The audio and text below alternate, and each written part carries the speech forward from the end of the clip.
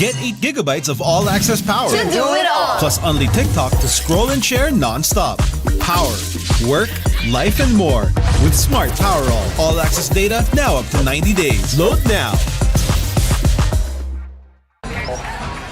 No signal, no fun.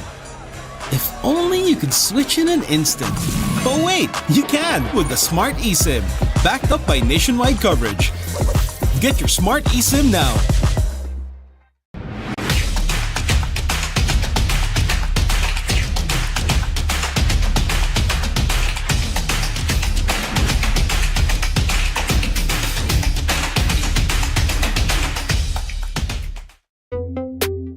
Tuloy-tuloy live selling, tuloy-tuloy content, tuloy-tuloy gaming. With new Smart All Access 99. May 9 gig ka, now for 15 days. Load now, live more today, and tomorrow, and after, and the day after.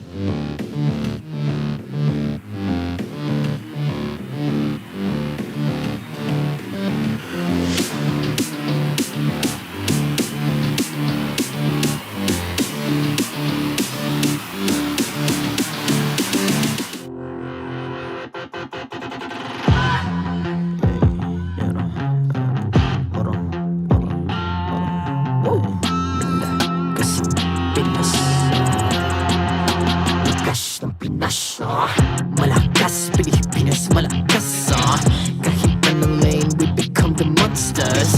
Malakas, Pilipinas, malakas face the golden sun and ribbon for the 3 stars. Look at us to the top, no ifs, no buts. Winning any game, para to sa PINAS. Di mo matitin ang aming boses sa new level. Nasa kalye man o mobile, you know I become a legend. Open fire, we unite, we winners. Built with pressure, like diamonds are made of. Switch in a lane na parang gera, HP racing may reseta. Built like a tank, buhat ni Hilda, full load SS parang Lyra. Susundan ko ang iyong bakas, kasama patas, tagumpay natin to. Dahil tayo'y malakas, para sa Pinas. Nasa amin ang alas, hindi tuwa atras. Kinikilala sa taas kasi kami ang malakas, para sa Pinas. Nasa amin ang alas, hindi tuwa atras. Kinikilala sa taas, ganito kami sa Pinas. Wow! Hold on, yeah. Wala ka sa Pinas. We are laging MVP, no surrender, no retreat. Pag nagsama-sama, just imagine what we can achieve. Laging MVP, no surrender, no retreat. Giving 100 all my all, cause we just cannot be defeated. We are unstoppable, immune and invulnerable. Ready ang equipment, lahat frozen, malang crowd control. Pakita ko na jab like pow, east to the southeast. Takas sa watawat, proud and loud, cause every enemy we devour. Susundan ko ang iyong bakas, kasama patas, tagumpay natin to. Dahil tayo'y malakas, para sa Pinas. Nasa amin ang alas, hindi tuwa atras. Kinikilala sa taas kasi kami ang malakas, para sa Pinas. Nasa amin ang alas, hindi tuwa atras. Kinikilala sa taas, ganito kami sa Pinas. Wow!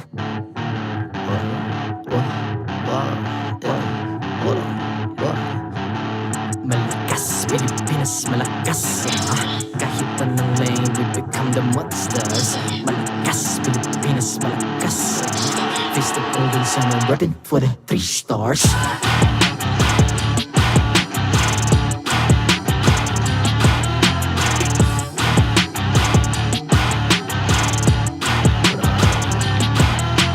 Ang lakas ng Pinas, we unite, be the stars. Ang lakas ng Pinas, we unite, be the stars. Ang lakas ng Pinas, we unite, be the stars. Ang lakas ng Pinas, we the stars. Ang lakas ng Pinas, we unite, we the stars. Ang lakas ng Pinas, we unite, we the stars. Ang lakas ng Pinas, we unite, we the stars. Ang lakas ng Pinas, we the stars. The 14th season of MPL Philippines is brought to you by the following sponsors. Smart, the official telco partner of MPL Philippines Season 14.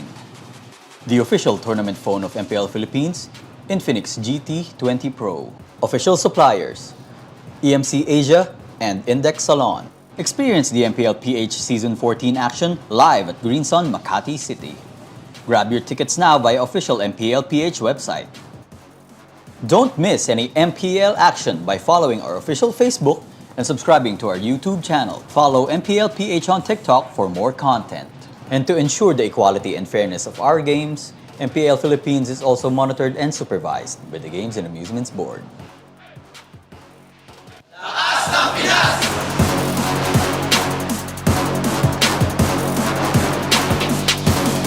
Lakas ng Pinas!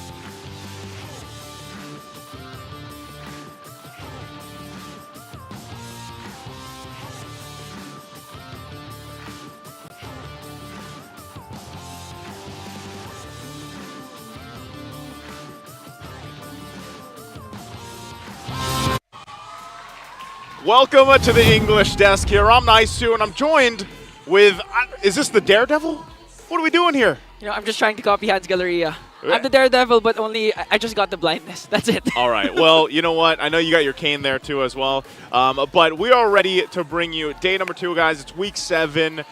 There's things fall into place, if we'll call it that, at this point. Again, you guys heard Hans mention it. I was about to say Mara, but Hans mentioned that, yes, Aurora yesterday locked in a slot for the playoffs. So we only have 2 slots left. And Ingan, I know you were watching over at home or wherever you were. How do you feel about yesterday? I felt great. Finally, we've seen 2 series go up to 3 games. Every single game was you don't even know who's going to win. So I feel like that's going to happen for today also. Well, it's a triple header. But first off, we have to go ahead and mention our sponsors because you can now be a part of the digital transformation in the world of connectivity. Say hello to convenience, flexibility, and local connectivity with the eSmart Prepaid eSIM. Now available for digital delivery through the Smart app. So get yours now. Okay, so going to the match and going to what is happening here for all of us in the MPL Philippines. As you guys can see, take note, the red there. TNC Pro team, unfortunately for them, they are the first team that will not be making the playoffs. So that leaves us with, you know, these last 3 teams, Team Liquid PH, RSG Philippines, Blacklist International, fighting for that. Team Liquid PH, you can see, they're at 6 points. Yeah. They just need that 1 point to lock their spot in. And they can do that today, secure a can. playoff spot. But the interesting thing is RSG Philippines and Blacklist International are tied at match win-loss. But look at the net game win. Even down to that, they're tied. So it's really neck and neck for the potential last spot for our playoffs this season. You know what? As someone that has been very vocal as an RSG Philippines fan even before, this kind of makes me a little worried. You know, I did say that Demon Kite has been fun to watch when he was in RSG Philippines. Now, obviously, I like watching him where he is now, but it makes me worried for RSG Philippines and Blacklist International both because now today, the triple header, we have Blacklist International, TLPH, starting it off. So again, this is one of the matches where you really want to see if TLPH locks in that spot in the playoffs. Later on, we have, of course, Fnatic Onic Philippines versus Aurora MLBB, and that also is an interesting story because we also have FCAP and Omega later. But even for Fnatic Onic, man, like, are they going to break the record is still what people are wondering, at least for, you know, the regular season win streak that they're well on their way for. I think they only need, what, one or two more wins? Two, yeah. 1 to tie, 2 to break. And even for Blacklist and TLPH, again, Blacklist is on a momentum. They have won against Falcons APBren with a 2-0 sweep and then went up against, was it RSG or Omega? I think it was RSG. RSG? Yeah, so you'll never know who's really on top coming into this game, who's the underdog. Because right now, I could safely say even Blacklist isn't the underdog coming in to our very first match against TLPH. Yeah, I would say TLPH themselves, and I know our panel will talk about this a little bit too, is, you know, they kind of went through a period of adjustment through the second half of the regular season, and I feel like now they've also found their form. So, like I said, let's let the experts talk about this and break it down for the first match of us as we throw it over to our panel. Yo, thank you so much to Naisu and Ingan there. Welcome here to the Infinix Game Tambayan. I'm Rockhart and this is Renmar. Let's try to break down stuff that's happening on site, live right here in Green Sun Studio in Makati. Green Sun Hotel, not studio. Anyway, it's been really fun, and of course, this tournament is brought to you by Infinix. Infinix GT20 Pro is the official tournament phone of the MPL Philippines Season 14. How are you today, my man? I'm good. I'm ready for an action-packed day. I feel like we're going to get a lot of messy team fights in the best way possible, and maybe even 9 games. That's what I'm hoping for. 9 games. I'm hoping for 9 games. We got 3 series today. Chantel and Brigid are in the house, so I'm not surprised. I would not be surprised. You're right. And of course, we will be giving away a code at every match this week to celebrate the 8th anniversary of MLBB. It is, of course, time to join in, guys. Join in on the fun in our MLBB 8th birthday party. Of course, that's 8 rounds of giveaways for our lucky players. So that's up to 2,000 gifts in store for you today, guys. Everyone watching here is probably going to have a lot of fun. So make sure to join us here. Man, 8 years. Yeah, get that really sweet 8th anniversary Renmar skin, Akai skin that is available in-game. It's a great looking skin. It's a great looking skin. An Akai hopefully can still make a comeback in the meta here. Obviously, maybe not as jungle, maybe more of a roamer. Yeah, I'm waiting for roamer, even the crazy You've been saying that last week, Yeah, right? I've been saying that for weeks now, man. Maybe even an EXP Akai. Don't call me crazy. There are people playing Tigreal in the EXP lane, and it's working. It can happen. So anything can happen here. Right now, we're in week 7, day number 1. And of course, you're going to have to check in on our teams here. For Team Liquid Philippines, it's really interesting how they're paralleling with MPL ID's Champions in Crisis kind of vibe. I get you, yeah. You know what I mean? I feel like, obviously, FNOP ID is a different story. I know you watched there a lot. What can you say about that? Oh, yeah. I mean, we touched on this yesterday with the defending champions of the 2 regions in a dangerous spot in terms of can they actually make it to the playoffs or not. But for Team Liquid Philippines today, they can shut that conversation up.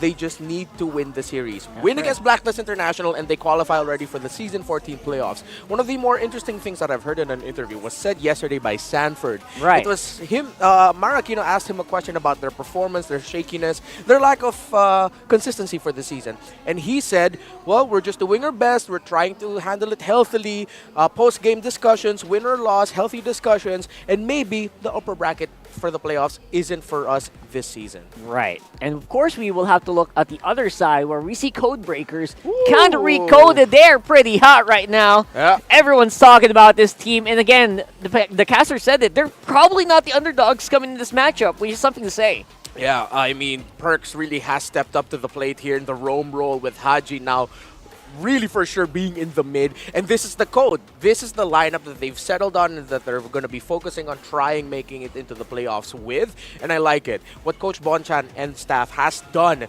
to change Perks into a whole new roamer. It was through his words. He said we really wanted to focus on his development and help him with finding the right times of when to engage and when to use his big tickets ultimates as the roamer, and it's had some massive effect. Tigreal for Perks has to be respected by Team Liquid today. I believe so. And you know what? Blacklist has found this identity, especially with Perks becoming a really great setter. And then we're going to have to see if TLPH maybe might test out his flexibility. As we do see in their previous matchup, it was a completely different story. Yeah, Game 1 MVP Benny Cutie, and I think that's one thing that these two teams have to consider. The picks of Benny Cutie and Oheb, with both of them having a respectable reliance towards the Nathan pickup in that lane. So that's one thing we have to look out for in the draft. Stats-wise, though, in their last matchup, of course, Team Liquid Philippines were definitely in the zone. Blacklist still hasn't found their identity just yet because, look, at that time, it was a Haji still on the roam. But with a new patch and new recipes discovered by teams now as we are on the 7th week, it's going to be interesting to see how these two teams will draft, especially now that we know that the Khalid is something that Blacklist has to watch out for in the hands of Sanford. Check out that Khalid, man. And I wonder if Blacklist kind of worried there, because if you can see Blacklist Lord rate advantage, man, despite the 0-2, they were 60% on Lord control. That's something to really note. That means that team fighting post-Lord and pre-Lord are actually pretty good for this team. Yeah, and that's what TLPH needs to respect. That's one of the things that they've had somewhat a little bit of a difficulty with. Very 50-50 are the chances that they take when it comes to the Lord fights, major objective fights. I love it. I love hearing the fans already getting roaring and ready. Started with the Liquid fans. Now the Blacklist fans are answering back. It's great. Yeah, and I can barely hear myself, by the way. They're so Me loud. too. I love it. So right now, obviously charging into this matchup, we mentioned it before already. We're going to see whether or not there's going to be a big difference. Of course, this is the Blacklist that has been set in stone. Bonchan's been very vocal about it. Perks is on fire. And MP the King, I know he has a lot of stuff to say. So we're going to have to wait and see whether or not that's going to be making a difference here against TLPH, who does admittedly seem to be on the up and down, but definitely with yesterday. Yeah. So pretty good. Remember, folks, TLPH needs to win this series to secure their playoff slot. Blacklist International, if they really want to breathe down the neck of RSG Philippines, they have to win today to inch closer to making it to the playoffs and make the Raiders shake in their boots. Raiders shaking the boots, because if you didn't know this, guys, neck and neck. Literally Very- every single it's very stat, close. they're tied, except for the last one. So that's going to be very interesting to watch later on, how that's going to shift up. And again, TLPH it's within their grasp, man. It's right there. Right there. Right there. You can just grab it. Just like you guys who could be grabbing the early bird tickets for the M6 World Championship. Woo! So early. I'm actually surprised by that. 6. That's starting on October Can't do that. 5 to 7. And that's 20% off.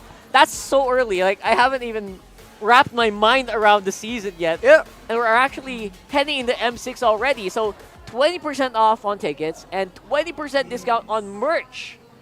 That's pre-ordering M6 merch. Guys, it's so easy to get that. And I actually am a little sad I didn't get the previous M Series merch yet because I was so busy. But right now, if you can get it early, like right now, if this was here last year, I would have been so happy. But right now, you guys get a chance to get this. Take advantage. 20%.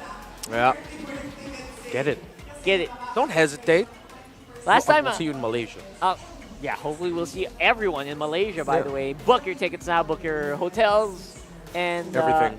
Book everything. And again, maybe we'll see you guys there as well. So that's gonna be fun to see. Whew! Man, all of that aside, I am so excited for this matchup just because I want to see if Blacklist can maybe pull off a miracle here. Just keep winning until end of season. I feel like that will be fun to see, right? Yeah, I feel like there's going to be a big warning shot to our league here. Remember, Blacklist International are the team, even though majority of their roster has shifted. This is the team that when we had our gauntlet format for the playoffs last season, they crawled and trudged through it. It looked like that they were going to be representing Philippines in MSC 2024 this year, but that has to be something TLPH really needs to respect. They're up against a team hungry to not be eliminated. Yeah, who do you think's gonna win though? What about you guys? Who do you think's gonna win? This Blacklist, are we going 3-0 right now for last 3 games, or will TLPH lock in playoffs? It's very. You first. Oh, I think I don't know what I predicted here. I predicted Blacklist here. Blacklist. Yeah, Okay. I believe I predict Blacklist here because I feel like that's all MP the King needed was a little bit of a confidence boost to get it going. What about you? Part of me is leaning towards TLPH for this one, though I do have that feeling in me that you're right. Pointing out MP the King, how he touched on perks. I personally wouldn't be surprised if TLPH gets swept here. Not to say, I wouldn't be surprised. That's how good Blacklist has been lately. But at the same time, if TLPH sweep Blacklist, I wouldn't be surprised either. But yeah, a part of me says that TLPH, they're hungry and they just want to head into the last weekend saying we're already playoff secured. So, TLPH. Yeah, aside from your votes, let us know in the comment section why you think either team is going to win. Because right now, even we're a little bit 50-50 on this one. So let us know. And that's why we're all very excited for this. I mean, despite some lock-ins happening yesterday, you know what? We still have one possible lock-in happening as well for the playoffs, so we all know who's coming in for the MPL Philippines Season 14 playoffs. It's so fun because later it's probably just a streak thing. But again, it's always so fun to watch in these week 7 to week 8, last 2 weeks of the season, just because these are the times where the teams feel a little bit looser, a bit more. Some teams looser, some teams like really crunch time. So different teams have different modes when it comes to this late. Yeah, Blacklist has a different mode for that. TLPH has a different mode for that.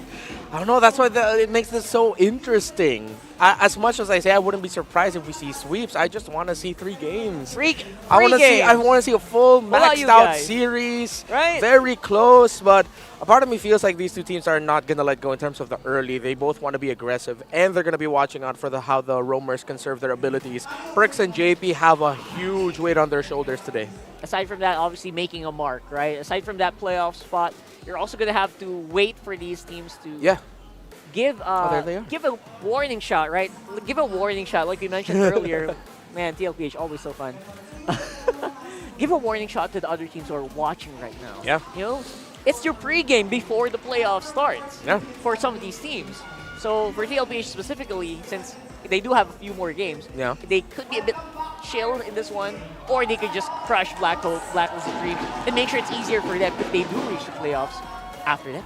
Yeah, it could be interesting to see how Carl TZ now getting fielded in after it was Zyda playing yesterday, helping TLPH secure their victory. Now, hopefully Carl is feeling good. Because based off of what Zyda said, Zyda was the one who said, we're doing this for Carl, feel better, Carl, and he was able to do it. So now with Carl Easy coming back in, hopefully the young goat's feeling much better. Did we see him pass by earlier? Yeah. Oh, there he is. Yeah, there we got a spoiler. We got a spoiler. He passed by. I mean, we usually don't announce that, but we saw him pass by. So you guys saw him. The GOAT, the young GOAT is back in the house, but we'll see who else is on the other side. It's still going to be the Blacklist we know and love. Let's see the teams as they walk into the MPL arena. Let's get the show started. Here's our marshals, Jeff, Chico, Pat, and JJ.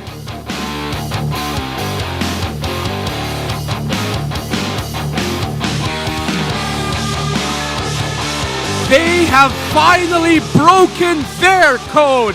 Can they break the playoffs code? Ready to take on a new challenge. Truly top tier. It's Blacklist International.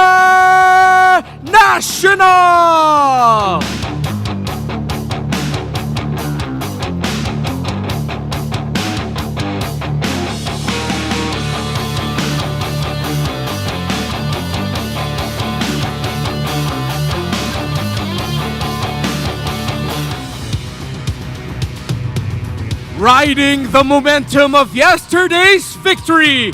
Just one more for the Cavalry. They are the champions of the Philippines, Team Liquid.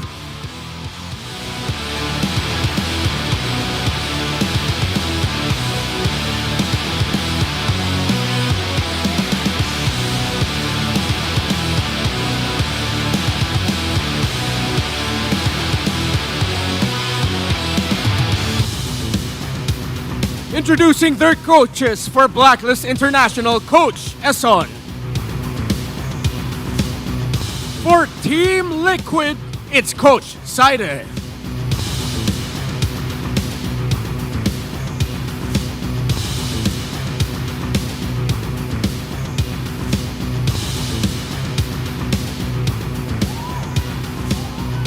Oras na para sa face-off. Perks. JP, center stage. Hindi ko na sila kailangan sabihin, medyo dikit na sila. Alright, sino gusto mo na? Perks, you lost your last few matches kontra sa TLPH. Ano ang palag mo this time? May M3 World Championship ako. Ay, di pala ako sali dun. JP, ano naman ang palag mo? Paano mo masisiguro na hindi makakabawi ang Blacklist? Mauna kami makapag-playoff secured. I guess we'll leave it at that. Fist bump. Magkakaalaman na ang dalawang teams na to. Again, this is Team Liquid Philippines at Blacklist International. Panel, floor is yours. Yeah, you know what? I gotta love Perks. He was trying to set it up really, really nicely. You gotta work on that timing, though, brother. We know. Here is Blacklist International, who does, jokes aside, does feel like the team to beat here with how they're feeling and the aura of the player just walking on stage. Yeah, I'm really going to be looking at Perks, Haji, and not MB the King for this one, but Lord JM. With how Team Liquid Philippines have been shining recently with that Khalid pickup, it seems like to themselves they found that we need our EXP laner to be aggressive and let Sanford really help create plays alongside JP. And him and JP have been on fire recently. There are two members on the side of Team Liquid Philippines that can completely shut down what Blacklist International would want to do. It's JP and Sanford. Yeah, regardless of any desync in the jungle to mid, I feel like that duo right there that we're talking about just secures these team fights so well. And with pocket picks, like we mentioned earlier, I wonder, are they going to be ready? Yeah. Are they going to be ready for it if it makes an appearance? Their composition normally is very group-up centric, right, for Blacklist. So that is going to be something that the sand guy, Cali, would really love to see. That is the official title, the sand guy. The sand guy, man. So much sand. Anyway, here's a graph work on it. Yeah, average turret damage per game, a little bit higher for Team Liquid Philippines. KDA definitely, because it's taken a while for Blacklist International to find the code that they are in right now. But I love that you mentioned the pocket picks. When we look at the EXP lane, we mentioned the Khalid, but Blacklist International has to watch out for the pick-off roamers of JP. Kaja, Cho, Jawhead, all great for him. Don't forget that he has a Minotaur pickup. But Infinix keys to victory, Rockhard. Yeah, Infinix keys to victory. Perk up Blacklist team. I like your initiation. Very, very nice. Whoever wrote that. Flex your experience with your counter initiation. Yeah. Obviously, TLPH, you can always rely on them for that. And of course, both these teams have some momentum going into the playoffs. That's why I want to see them chase their comforts and their comfort play style. Another sleeper pick that we have to watch out for here that will most likely be contested, the Lo Yi. The Lo Yi for Haji has been beastly this season, not just in terms of the team fights, but with the surprise usages of the diversion to get into key areas to set them up for a team fight that will happen. Sanji can do that as well, but his Lo Yi is a little bit more aggressive. That is way more team fight. They don't go for the counter, they go for the initiation with that diversion. Not just for the initiation, combined with Benny Cutie's Claude, makes cross-map plays. And again, doing what TLPH is known for doing, that breaking that base out of nowhere. Obviously, that's something that Blacklist has to watch out for still. Sometimes, if you're facing off against TLPH, they use certain heroes. Sometimes you kind of forget. Benny Cutie can do it with anything. Yeah, so with how Team Liquid Philippines does have that tendency of ending the game with a split push victory, we've seen that multiple times from them this season alone. So that was a lot of pressure on the EXP laners, again, to create their own plays. When the EXP laner is creating their own plays, that means you have to put in resources, more resources into a team fight to cover to whatever the EXP laner will pick off. If it's not that, that means they're taking care of the side lanes really well. One thing about Blacklist is they do take care of their side lanes really well. Their macro is great in terms of the fights around the latter portions of the game where taking care of your minion waves are also important. And we talked about the EXP laners. Blacklist bans respecting Sanford right out of the gate. Two XP laner bans for Blacklist here right off the gate. That was an insta-lock. And yeah, again, you don't want to be caught by surprise. You don't want to try to play around it. Just totally ban it out altogether. Yeah, that's a good strat. Blacklist on the blue side picking right now, by the way. Yeah, good bans here by Blacklist. They take away 2 XP laners and 1 comfort jungler here. So Blacklist can either rush the Hayabusa or Nolan, which one will be available. They might... Actually, it's hard to call which one they're going to be leaning more towards, the Haya or the Nolan. Yeah, that's true. Hayabusa obviously still really, really good post... I was going to say post buff / adjust. Okay, let's call it adjust, right? Yeah. Post adjust. Hayabusa, every single team still really wants to pick that up, and there's actually very little counterplay in the jungle against them. So let's see what TLPH will play into. They will probably not ban out an assassin here, unless they want to play into playing the Ling as an option. Let's see what they go for. Take away the Moskov. That allows them to play the split push end. It's quite difficult to do that when you're up against Moskov with how well he takes care of it. But Blacklist, surprisingly enough, with the abundance of assassins available, they say, you know what, we don't need to rush it. We can just go ahead and pick up the Matilda. Something that we saw in Aurora versus TLPH. When Carl TZ played the Ling, Renegade shut him down with that Matilda pickup. That's right. And I wonder if they just took a book.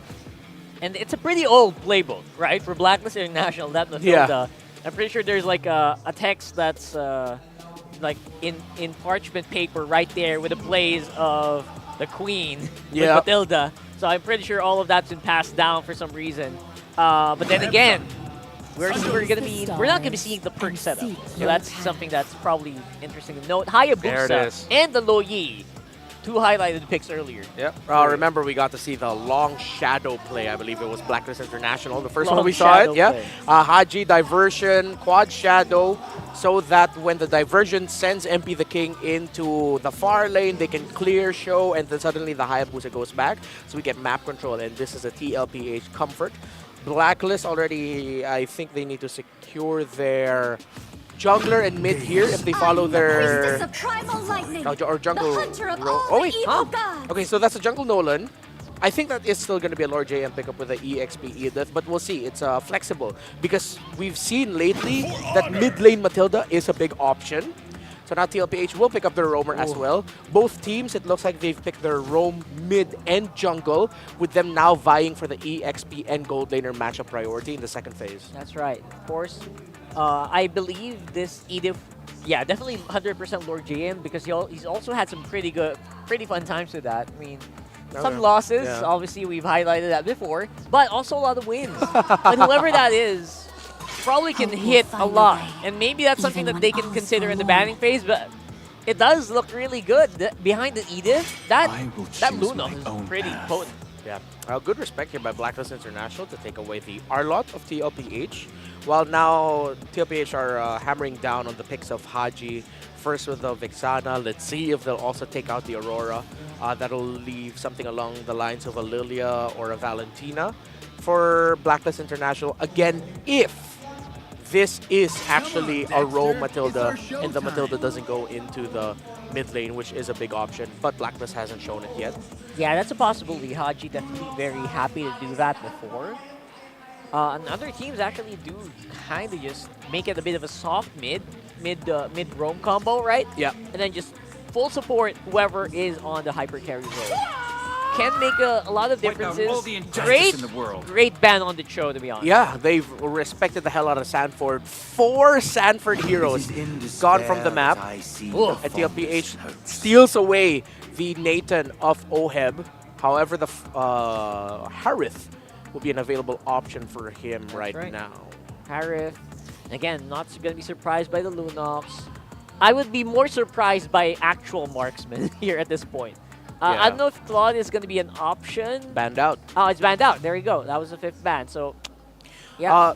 Lunox, or will they even consider an Alice? Carry looks like the safest pickup if ever Sanford just ends up with like a Terizla and then you're up against a Terizla Tigreal frontline. But Magic is still an option for Oheb if he does want to go into the Lunox or the Alice either. Yeah. Valentina probably not the pick. And again, Magic is the way to go. Kagura and a carry. Okay. Kagura. Haji bringing back a Kag. Okay. Let's see. Built-in Purify already, so if ever you get caught out, strong counter burst. Very good. And there's a Gata for Sanford. Yeah. And Blacklist International read into TLPH picking up another beefier EXP laner. That's why they needed to go into the carry. Oh, this puts in a lot of pressure for... Actually more of Haji, right? I mean, Kagura is already very difficult to play around, or to play in this meta right now. Not to mention, you know, Gacha just making targets harder to hit, take down. Yeah. Early to game and late game potential is there for Team Onic Philippines, higher in the stats, but everything else goes to Blacklist International, which is why they have the higher lineup rating, the survival and damage potential, very key stats, and usually teams that are in the lead with that have good late game turnarounds. Well, we'll see if stats don't lie here as we go to our casters. We got Naisu winning it. Thank you very much, panelists, Rockhart, Renmar, to break it down for us. Yes, I was just as surprised to see the Kagura come to play in game number 1 here. Welcome to the English Desk. I'm Naisu, joined here with Ingan to bring you the first match of our triple header Saturday today. MPL Philippines, it's week 7 already, down to the last few matches of week 7, and we know that this one, we know what's at stake. If TLPH wins the series, they will lock in their playoff spot. And over on the other side, Blacklist International would want to win this because they're so close, tied with RSG Philippines in the standings. Yeah, and you can hear the audience right now. It doesn't feel like the very first match of a triple header. And again, Haji with the versatility, using the Kagura. So in terms of burst, you know that Blacklist has the capability to burst down any member from TLPH. And even with the Matilda, it seems like Haji can just go for the over-aggressive style of Kagura. And whenever there's a potential counterplay coming in from TLPH, just use the Guiding Wind out. And that's it.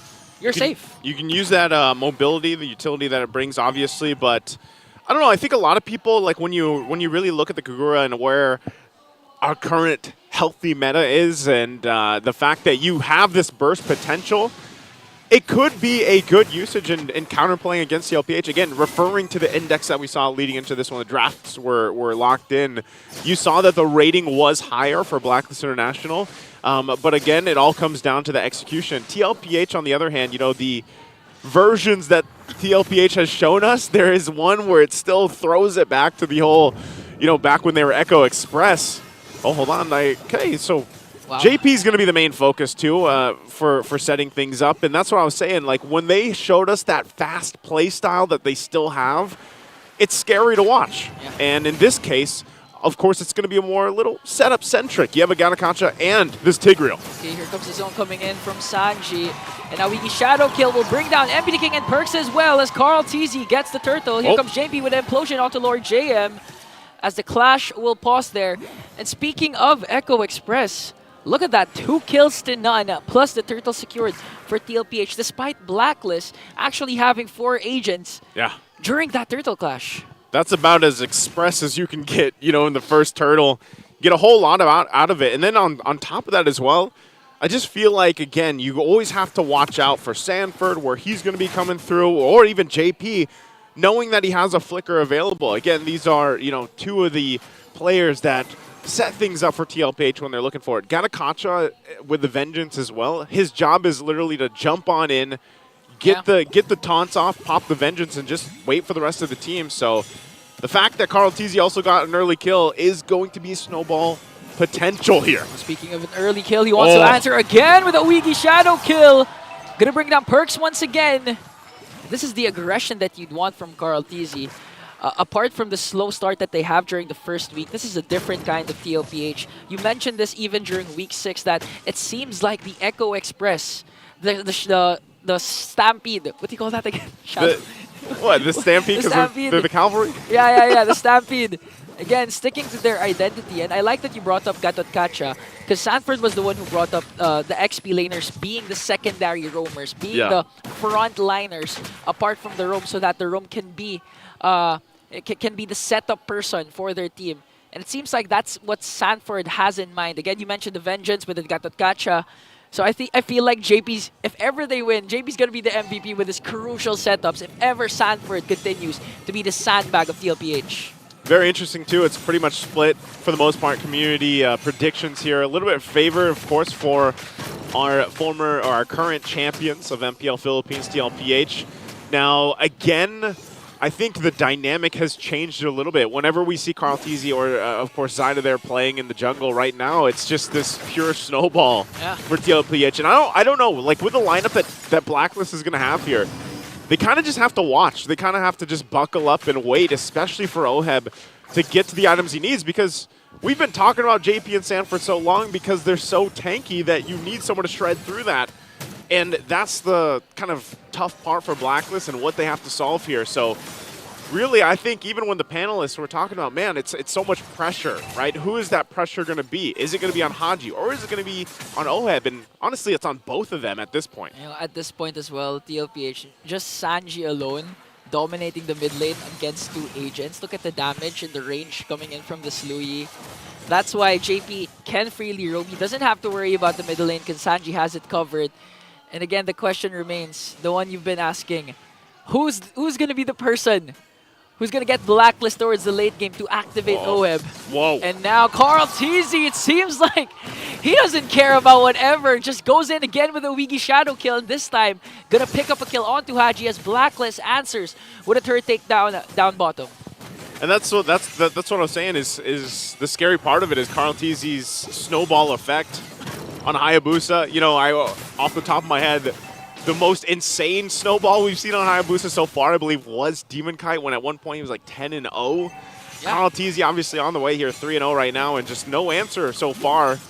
And part of that, too, is the fact that they have a Louis Yi. I mean, how many times have we seen TLPH play around the Louis Yi pick, even with it, whether it be a Hayabusa, a Klon, or what have you? Yeah. This is the pressure that they're putting on. And like I said, for all the agents out there for Blacklist International, they kind of just have to wait at this point to get to hopefully a late game potential power spike. Yeah, but at this point, even the purple buffs being contested. Wow. Again, Carl TZ goes in, but makes sure to get the kill onto Oheb. That's crucial. Gonna use the retribution onto Carl TZ. And here's the trade from MP the King. And I like that you mentioned the Louis pick, because this is actually what Blacklist used to win against RSG, the Louis and Hayabusa that they were able to execute and control the Lord dances. But right now, TLPH working on this turtle. as BennyQt will secure it. Here comes Sanford, the Primal Wrath as well for Lord JM guiding way to save them, but JP answers right back with the implosion, making sure there is no escape once again as MPT King gets his purple buff. Man, JP, if he sees the opening, he'll take it. Even if he uses that flicker, of course, and just this is continuous pressure.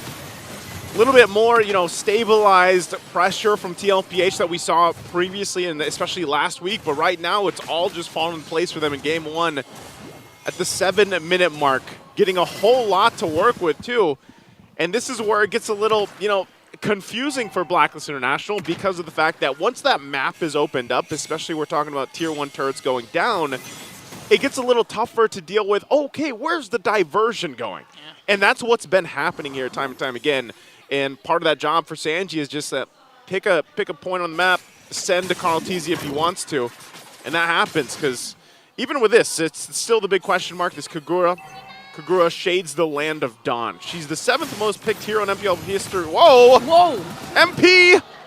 He doesn't care about the history of Kagura right now because he gets taken out of the picture. I'm in the present.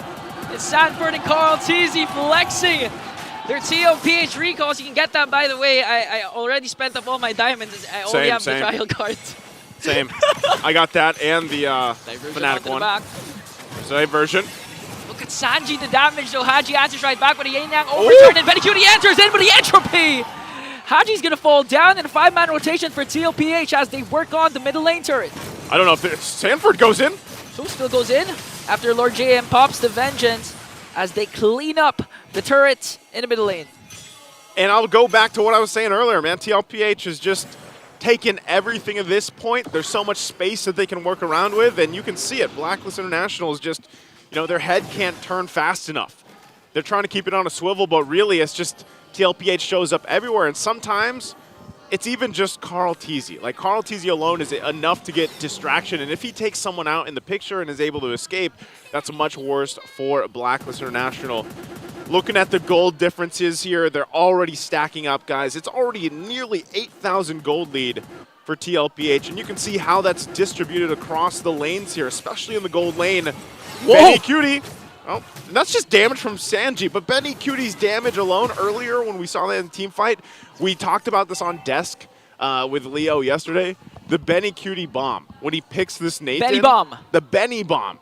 And he's already there. Like, you don't actually have to wait any longer. Like, his Nathan is scary enough at this point. Yeah, and at this point, I didn't even see if he used the Purify, the Purify ones. And all his entropies so far are going in like this right now, trying to zone out Lord JM as the Lord pushes in the middle lane. Lord's here. Shield's still on the mid lane. They're going to lose that quickly. There's the conceal. Okay, JP. Surveying the scene, making sure to zone out the members of Blacklist as they work on the middle lane inhibitor turret as Carl Teasy pushes up top. And Blacklist are able to burst down the Lord, but the problem is, again, your late game insurance will rely on OHIB. Starting out slow, 0-1-1. And you'd expect a carry to dominate as much as possible compared to a Nolan at this point, but 3-0-0 in for BennyQt. If ever this even reaches the late game, TLPH still has, but look at JP with the implosion plus AOG coming in from Sanford as they work on the inhibitor turret. BennyQt enters in with the ultimate, working on perks. Carl Teasy still has the Wiki Shadow kill, but it's not going to commit it though, as TLPH standing strong with a 10.6k gold lead. At this point, they aren't even scared, even if their ultimates don't connect. They don't have, I mean, that was just an attempt. Obviously, they weren't able to capitalize on it. Hold on, they'll capitalize on that. Goodbye, MP. Welcome back, Carl Teasy. Starting out strong with 5 kills already. Blacklist having such a hard time trying to defend their inhibitor turrets, and in 50 seconds, this could actually end with the second Lord for TLPH. TLPH at this point, this one is feeling unlosable. Massive lead. Blacklist International, with the lineup that they brought to this one, they have to be desperate to find something, because even just JP showing up the front side with a conceal is enough to put enough pressure on them, second-guessing a lot of this as they lose that top turret finally in the base. And so really for them, I don't know, man, this lineup just doesn't seem to be working in any form for them. Even you look at the gold gap between the jungle. And then you look at the rest too. I mean, even in the mid lane, and that's exactly why you just see TLPH flexing. They're so far ahead, they know that even if they go in haphazardly or recklessly into a team fight, they'll be able to just overpower Blacklist International. Yeah. And even if Blacklist manages to outclass TLPH, the death timers wouldn't be that long, enough for Blacklist to commit a full push in middle lane, as TLPH will work on this Lord.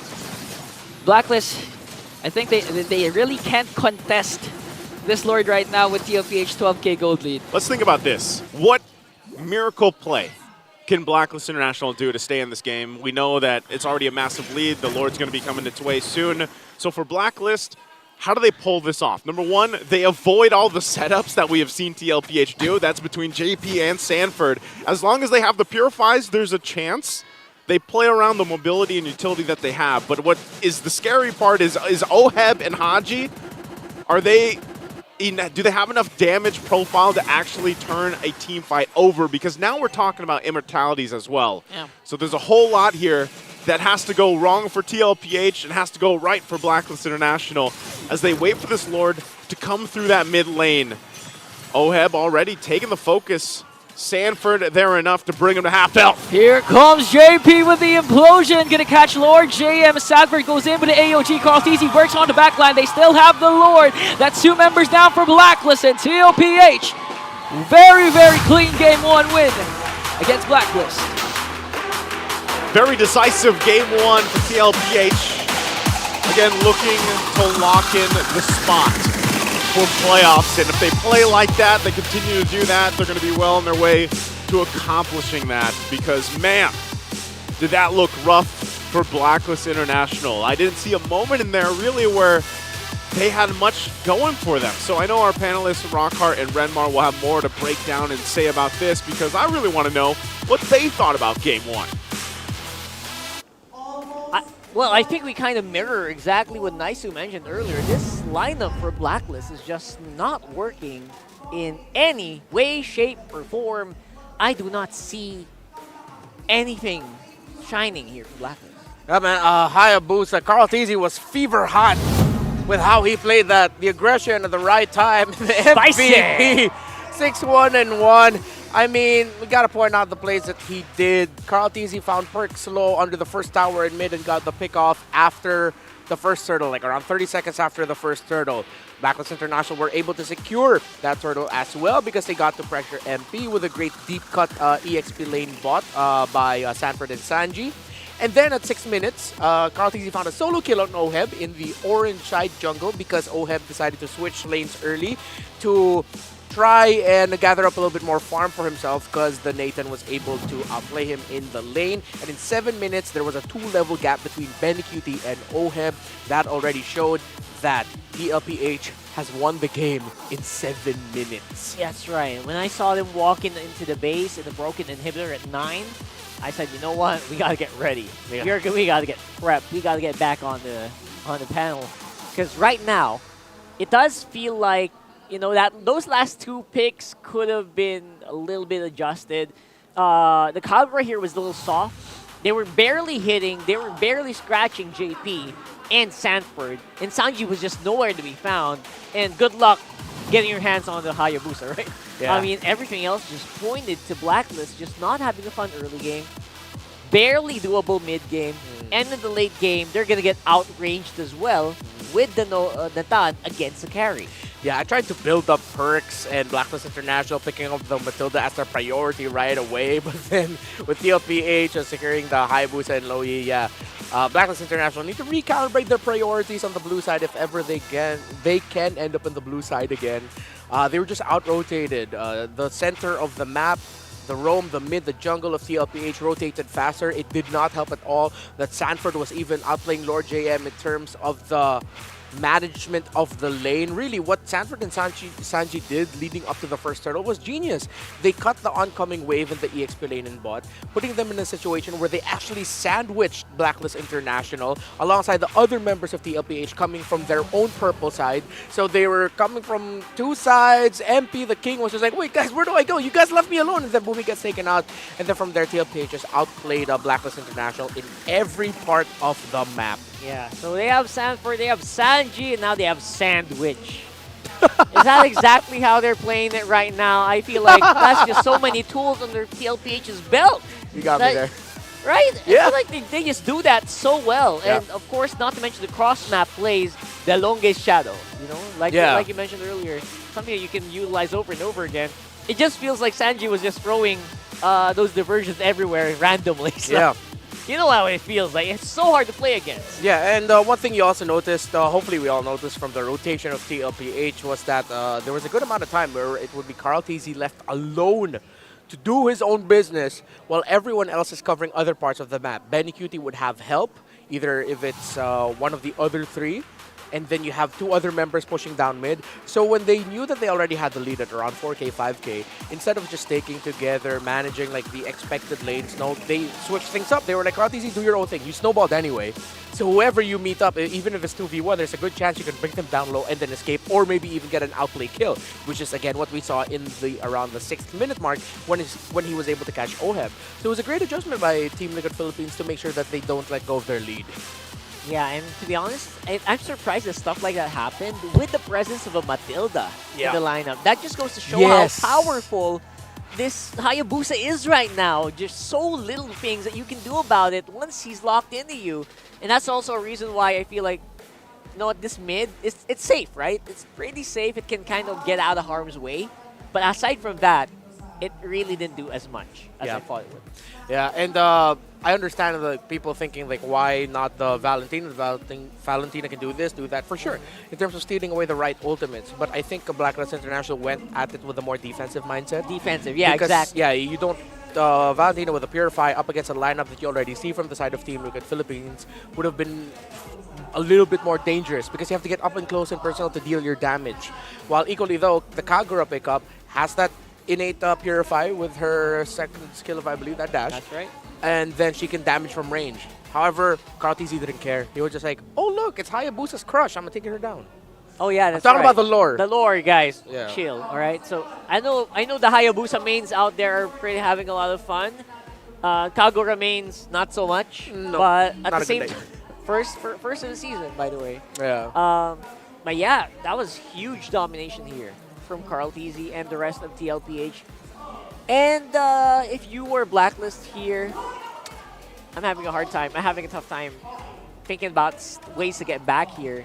In terms of drafting, you just go back. I feel like you just go back, right? Perks better on the setters, maybe? Yeah. I did not feel it today. Get the Hayabusa. Or get the Hayabusa, exactly! Why not? That was so clean, but we'll see. We'll talk about it later, because we're going to talk about Hans right there, who's taking up our duties up on the desk here. Nandito tayo ngayon sa MPL Arena kung saan kasama natin ang Smart Community Team Representative ng Blacklist International. Walang iba kundi si Danica. Danica, kamusta? Alright, you love to see it and we're so happy na consistent kang nandito.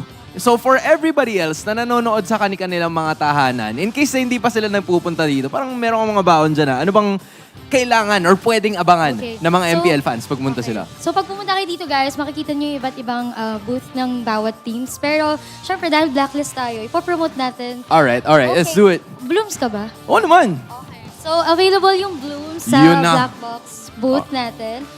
Oh, ayan. Wait, flex natin. Ay, sige. Oh, ayan. Oh. Ayan. Yun yung likod. Then next one, parang nagla-live selling na yata. Oo, pwede. Oh, sige, kunin ko na para ano. Only 1,249. 1,249. 49, okay. Okay, ito yung makukuha mo. Okay, sige. Blooms. And then ito naman jacket natin is the S14 jacket ng Blacklist. Ay, yun yung suot nila whenever they go inside. Yeah. For only 3,495. 3,495. Okay, so pwede na yung maging Agent Bloom ba? Agent Bloom. Yung tawag. Okay. Yeah. Okay, mabuti na. So just in case guys, na mapadpad kayo dito at mapanood nyo yung mga rest of the games, pwede nyo makuha yung jacket. And of course, the Bloom jersey ng Blacklist International. Hindi lang yon. Kung paano naman pag hindi ka na makakapunta dito? Or like hindi pwede, meron bang groups? Paano ba masusuportahan ng Blacklist International ng mga agents? Actually sa October 6, meron tayong watch party sa Bellagio Square, Tomas Morato for the Blacklist versus Aurora na match. So, yan. Sa lahat ng agents na gustong na hindi makakapunta dito sa venue, pwede kayo magpunta sa watch party doon. Okay, so para magkalinawan lang, October 6, Yes. Bellagio Square, Tomas Morato. Para sa mga lalaban, hindi pala kayo lalaban. Uy. Para sa mga manonood Yeah, ng laban ng Blacklist at ng Aurora. And I'm sure that everything has been, done and dusted para sa side ng Blacklist International. In fact, ito nga yata yung sobrang intense na season para sa Yes. kanila. So, anong message mo sa lahat ng agents and of course to the players of Blacklist? Message to all the agents, lalo na yung mga nandito. Thank you for always supporting the team, and sa mga players naman, good luck today and sa mga susunod na matches natin. And we're gonna see Blacklist International again to go up against Team Liquid Philippines. Danica, maraming salamat. Thank We're you. gonna throw it back to our panel. Panel, floor is yours.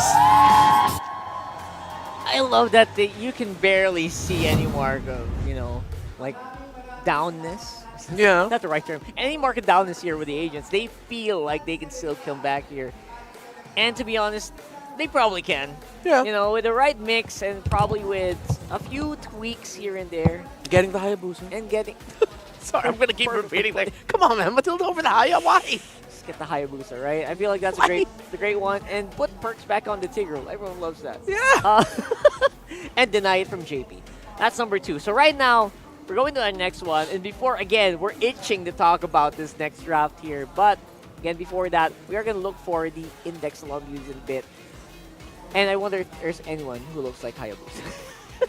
There could be. There was I've seen a couple of dudes with anime hair come up into the arena like the past few weeks. Because there was a ninja, a literal ninja. Yeah, there was a character from Naruto, right? Yeah, there was a literal ninja here, I think 2 weeks ago. And apparently they already found him. Right there. Oh, not yet. All right. I thought that was it. Do they still get, like, really big bags? Yeah, they get prizes. They still do, right? I don't know if they did that. Why are you hiding? There's no... You should not hide. Yeah, remove that. There you go with the OG Echo Oh, she's Jacket. confident. She flipped her hair. Yeah, with a hair flip. She flipped her hair, yo. Oh, there we go. all Give her the right. bag. Give her the bag. Give the bag.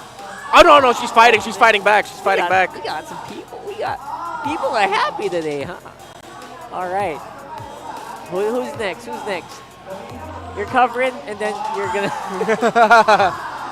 Always love that suspense factor, don't you? And there you go. Oh, congratulations. The suspense factor won it, and I think that is on the Blacklist side of things. With OHEB right there. Oh, we're not done? Oh, we're not. I thought we're not done. Yeah. There you go. So Blacklist agents, they are still in very high spirits. So that means they probably know something that we don't. Maybe just, Or they're just vibing. Just vibing. Just vibing. Like, Having what a are you fun time. What are you gonna do, man? Like, be sad. It's like, oh no, our team is losing. Having a fun time. I feel like they're just having a fun time. Just That's vibe. right. MPL Arena's always a vibe. That's right. I feel like there's so many things that happen in MPL Arena. Yeah. And just Lot of adds things. to it. It's not always about the game, right, guys? It's not always about the game. It's always also about the people that you enjoy it with. Wow. Yeah. So I wonder, I hope you guys, I don't know who you're watching with. Do you usually watch alone? Do you watch with your loved ones? Do you watch with your... Do you have loved your ones? Wow. Wait, was that? I mean, wow. never mind. Sorry about that, folks. Or do you watch with your friends or your classmates? Let us know. Comment section. I'm gonna read some of that later. So, did you guys see the Kailin Alcantara battle emote? Have you guys seen that? She's a very, very popular actress here in the Philippines, Apparently, and there's a they're mini getting series in. now. She has her emote. Yo, that you emote! gotta do the wink. That emote is fierce. It moves. I think I want to get that. This is pretty. That is sassy. That I will actually do that. I like that. Kailin, hey, you gotta do the wink. You gotta do the wink. Is that Do the actually wink. Kailin? It really looks. Oh wait, no, I think that's someone else. I mean, it's. Oh no, it's not. He's getting it on the spot. That's right. It's There Kailin. you Oh wait, no, it's go. not Kailin. It's not Kailin. All you had to do was wink, and you got it.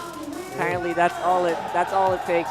And that is with the Miss Legends track that they've been playing. And again, if you haven't seen it on the socials, MLBB Philippines Facebook, and I believe it might be on IG as well. Yeah, we have a Check drop. it out. That's pretty fun. They have drama reels series. of that. I saw it on the reels.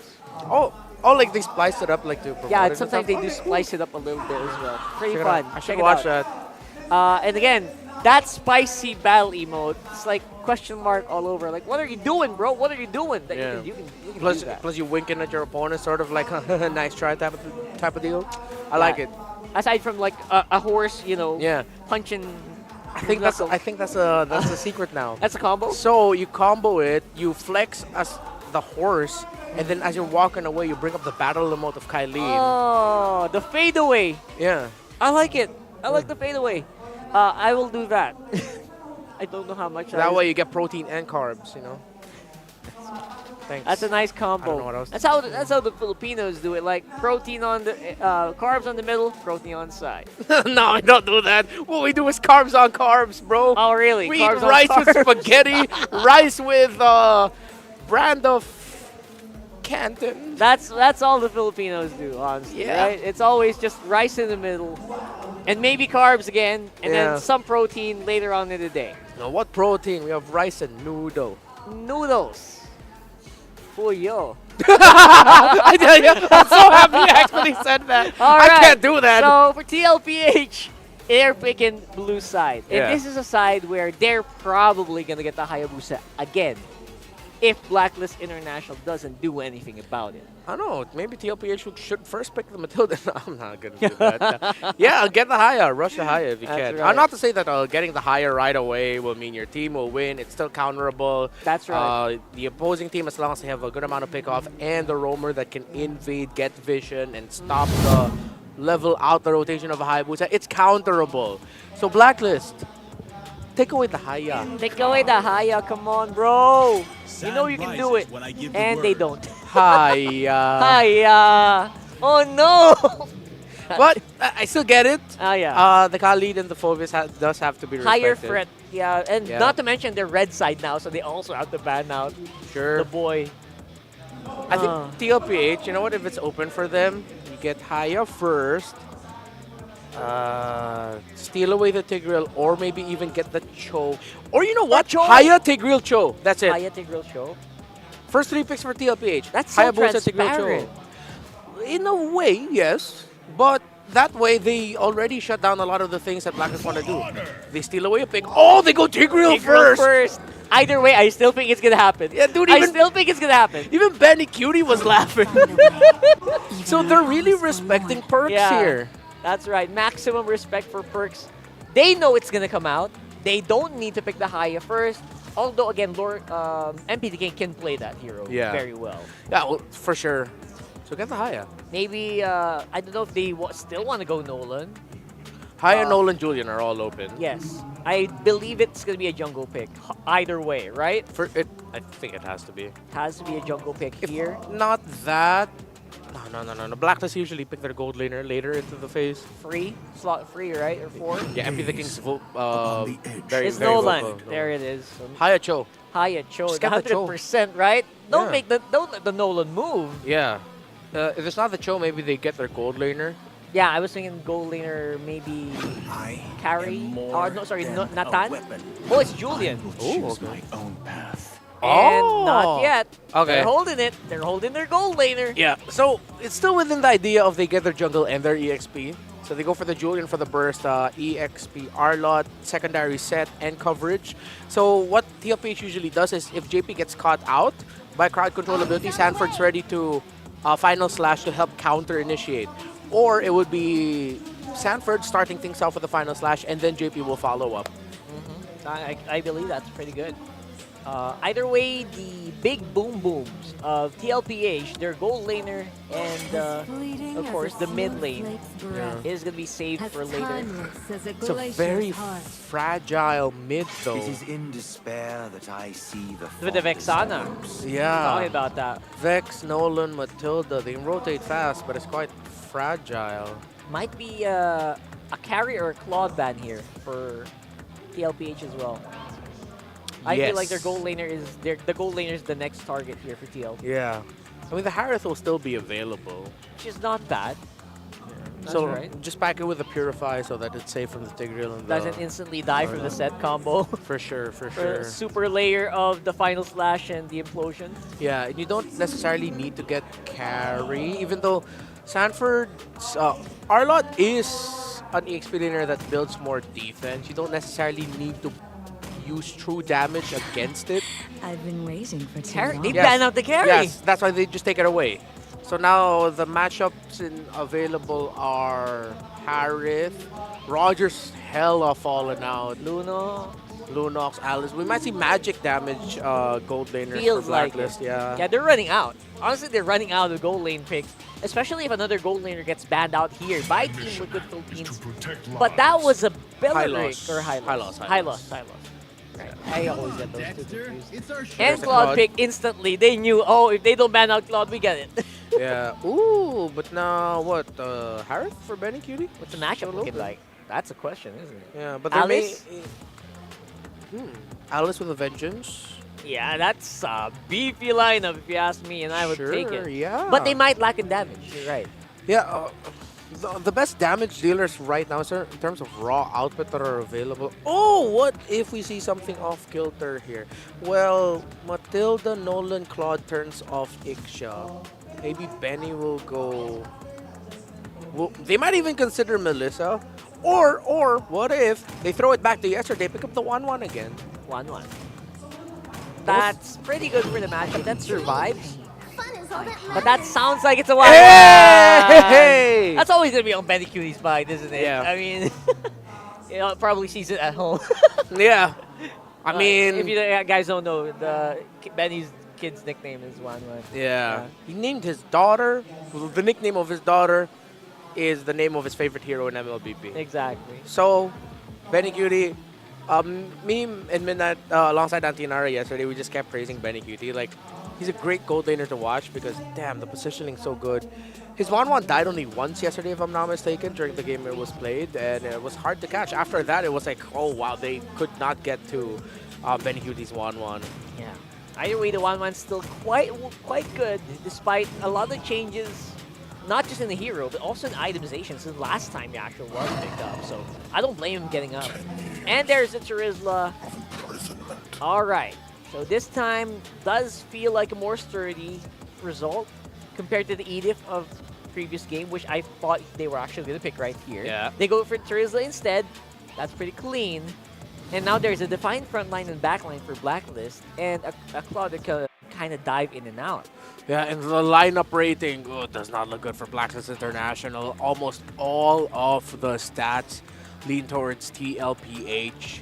Survival potential very close down the mid. The early to mid game potential, though, for Blacklist is what's there.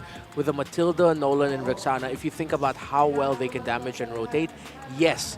But if you take in the picks of TLPH, Blacklist International's early might be difficult to achieve. We wonder who came out on top here in the draft. Let's throw it over to our casters right now to get started.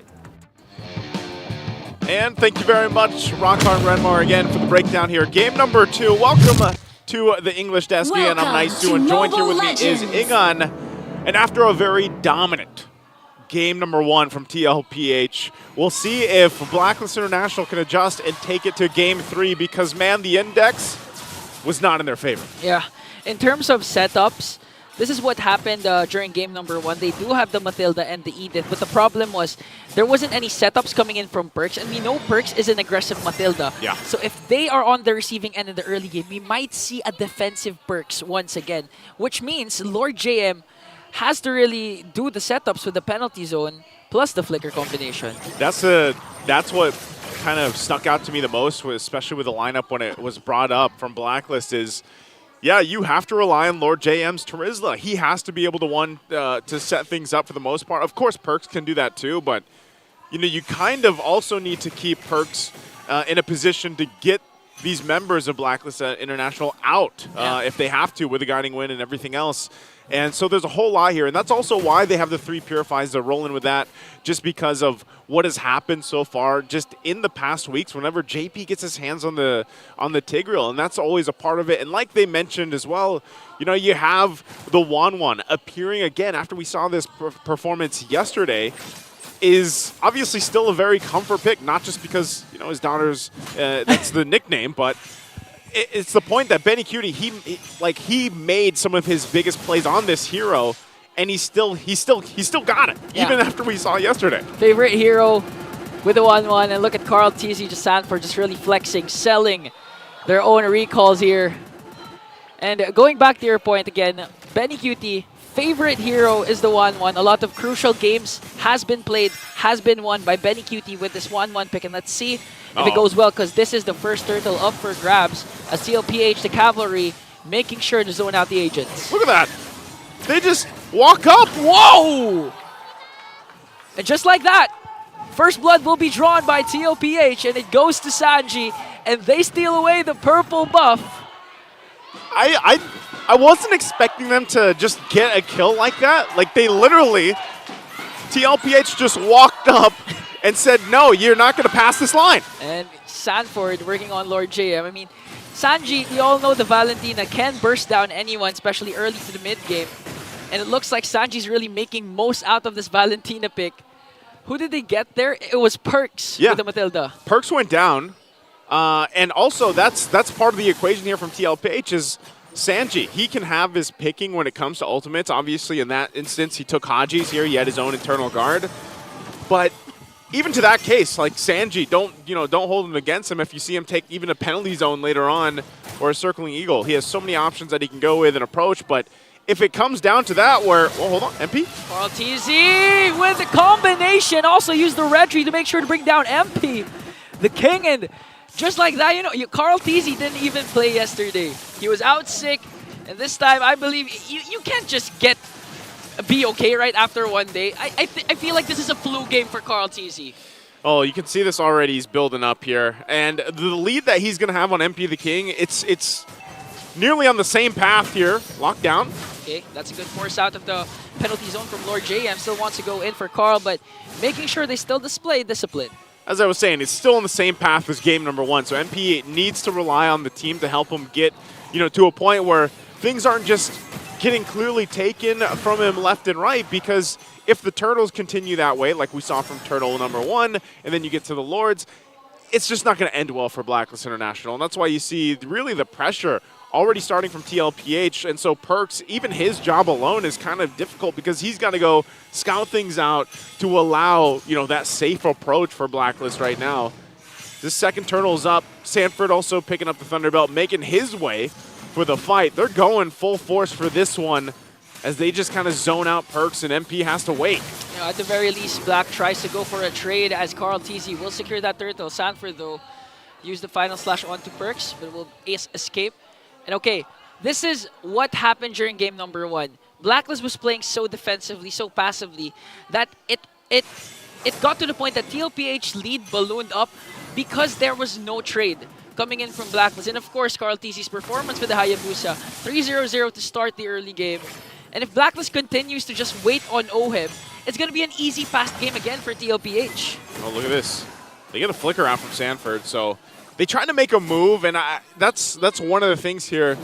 Just like we said, oh, wow. The burst coming in from Sanji and Carl TZ, though. That was enough to zone them out and work on the middle lane turret, but manages to kill Perks. An off-cam kill as the lead balloons up to 3.4k. Carl TZ onto Hoe, but to be my out. Sanford, though. He doesn't have the flicker, but JP does with the implosion, making sure OHIB doesn't escape. They want to go for more. Haji's the next target, and he's going to fall down as well. Wow, the cavalry just really flexing. I'm sorry, Blacklist International fans and agents out there, but man, TLPH, it just looks like they're playing with the food at this point, man. Like they are just doing things they shouldn't be able to do at this point in the game, but because of the lineup that they have, they get away with it all. It's too much, really too much. And this is to mention that Blacklist has 3 Purifies, but JP manages to catch them still. And this is what you get when you have overloaded crowd control, when you have a secondary roamer who also can set up. And in this case, they also have the luxury of having Sanji with the Valentina. Eventually can get the penalty zone from Lord JM, but usually opts to get the Eternal Guard from Haji. So in terms of burst, in terms of setups, TLPH, it's just too much. And you're right. Yeah. They're just playing with their food right now, stalking their prey, playing with their food. Look at Benny Cutie forcing the blazing duet from OHIB as he manages to escape. But just like that, it's hard to stack up a crossbow of Tang onto a Claude because of the mobility. Benny Cutie doesn't care. He can do whatever he wants. And speaking of whatever they want to go for Lord JM. JP pops his implosion, though, as Lord JM has to walk away there up against 3. Carl TZ works on the turret up top. Sanji even getting the blazing too. I said it earlier. I was like, I wouldn't hold it against Sanji taking whatever ultimate he wants. I named 3, but I didn't name Oheb's. I didn't name the blazing duet. He took that, though. Conceal JP, though, doesn't have the implosion yet, but he does have the Sacred Hammer, and now the slash coming in from Sanford to get Lord JM. The guiding went out, MPL King soaking up the damage as Sanford stays alive, and Benny Cutie works on the middle lane turret. And Naisu, this is what you're saying. At this point, TLPH can get away with anything. Yeah. And literally. So for Blacklist, when you really want to, if you're looking for some sign of hope for them in this game too, with things, I mean, we're talking almost 9,000 gold difference under 8 minutes. And that is a full-on force snowball. Like, you are just going downhill at this point. So for Blacklist, if they want to somehow, some way turn this around, they have to punish TLPH when TLPH is just, taking chances at this point because of how far ahead they are. And that's, honestly, for Blacklist to get back into the game, that's what it has to be. If they continue to wait, you're kind of just holding on. You're holding on to the door at this point because TLPH going full force as they now take out tier 2s.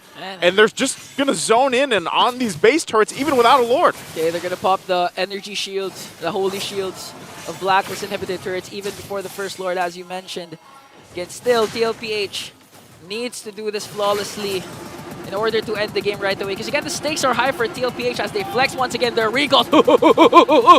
They're out there. Get yours now.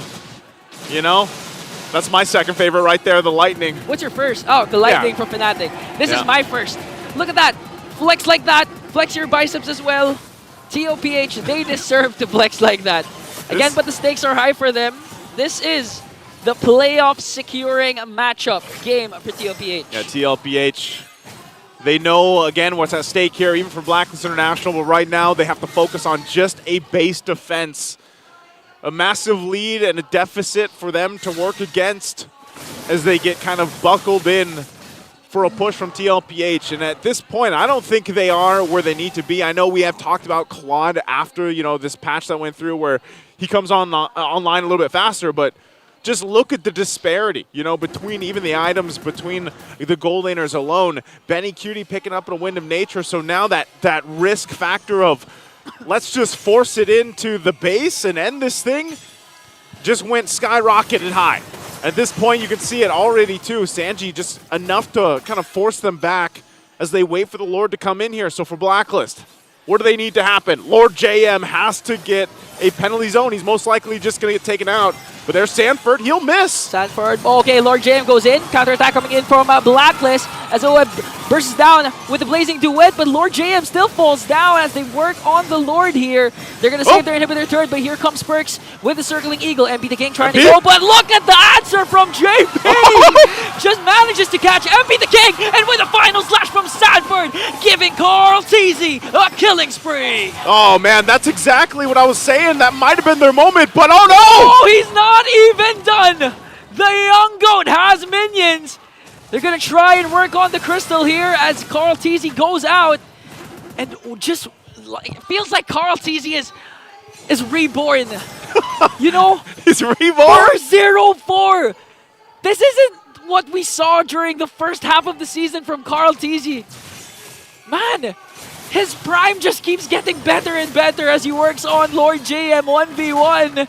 Works on the middle lane inhibitor turret here, and they're going to take it down. Blacklist going to have to fight for their lives, for their playoff life. They're not going to get eliminated, though. But again, as much as possible, you really want to get the win. They have to. Again, at this point, though, man, it's what happened in the last team fight is what I was saying. That would have been the best case scenario for them, and it was unfortunate because even when that re-engage came through from MP the King, he just got caught by JP. So, those things, the boxes were being checked, but because of just how far behind they are economically, it's, they weren't able to actually capitalize on it. So now this is what you have to deal with now. In a typical Liquid Stampede style, the one-man line flexing all the recalls. What a sight to see, and we can hear Greenstone Hotel losing their minds. I don't know, man. At that point, that's fine. They're getting in formation. Different formation this time, as Daddy JV is leading the pack. with a 14.1k gold lead. Again, nice you. We're gonna go back to your point. At this point, they can literally get away with anything. Man, that's like the 5 dudes in your gym, wherever you are, just standing in front of the mirror, flexing together, and you're like, guys, can I please get to the dumbbell rack? Man, you have to be honest, nice too. You're one of those guys. I'm not one. No, I'm not. I'm gonna be honest. You are. I am. I even take pictures of myself. You even dance in front of the mirror. Let's put that out there. Now looking at the items, they're waiting for the defense. Oh, hold on. Okay, they're gonna force Sanji back. Okay, they want to go for Sanji. Sanji has to walk away. He did get the Circling Eagle from Perks here as TLPH works on the purple buff of Blacklist. At this point, I mean, you'd expect MP the King to dominate using the Snowland. 0-0, not off to a good start. Deprived of all the resources needed as Oheb picks up a Corrosion Scythe. Does have the Trinity build, but again, will it be enough to out-sustain the damage coming in from TLPH? Because we've seen Sanford miss even the final slash and the counterattack from Lord J, but it was not enough. Here comes the Conceal. Conceal's going to be used. Oh, and just like that, Sanford manages to get someone, JP, at this point. Everything is your Baldwin. Baldwin, how good they are playing.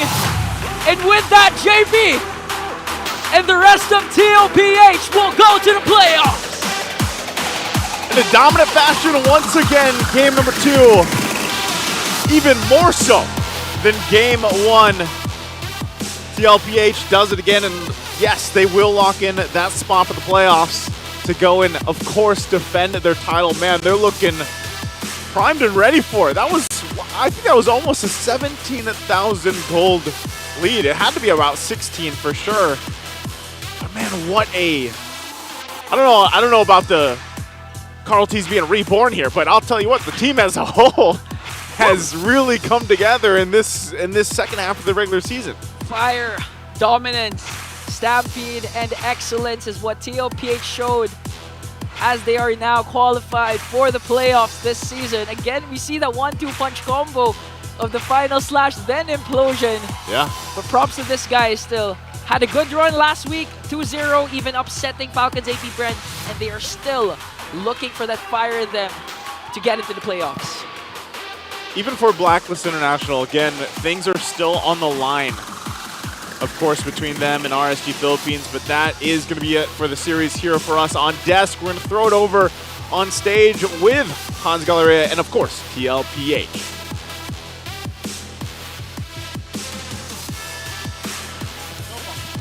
All right, there we finally have it. MPL Arena, your winners, Team Liquid Philippines. Boys, congratulations. I feel like it is now an opportunity na pasok na kayo officially sa playoffs, and it's a very good sign para sa Cavalry kasi all out ang suporta para sa inyo. Sanford, dahil ba playoffs na kayo, does this give more pressure to the team na mas lalo nyo pang kailangan i-improve yung galaw nyo, or are you confident that heading into the playoffs, parang yung form nyo now is really good? For me po, parang inaayan lang po namin kung paano gaganda yung laro namin, and ginagawa po namin parang practice tong regular season kasi knowing na medyo malabo rin sa mga pag-upper bracket para sa mga susunod na games namin is ready kami sa playoffs. Alright, and we are seeing that, especially now that you got a sweep against Blacklist. Si JP naman, JP! Congratulations, Japes!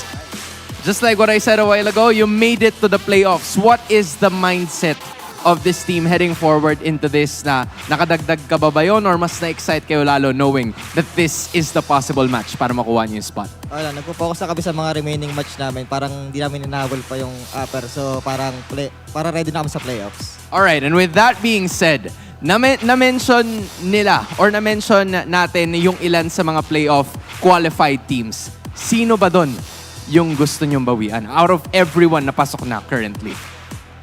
Siguro po, Onic, Bren. Onic and Bren. Alright, I guess we leave it at that now. And it's time para malaman natin kung sino nga ba ang MVP na match na to. Sino ang boto ng Cavalry? Sino ulit? Alright, I guess we're about to find out. The MVP of the game is none other than Carl TZ. Carl, it's so nice to see you. Congratulations! Ano ang mensahe mo sa lahat ng mga sumusuporta sa Team Liquid? Sa mga supporters namin dyan sa Team Liquid, thanks sa support. Sorry, di kami naka-upper bracket this time, pero pagbubuti namin sa lower bracket siguro.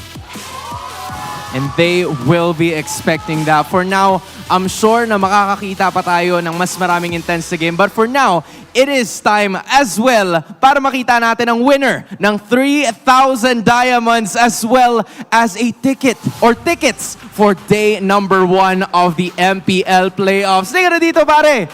Come on over to center stage. Everyone give him a round of applause. Come on now. It's so nice to see you. Congratulations. Kamusta? Anong pangalan mo? Dwayne. Alright. So Dwayne, andito ang mga kuya mo. Sino ba ang paborito mong player sa Team Liquid Philippines? RTC! Carl TC! Taas no, Carl? Ayan na, andyan na yung idol mo. Bakit ba idol mo si Kuya Carl? Magaling po mag-core.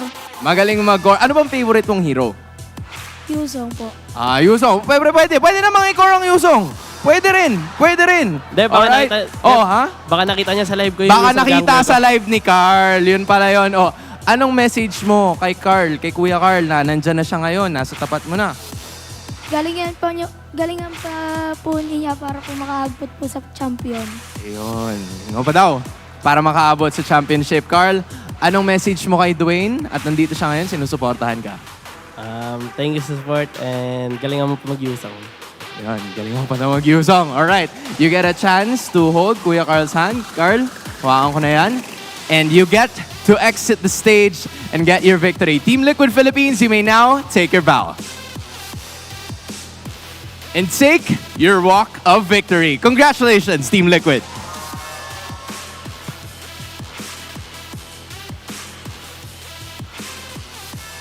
Nakita nga daw yata sa live ni Carl TZ yung Yusong, but even so, playoff secured. Is now time for Liquid or Team Liquid Philippines. We're gonna throw it back to panel para pag-usapan ng mga ganap. So panel, the floor is yours. And because of that, next week, Carl TC will play Yuzhong in the jungle. I'm kidding. Hopefully, bro. And that is going to be probably one of the fastest series we've had so far in the week. Oh, yes. That is a breaking MVP game here for Carl TC on that Julian, not on the Hayabusa. Man, Game 1 MVP, Game 2 MVP, overall series MVP, and the dude was sick yesterday. That's crazy. Are you sure he was actually sick yesterday? You're probably just practicing. I mean, he was based on everything that we've heard, but nah, now hear me out. He was just overheating because he was spamming that TP. I like overheated. It was mistaken for a fever. That's a great theory. There it is. That's a great theory. That's it. We've unlocked it. And Blacklist seems like they gotta unlock something else again. 2 Matilda pickups, and the Matilda was not a good choice here because Team Liquid Philippines already had the Tigreal, Julian, Arlon. Add to that, or you can take out the Arlon. Let's say Tigreal, Julian, Valentina. That is a roam trio that will invade a lot, that are strong with being aggressive, and your jungle is quite vulnerable to them. It's going to be hard to defend, especially when you have something like a Matilda there, paired up with a Vexana. Yes, the crowd control is there, but the front, not enough. Protection of the jungle, not enough. Remember, in this meta, you lose the center of the map matchup, you will most likely lose the game. Yeah, and it just feels like time and time again, it's just Blacklist International in this specific matchup, right? Going for like the more defensive options instead of, favoring the more aggressive ones. Like, again, that pick we talked about, why it was first pick, right?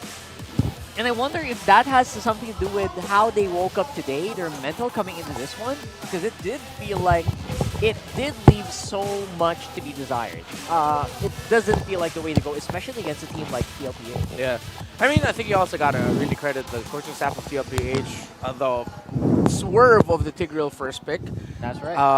Taking it away from the hands of Perks. Although, again, in game number 1, there was a choice by Blacklist to pick up the Matilda. And Tigreal as a first pickup is very rare. And then, again, we were thinking about the magic damage gold laners. However, seems like Benicuti, the 1-1, much better now, considering that you don't have to face up against some really tanky jugglers, and you can actually feel her damage. So, yeah, great drafting. And 10-0, by the way. Just want to keep reiterating that. 10-0. 10-0, 15.6k gold lead at the biggest deficit. And the funniest thing about that, in these 13 minutes, 5 minutes were probably just spent recalling. Yeah. If So you what add it up all together, let's add all of that time, right? That airtime. 5 minutes of recalls, 8 minutes of gameplay. I don't know. That sounds accurate to me. But what's more accurate, obviously, is JP having just a lot more fun on that Tigreal, a lot more flexibility. And like our casters mentioned, they could definitely do whatever they wanted in the series. Yeah, Sanju was straight up walking up to Blacklist International. I feel like that's like one of the biggest examples of the Filipino term we say, aurahan. Aurahan. It's you just intimidate your opponents simply with your presence. And Sanji, that play that he did, I can't remember if that was the first or the second turtle, where he was just like, hi, I'm a Valentina. I'm going to use 2 dashes to be up in front of your face, take the Vexana ultimate so that I can damage you with my Shadow Strike, and I won't even get taken out. Like, what the hell was that? That was nuts! It was nuts, right? And again, just being able to do these things, even Sanji taking the Blazing Duet, those things probably shouldn't happen, right? But they were able to do it, and despite all the shenanigans, 13 minutes. And it wasn't a perfect game, right? Did they take a tower? Tower damage? They didn't. Yeah, no, that's take just a a tower. tickle. That's a tickled the tower. Yeah, so other than that, it does feel like a perfect game. I don't remember if there was a turtle taken by Blacklist here. Probably not. Either way, we have a lot of information, a lot of questions, and some of them could definitely be answered by one of our guests here on the desk today. And we'd like to welcome from TLPH, Coach CJ. What's up, man? How are you feeling after that victory? Okay naman po, maganda yung pinakita ng players.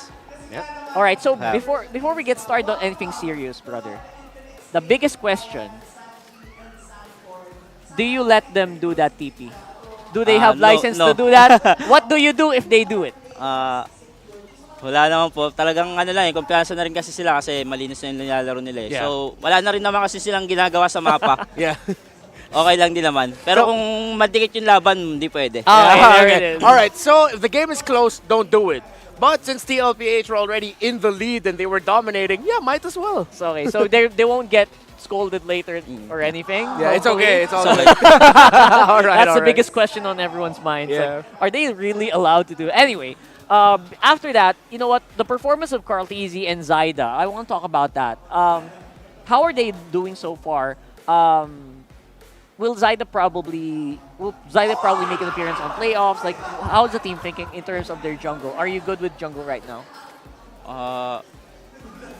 Carteezy's, mas angat kasi yung comms niya, saka yung chemistry niya sa players eh. Yun lang talaga yung pinaka Kumbaga si Zyda, andun yung mechanics niya pero kinakapos kasi siya sa chemistry talaga. So you need to work on decision making kasi talaga ibang-iba talaga ang decision making ni nang nag-iisang Carteezy natin dito. Yeah, of course.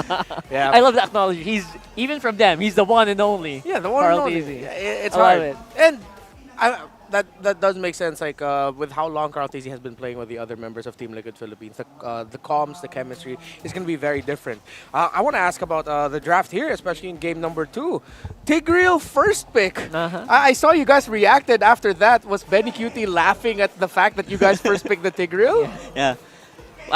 Parang inaasar ko kasi si Dad na parang but first pick hindi. Kasi yung plano na rin kasi namin kumbaga binebait nila yung, kaya inopen nila yung Julian kasi expected namin talaga na hindi kami open na ng Julian. So, kasi one of hero ni talaga na gumagana ni Perks is Tigreal. So, pag binigay nila yung Julian sa amin, makukuha nila yung Tigreal. So, kinuha na namin yun, expected din namin na hindi masyado nag-Julian si MP. The King. Oh, so MP the King doesn't play Julian as much, but then at least you already know that the Tigreal on Perks is too good. You respected it. Oh, man. That's See? why. Okay, Coach CJ also watched, Coach Bonchan saying, Perks, Perks Tigreal, all right. Yeah. So we're just going to leave it at that. Thank you so much for gracing us with your presence today, brother. Any messages that you have for, this is international viewers of Team Liquid PH, anything you want them to know coming into playoffs? Congratulations, by the way. Playoff secured for TLPH. Thank you. Patuloy nyo lang pong supportahan yung TLPH sa patuloy na laban namin hanggang next week, this regular season. Saka po sa playoffs, sana supportan niyo po kami. Sana magtuloy-tuloy pa yung panalo natin. Thank you po. Alright. So, big question as well. TLPH jacket when? Are they selling the jacket soon? So CJ, you looking kind of buff. Parang baka naman. Because we've been waiting for that TLPH jacket. Yun po eh, wala pa po akong balita din eh. Talagang yun pa eh. Alright, thank you so much, Coach Thank you CJ. po, thank you po. And of course, thank you so much for watching. Don't go away. We have another 2 sets of matches ahead of us today here on this Saturday. MPL Philippines Season 14. We'll come back.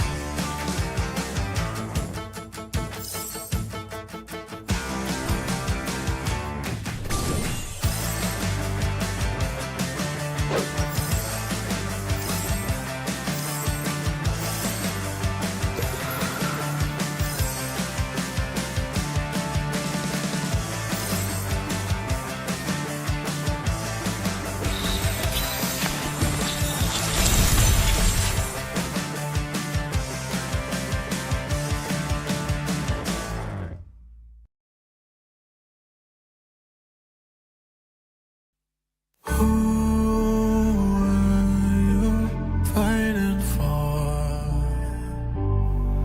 no one would ever know your name.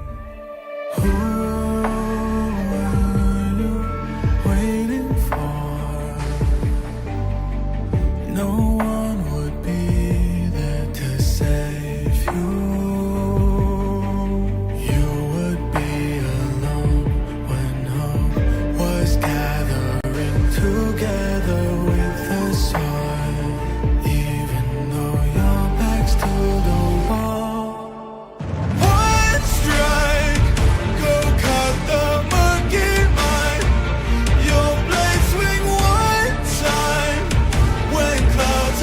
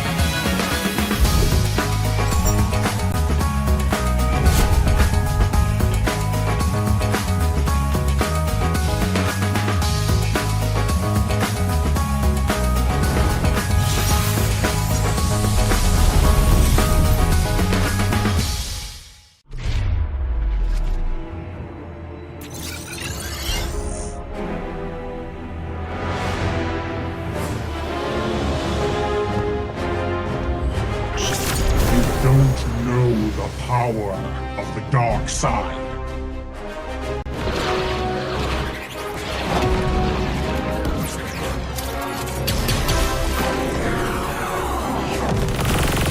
Target on the move. Prepare to engage.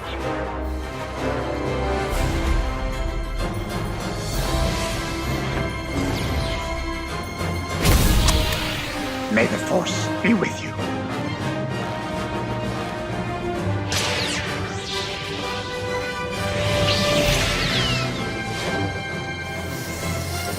I will do what I must.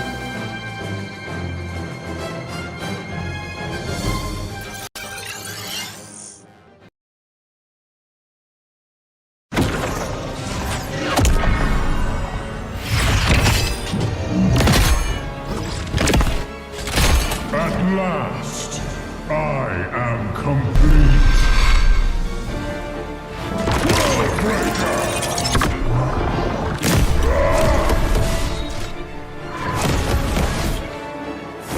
Come in fairness.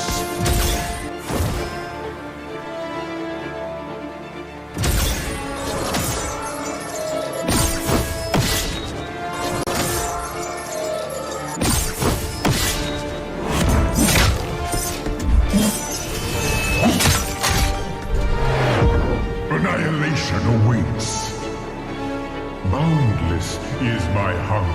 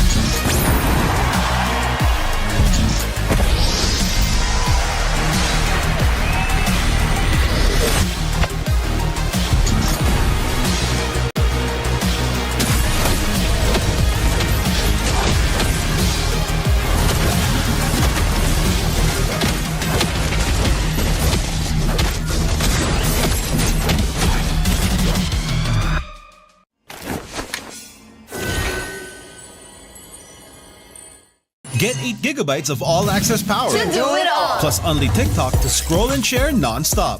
Power, work, life, and more. With Smart Power all-access data now up to 90 days. Load now. No signal, no fun. If only you could switch in an instant. But wait, you can with the Smart eSIM. Backed up by nationwide coverage. Get your Smart eSIM now.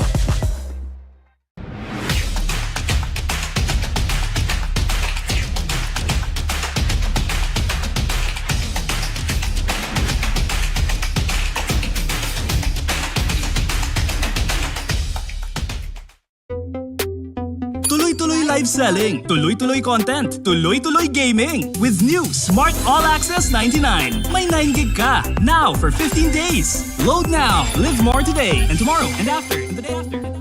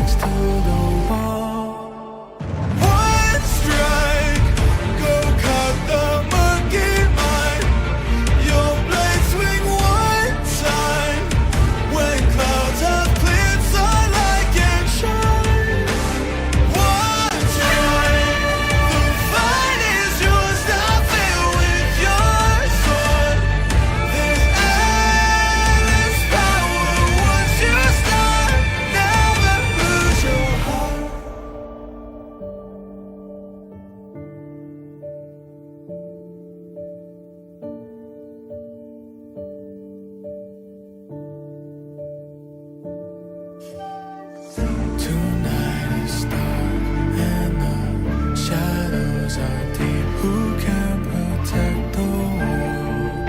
A light of hope shines in the dark. One strike, I swear, but people's side. Keep faith just one time. I'm gonna light up all the fires.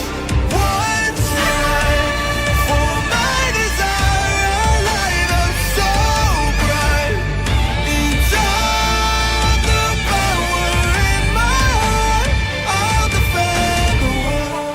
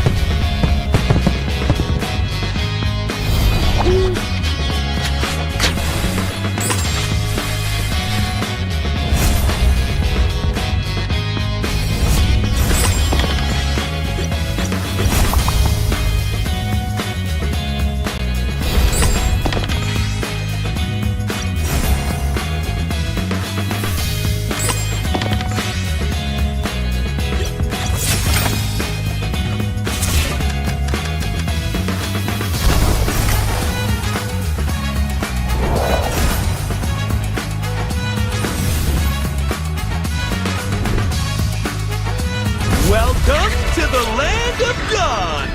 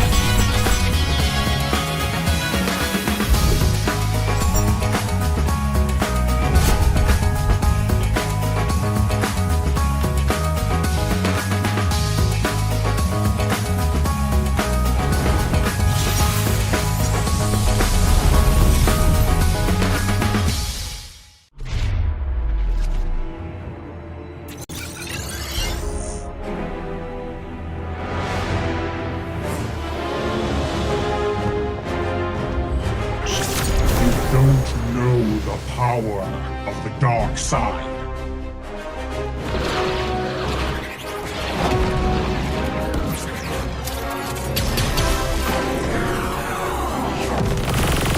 Target on the move. Prepare to engage.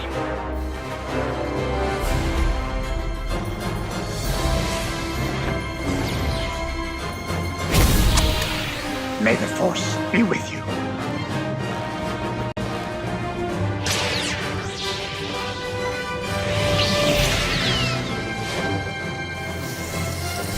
I will do what I must.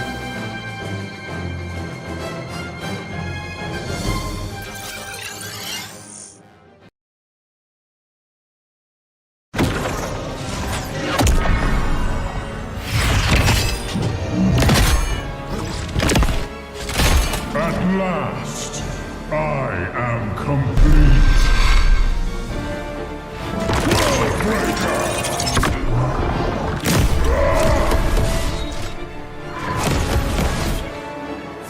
Come in fairness.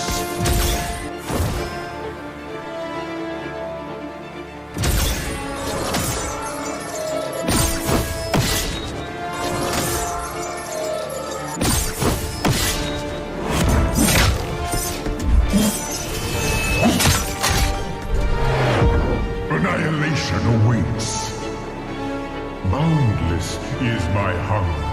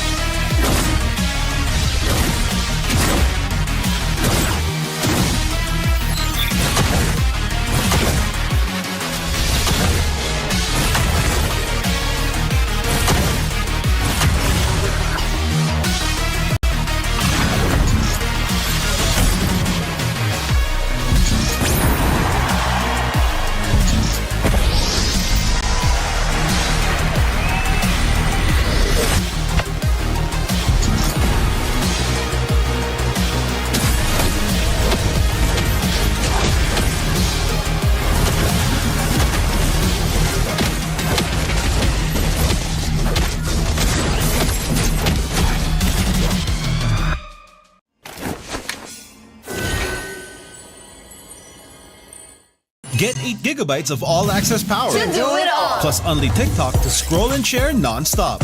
Power, work, life, and more. With Smart Power all-access data now up to 90 days. Load now. No signal, no fun. If only you could switch in an instant. But wait, you can with the Smart eSIM. Backed up by nationwide coverage. Get your Smart eSIM now.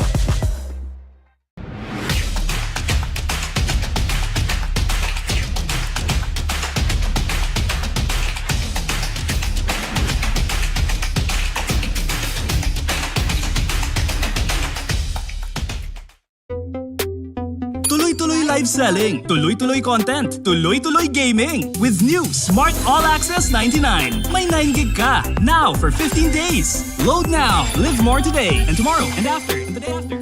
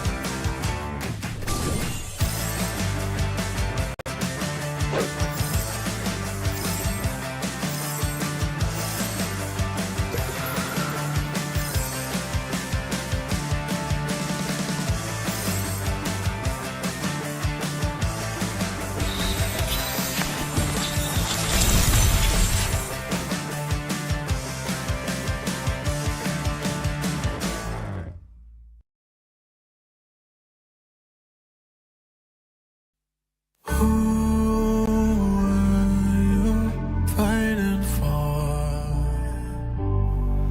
no one would ever know your name. Who are you waiting for? No one would be there to save you.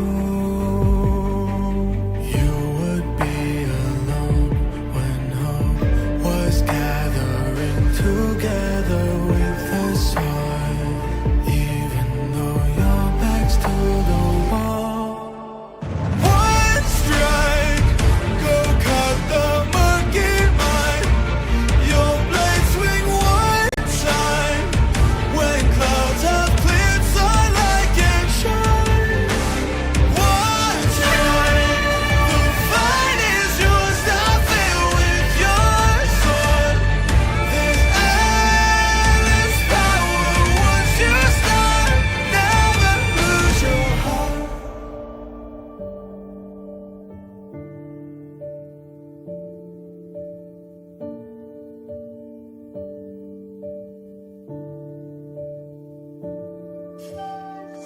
Tonight is dark and the shadows are deep. Who can protect the world? A light of hope shines in the dark.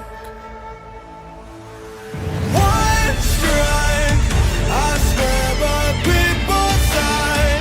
Keep faith just one time. I'm gonna light up all the fires. One strike for my desire, a light up so bright. Inside the power in my heart, I'll defend the world.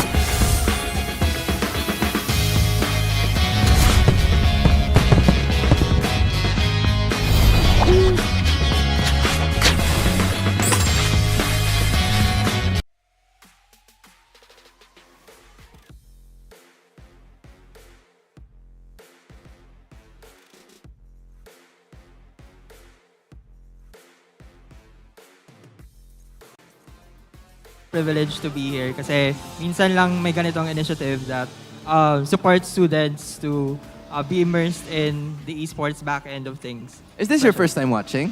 MPL. Yeah, dyan. like dito mismo sa live. Hindi na. So, how does it feel to always be part of MPL? Sino ba yung sinusuportahan mong kupunan na nandito ka? Who's your favorite team? I guess my favorite team would be Aurora. Aurora, alright. Actually, lalaban sila mamaya. And maraming supporters ang Aurora. Okay, pare, ikaw na ha. Ikaw na. Salang na natin to. What is your name? My name, Nelida Zemogs. Alright, so we call him Zemogs, guys, just in case. Kung hindi nyo nakikita, siya madalas na nanalo ng Smart Omega gameplay post. Okay? Hindi ko alam kung ba. Yan. Kaya hindi siya nagsasalita kasi yung post, siya nang bahala sa post. Pero yung salita, iiwan ko kay Errol. Alright? But again, kukunin ko na to sa'yo ha kasi hindi mo din naman magagamit. But again... Gagamitin ko na. Gagamit. Alright. Good to know. Good to know. Zemogs, how does it feel to always be part? Kasi parang linggo-linggo kita nakikita. Naka-uniform ka nga ngayon eh. Ano lang, literal na, actually nagkakating, hindi ako nagkakating ngayon. Most Okay. likely walang pasok. Walang pasok. Pero dahil bagsak ako, gusto ko mag-uniform. Di ba dapat hayaan mo na, okay lang yan. Reviewin mo na lang yung mga laro nila mamaya, tapos Yes. mag-review ka na lang bukas. Alright? But again, it's so nice to have you guys here. Paano ba magiging part ng battle trips para maka-join din sila for week 8? Do you guys have any idea? So this initiative is posted sa Munton Student Leaders Philippines na pages, as well as MLBB PH Community Heroes na pages. So when it's around Tuesday, I guess, meron silang pinopost na invitation if you wanna sign up sa MPL Battle Trips. Just stay tuned sa mga pages na yon if ever meron ng opportunity for that. You know guys, it's so nice to have you guys here. Maraming salamat. And I am sure that specific energy is gonna be needed for the rest of the matches later. Pero parang kayo daw muna yata yung paglalabanin namin for today. So kayo muna ang paglalabanin natin for today. So Errol, sige, since ikaw ang nandito, pumili ka muna ng 2 representative. Yung mga tropa mo na pwede mong kunin para sa laban na to. Alright? Sige, kaya mo yan. Ilatag mo yan. Sige. Take your time. Si Carl. Ayun, si Carl. Asan si Carl? Ayan. Okay, Carl TC? Si Carl. Alright. Carl, ikaw ang unang alay for today. So just in case guys, kasama natin ngayon ang MPL Battle Trips at gumawa na pala. May laro na tatawagin nating Happy Birthday MLBB kung saan may tsansa silang manalo ng 1,000 diamonds. Alright, so ito na yun. Skin din daw, pare. Alright, so simple lang. Hindi mo na kailangan mag-check ping, di ba? Ito na yun. Alright? Happy birthday, MLBB. In 1, 2, 3, go! Happy birthday, MLBB. Yan, okay na. Sabi mo, sure ka na. Pero sige, okay. Alright, let's do it. May resback pala ako. Sige, pasok na kayo. Wala, dito na rin eh. O, di ba? Yan. Okay. So, Brigida, Auntie Anara, sila ang tatapat. So, bibilang kayo guys ha. Kailangan nyo lang bilangan. Oo nga eh. Okay. Happy birthday MLBB in 1, 2, 3. Happy birthday MLBB!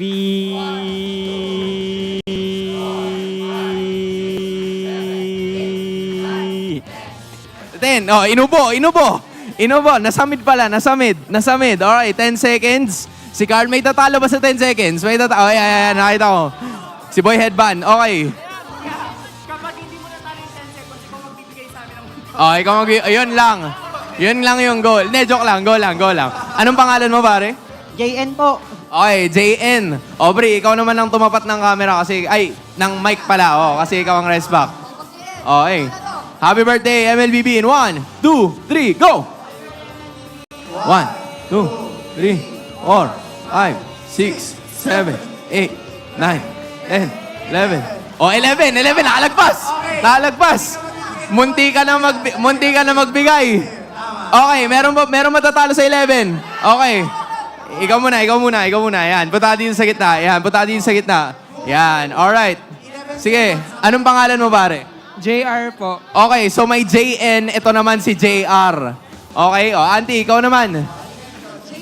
The time to beat is 11 seconds. Oo. The time to beat is 11 seconds, JR, okay? Okay. Happy birthday, MLBB in 1, 2, 3, go! 1, 2, 3, 4, 5, 6, 7, 8, 9, 10, 11, 12, 13, 14, 15, 16, 17, 18, 19, 20, 21, 22, 23, 24, 25, 26, 27, 28, 29, 30, 31. Nanginig pa eh! Oo nga. 31 seconds. JR, sige, dito ka muna. Tumabi ka sa... Okay, 31 seconds. Sige, halika dito. 31 seconds. Anong pa... hindi. Kaya mo yan. Anong pangalan mo? Angelo Magay from Philippine Normal University. Shoutout sa mga taga-PNU. Okay, eto na yon. The time to beat is 31. Actually, hindi. Kasi mag-second place ka lang, okay na. So, the time to beat is 11. Alright, time to beat is 11. Ready ka na? Okay, happy birthday, MLBB in 1, 2, 3, go! Happy birthday, MLBB!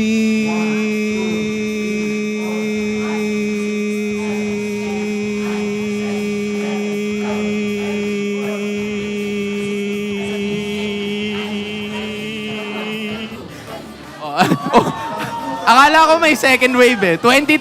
So, 31 tsaka 22. Meron ba ba? Meron pa? O, halika dito. Oo nga eh. Siya nakita ko kasi yung buhok niya highlighted eh.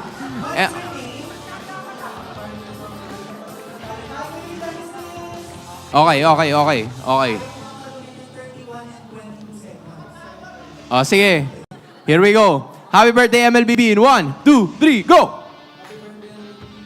1, 2, 3, 4, 5, 6, 7, 8, 9, 10, 11, 12, 13, 14, 15, 16, 17, 18, 19, 20, 21, 22, 23, 24, 25, 26, 27, 28, 29, 30, 31, 32, 33, 34, 35, 36, 37, 37! Okay, meron ba? Meron pa? O, sige, madam. Ilaban mo to. The time to beat is 31. Tama? 31. 31. Kasi may 37 eh.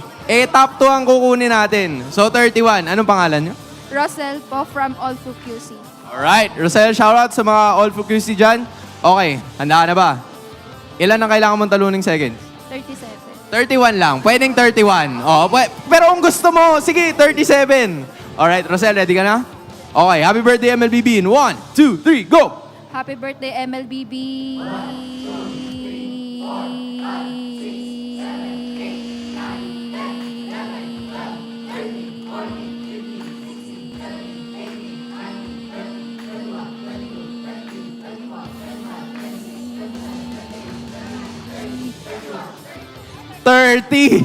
Kinapos! Sayang naman! Nakakuha mo 30 kasi tumigil siya ng 31 eh. Pero, ano yun? Uy! Kilala! Ayun oh! Halika na! Pinapractice mo to no isang araw eh. Halika na! The time to beat Brigida is 38 seconds. 38. 31. Sige, 31. Ilaban mo ha. Okay. Brigida, are you ready? Sige. Happy birthday, MLBB in 1, 2, 3, go!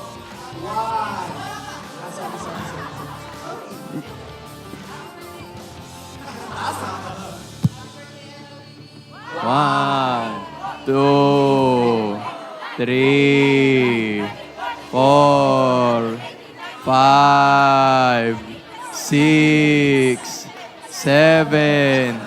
Ilan nyo natapos? 31! Woo! Pwede na. Congratulations. Pero dun yata natapos yun. Asan yung winners natin? Si 37 tsaka si 31. Si JR. Grabe. 1v1 para matapos lang. 1v1. Joke lang. Ano masasabi nyo sa MPL and of course sa MPL Battle 3? Thank you, MPL Battle 3, for this opportunity. And I would like to shout out our own organization for partnering with MSA. Hello po. Gaming Genesis po. Alright. Ikaw, JR, do you have any?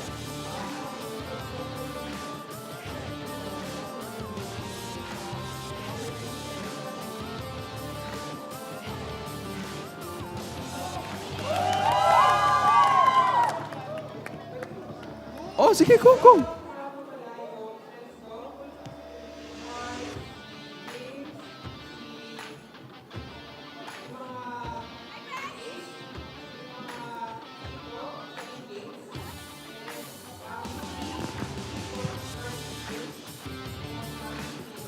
Alright, there we finally have it. Congratulations to you guys. In behalf of APBren, my name is Hans Galeria, and this has been MPL Battle Drips. Magbabalik ang MPL Philippines. Bye guys!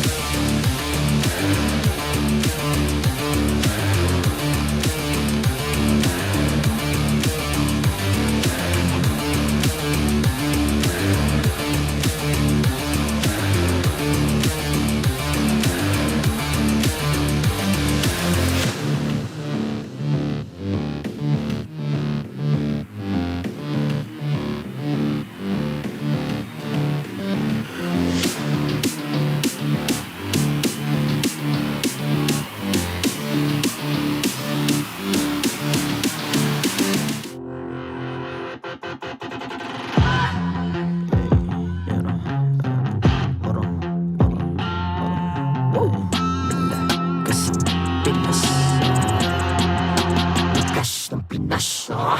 Malakas, Pilipinas, malakas. Kahit anong lane, we become the monsters. Malakas, Pilipinas, malakas. Face the golden sun and reppin' for the 3 stars. Look at us to the top, no ifs, no buts. Winning any game, para to sa PINAS. Di mo matitin ang aming boses sa new level. Nasa kalye man o mobile, you know I become a legend. Open fire, we unite, we winners. Built with pressure, the diamonds are made of. Switch in a lane na parang gera. HP racing, may reset up. Built agad ang buhat ni Hilda. Full load SS parang Lyra. Susundan ko ang iyong bakas. Kasama patas, tagumpay natin to. Dahil tayo'y malakas. Para sa Pinas. Nasa amin ang alas, hindi tuwa atras. Kinikilala sa taas kasi kami ang malakas. Para sa Pinas. Nasa amin ang alas, hindi tuwa atras. Kinikilala sa taas, ganito kami sa Pinas. Wow! Hold on. Yeah, malakas ang Pinas. We are laging every beat, no surrender, no retreat. Pag nagsama-sama, just imagine what we can achieve. Laging every beat, no surrender, no retreat. Giving 100 all my all, cause we just cannot be defeated. We are unstoppable, immune and invulnerable. Ready ang equipment, lahat frozen, malang crowd control. Pakita ko na jab like pow, beast of the southeast. Taas sa matawag, proud and loud, cause every enemy we devour. Susundan ko ang iyong bakas. Kasama patas, tagumpay natin to. Dahil tayo'y malakas. Para sa Pinas. Nasa amin ang alas, hindi tuwa atras. Kinikilala sa taas kasi kami ang malakas. Para sa Pinas. Nasa amin ang alas, hindi tuwa atras. Kinikilala sa taas, ganito kami sa Pinas. Wow!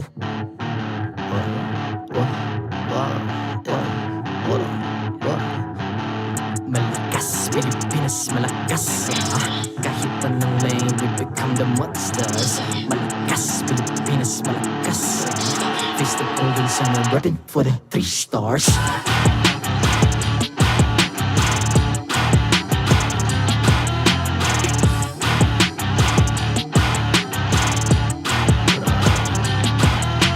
Ang lakas ng Pinas, we unite, be the stars. Ang lakas ng Pinas, we unite, be the stars. Ang lakas ng Pinas, we unite, be the stars. Ang lakas ng Pinas, we the stars. Ang lakas ng Pinas, we unite, we the stars. Ang lakas ng Pinas, we unite, we the stars. Ang lakas ng Pinas, we unite, we the stars. Ang lakas ng Pinas, we the stars.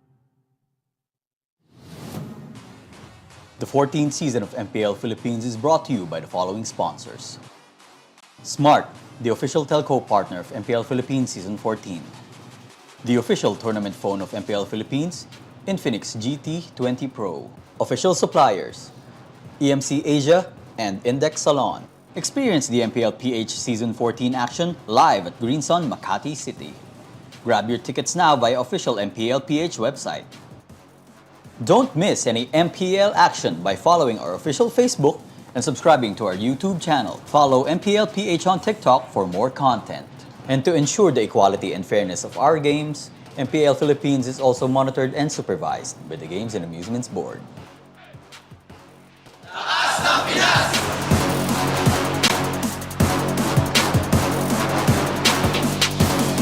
Lakas ng Pinas!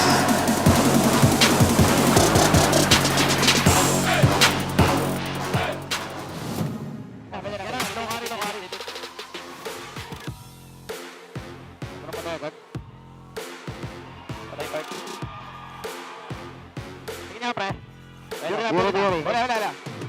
Nice shot. Tower. Tower pre, wala papapatay. That was the most tamed mic check I've ever heard. Yep. And props to TLPH once again for securing a playoff spot. Welcome to MPLPH Season 14, Week 7, day number 2. The second series is up ahead for this triple header. I'm Ingan, joined with me is Naisu. And Naisu, how are you doing so far?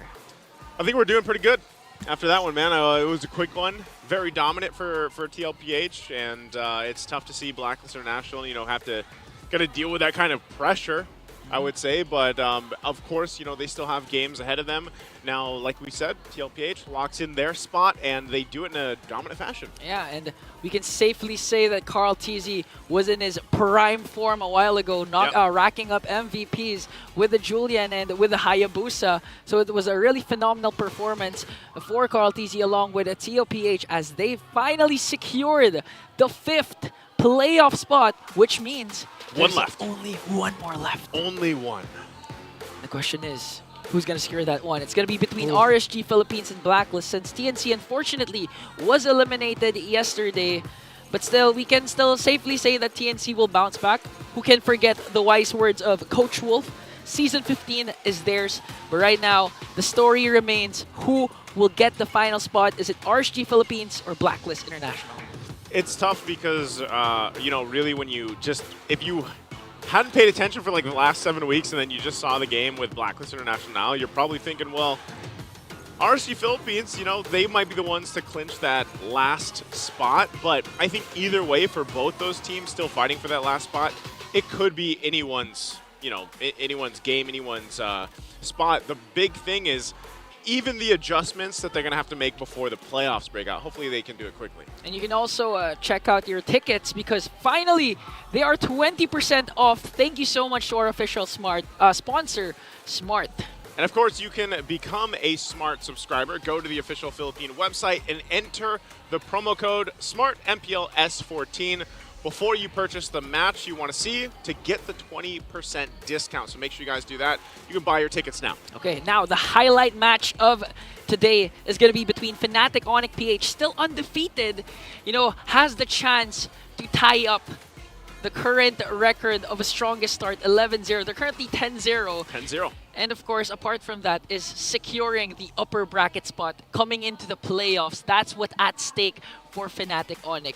And of course, Akai's 8th anniversary exclusive skin, the Marvelous Maestro, Spawn Effect, a Killing Notification, Avatar Border, Battle Emote, and a lot more epic skins are all waiting for you.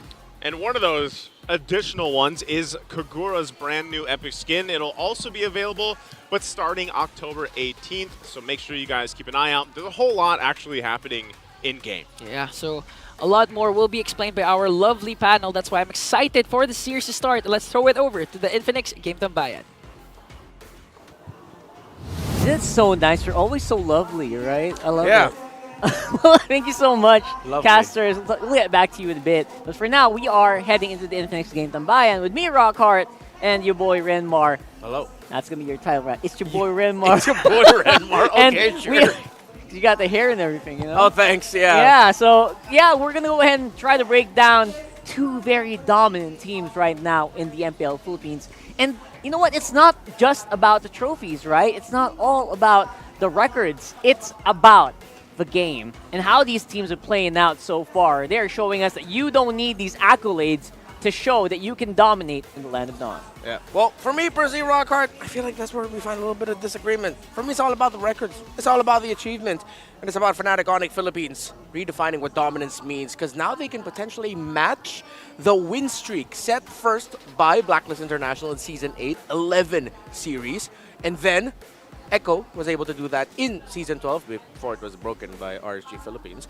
Now, Fnatic Onic Philippines will go up against members who have helped set those records.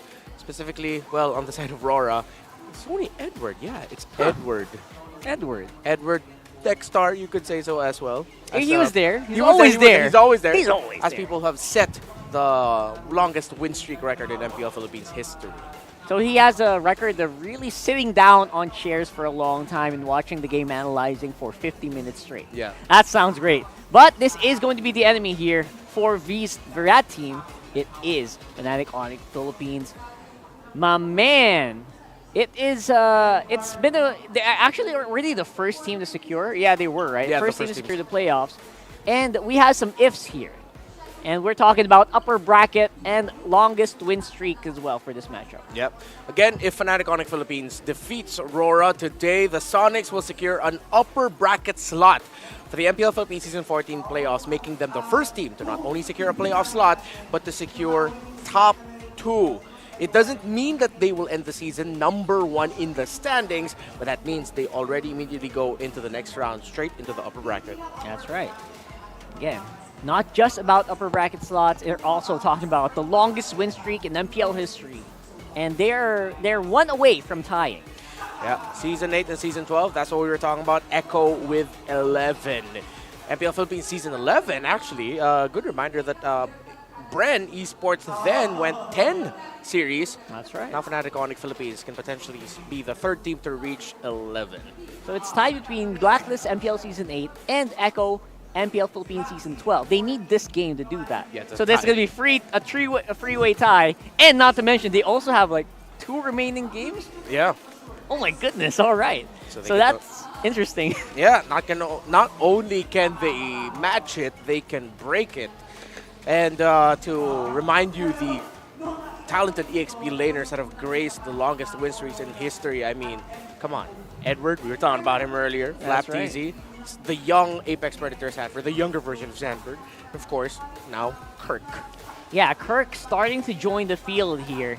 And in their matches in week number 3, you can tell just from the stats alone, it was not a short game like what we saw earlier, man. It was far from it. And their hero pools also kind of flexed a little bit here, right? Yeah. And for the versatility of Kirk, Edward, Yue, and Renegade, they're going crazy. They're going ham all throughout the land of Dawn right now. Yeah, game number 1, it was US Heroics on that Lilia and defending against Fnatic Onic Philippines. They could not end it, and they turned it around from 1 base siege defense.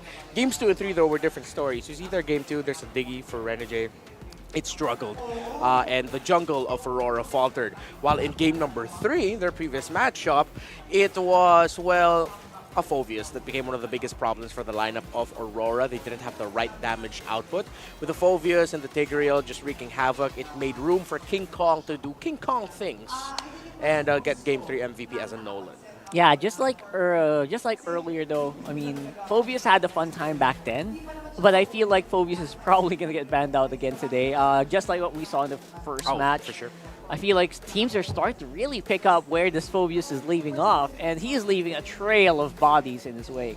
Yeah, and now since the meta has shifted a little bit, I think you really can't overlook heroes such as Lo Yi here.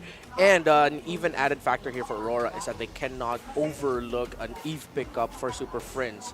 Super Friends, again, so low-key as a personality, which is why he often gets so overlooked. Right. With King Kong, Kelra there, even Brusco making a name for himself as a really out there roamer. But then Super Friends, man, it seems like whatever mid laner you give him, he just makes it work. While on the other side of the field, you really gotta respect when he ends up with a Valentina, a Lilia, even a Vexana. And we're starting to get glimpses of that because of the mic check. I love those mic checks. Yeah, When you suddenly realize, you know what, Super Friends is pretty loud. Yeah. A bit louder than some, surprisingly, to the surprise of a lot of people. Yeah. Right? So, yeah, I mean, they've definitely displayed dominance, and hopefully we'll also see some pretty fun stuff happening here in the first ever MLBB romantic mini-series. So all you need to do is search hashtag MLBB Celebr number 8 on TikTok. Celebrate.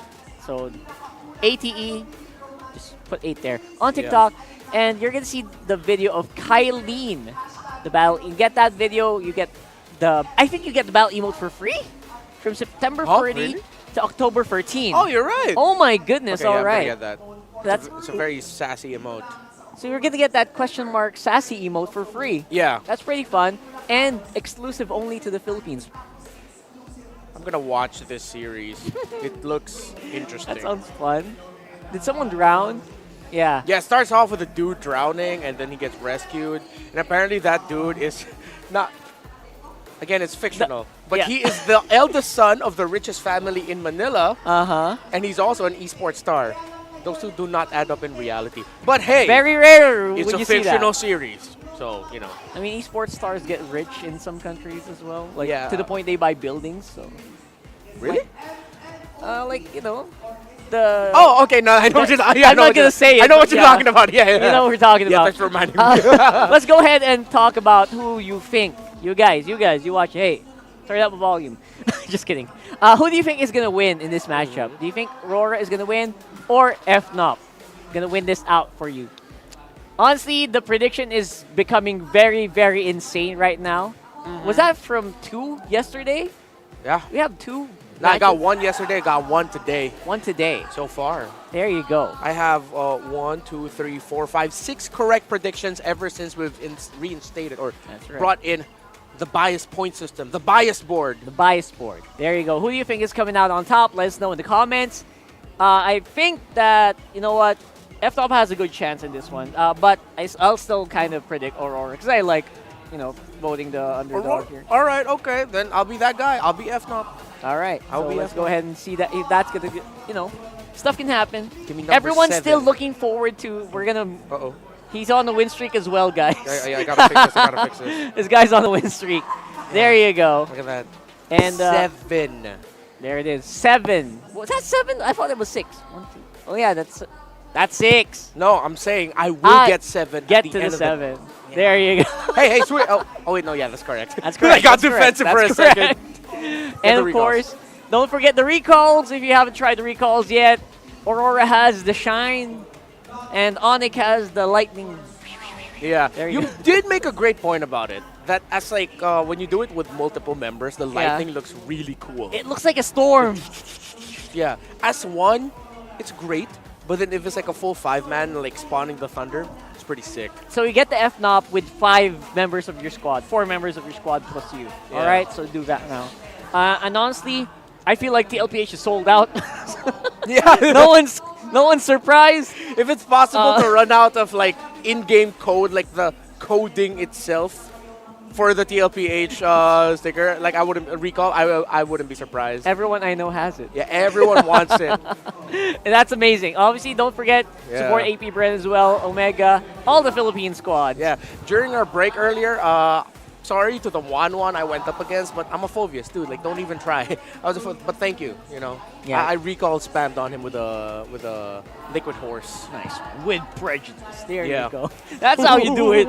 That's how you do it. And again, I also want to know what you guys are favorite as well. Comment. I'm going to read while, they're doing their thing there later on. But yeah, for now, it's definitely an uphill battle for Aurora. They're huge underdogs in this one. No matter how well they performed, I feel like FNOP, it's hard to actually count against them. Yeah. For this one though, I will be very surprised if Aurora gets swept here, or if anyone gets swept, I will be very surprised. I see this going 3 games. I don't see a universe where maybe 1 game will be a stomp, maybe 2 games will be a stomp, but it's gonna get 3 games for sure. If not, I will be. I won't understand anymore. Everyone's predicting a 3-game series for every series today. But then again, we got disappointed in the first one. Yeah. It became a sweep. So, wonder if that's going to happen here today as well. Very powerful teams are starting to walk up into the stage right now. Let's find out who's playing today on the field in the Land of Dawn.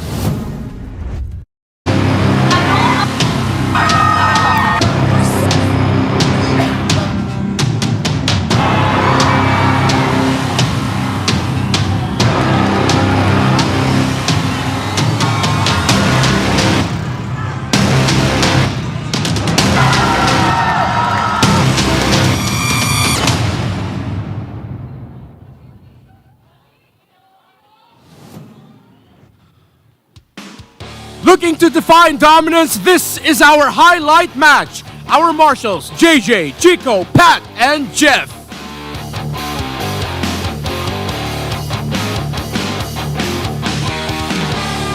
The question, will the streak continue? Will Fnatic Onic Philippines break records of the past? This is now their road to an unbeatable regular season. This is Fnatic Onic Philippines!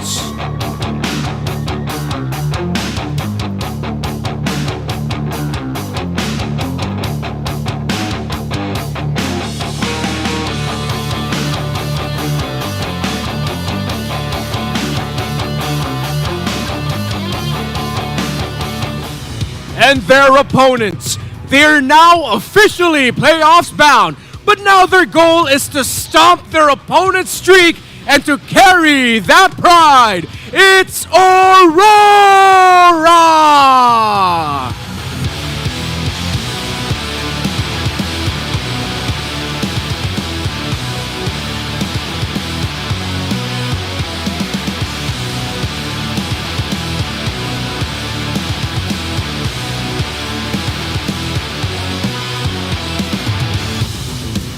And welcome their coaches. For Fnatic Onic Philippines, Coach, why not? For Aurora, Coach, master the basics.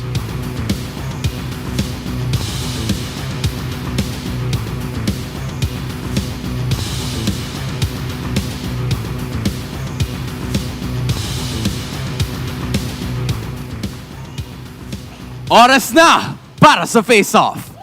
Kirk, Edward, center stage.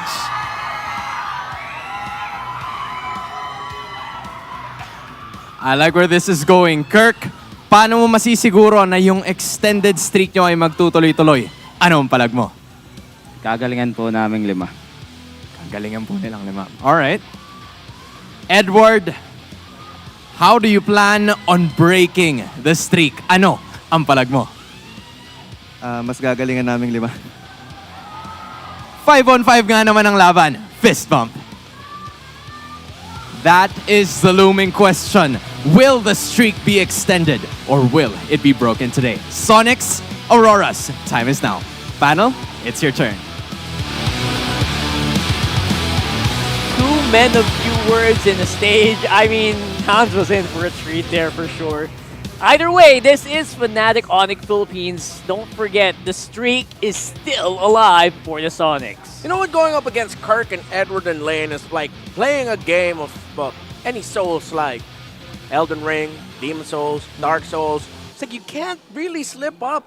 Soft-spoken as they may be, the duel that they're going to be setting in the EXP lane is what I'm going to be looking towards and how they affect the rotations of their roam and mid laner. 100%. Razor Shard, no matter what the hero. Expect maybe some R-Lots coming into play here today. Edis could still be highly contested. And definitely all eyes are on that XP lane right now. Because you know what? Reddy J has been stealing the spotlight. All these go, actually even Brusco, right? They've been stealing the spotlight for a while now. At this point, Edward and Kirk need to tell the rest of the team, I'm going to look him dead in the eye and let me solo him. Commit your rotations in the other parts of the map. Roam and mid for Fnatic Onic Philippines and Aurora need to invade the jungle and need to pressure the gold lane. Fnatic needs to pressure Doming. Aurora definitely needs to pressure Kelra. Yeah, very, very spicy. Early game, you can already expect some battles happening in the jungle. Here are Infinix keys to victory. As usual, as you mentioned, leave Edward guessing about your hero ocean. It's a hero ocean, guys. It's not a pool anymore. Yeah, there's so many heroes that the young man Kirk was able to play this season. So, Edward, deal with that using consistency. You're Mr. Consistent for a reason. Whatever Kirk throws your way, deal with it. Hit your opponents during phases, they usually dominate. Aurora, weirdly enough, they've greatly improved their early to the mid game. You're not unbeatable there, but you really have to shut down that early to mid. While Fnatic Onic Philippines, though they may lose early to mid game sometimes, they just find the right power spike. At around 6 to 9 minutes, Fnatic Onic Philippines just does something so right that completely turns the game in their favor. That's where Aurora need to take them down. Does something so right, feels so wrong at sometimes. To the point where they feel like they're choking out the opposition, right? Oh, yeah. Inside the game, all right? It feels like you can't play properly, and that's what the power of Fnatic Onic Philippines, and every team in the Philippines has actually probably experienced this. Any MPL team will tell you. It's so hard to play against them, especially in the pacing that they do in the early to mid is just disgusting. It's so fast, and sometimes even in the duels that look 50-50, they eke out, they're usually one step ahead. Yeah. To just give you an idea of how massive the hero ocean of Kirk is, dude has 12 unique heroes. 12 unique He's heroes. up there in terms of the other top unique heroes in the league. Players who have the most unique heroes. Chopno. But he's like the only EXP laner up there. That's right. Edward has 6 unique heroes played. Kirk has 12. That's why it's so important here. That's something that Fnatic Onic Philippines needs to leverage in the draft. That's like 50% more. Yeah. Almost exactly. It's double the hero pool of Edward. And again, Edward gunning for consistency, I don't mind it. I don't blame him. Yeah. That's what he does. He gets a knife, he sharpens it over and over again, and he attacks. We're going to see that happen here on the draft here. Phobius, no surprises with the ban. Maybe, again, we're not going to see a lot of, XP laner focus here on the ban because they know it doesn't make, it doesn't make sense anymore with the amount of tools they have. But we will see Matilda ban out. I guess it's not surprising since it is Aurora. Yeah, Renegade is something. It's really different when he has a utility. The Matilda's in his hands. It was Coach Master the Basics who we got to talk to yesterday and mentioned that really Renegade molded his utility roamer from the game of the Queen herself. And Renegade does it so well. In the words of Coach Master the Basics, Renegade is the roamer who truly has mastered the basics. Fnatic Onic Philippines, the Nolan and the Hayabusa will be open for pickings if they want to prioritize their jungler. But no, they swerve and go ahead, pick up the Cho. Similar to the pattern of Team Liquid Philippines earlier, they respected the Tigreal of perks. This time, Fnatic Onic Philippines will respect the Cho of Renegade. That's right. And actually, this is huge. This will also kind of discourage plays of picks of a Hayabusa from players like Demon Kite, who did go crazy with that hero as well. If ever the Hayabusa gets... Some of those natural counters in Season 1, right? Against the Hayabusa, go pick a Cho. Yeah, you still have a Julian, Nolan, and Ling available. Should be a little bit easier for the Ling. But they're going to go ahead and chase... there it is. It is the Ling. This time it's the Khalid. So it seems like Aurora really has picked up in the example set by Team Liquid Philippines that Khalid is one of the best EXP laners right now in the meta with the damage that he provides and the sustainability he has for himself as well as a secondary roamer setter in the lineup. That's very early as well. I love how early it is on the draft. It's literally second pick and the first pick here for Aurora. Yeah. So obviously there's a lot to expect here. I think with the Khalid pick, you all kind of expect that level 1 invade like that we were talking about earlier. Yeah. We saw that previously as well last week. It happened. It was deadly. It happened like right before the stinger ended. Yeah. So and I think because of that, Julian might be the pickup here. But nope, still Hayabusa. Hayabusa still. Yeah. So they have Cho and Valentina. I think their EXP laner pick here is going to be important. Something that can rotate fast. So to deal with that level 1 invade that you mentioned earlier, that will most likely come out of the Khalid. If not level 1, clear the first wave first, and then you go into the opposing jungle. Which is probably doable with a Terizla. At level 2, level 1, you can clear pretty fast. You're pretty sturdy. They also need the front line, right? So that front line, that XP laner here for Fnatic Onic Philippines is going to be a bit tricky because you can't you kind of limit yourself in terms of the XP lane, right? But again, he has one of the biggest hero pools again in this matchup, right? So I don't blame him.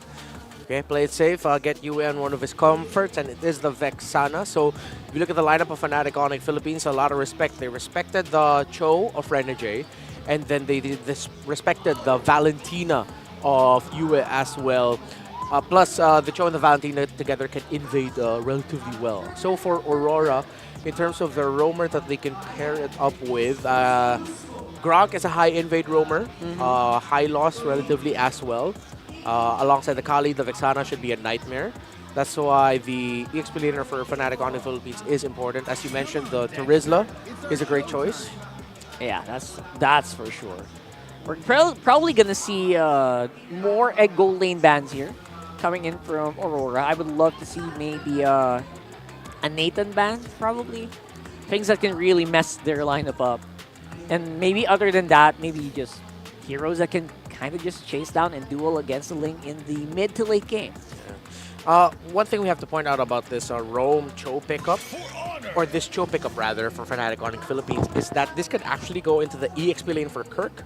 It was one of the heroes that he has played in his Hero Ocean. That's true. 1 for 2 though, 50% win rate, but I mean, it is still an option and something that needs to be considered. But with the Tigreal getting banned out by Fnatic Onic Philippines, something tells me that that is most likely going to be a Roam Cho. And if ever for the EXP laners, if it's not going to be the Terizla, if it's not going to be the Edith, next up you actually still have the Arlot open.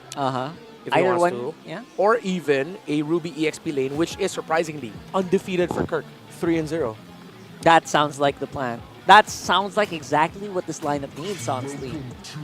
But the Grok getting banned out is more interesting as well. That's them respecting the possibility of the switch-up. Switcheroo. That it's going to be an EXP Cho than a Roam Grok. All right, so overall, we're still not quite set yet. That's a Kufra ban. That was a Kufra, yeah? Yeah, right? That's the voice line of Kufra. Did FNOP ban Kufra? Yeah, it seems like it. They're really just hammering down on the Hitman. That is interesting. All right, very rarely does this get banned out, but when it does, you know it's special. Okay, There's the Edith. That's probably Roam. Oh yeah, for sure. Yeah, probably Roam here. Renegade going for something really safe. Great front line already enabled. Gold laner missing here for Aurora. Might be a Magic Gold laner. I wonder if they're willing to put in the Alice or the Lunox, but then you don't see the matchup yet for Domeng.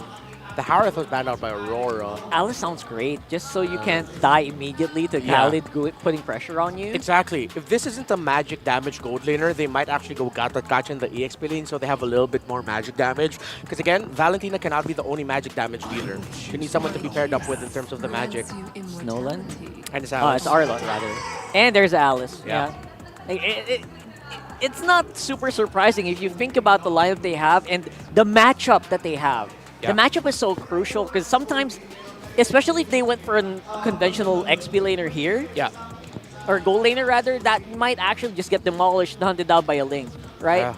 Yeah. The gold laner here for RORA. It's tough to go static, so Ixia and Melissa will be tough. Moscov's out. Moscov's out. It seems like you're stuck with a carry or maybe even a... What's the name of that guy, Nathan? Nathan. Yeah. Sounds great. But might be...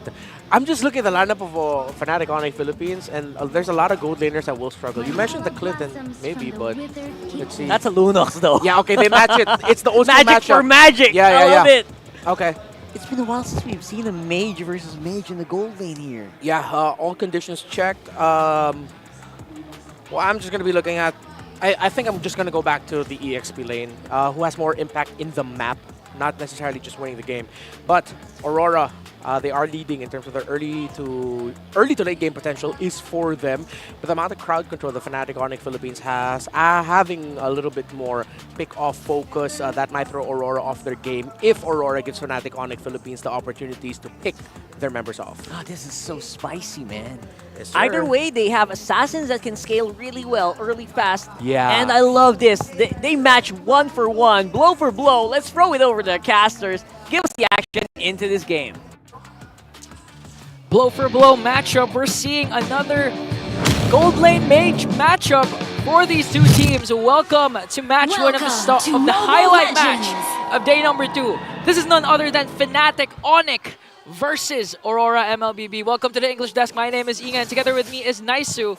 And so far, Naisu, how did you enjoy the amazing draft?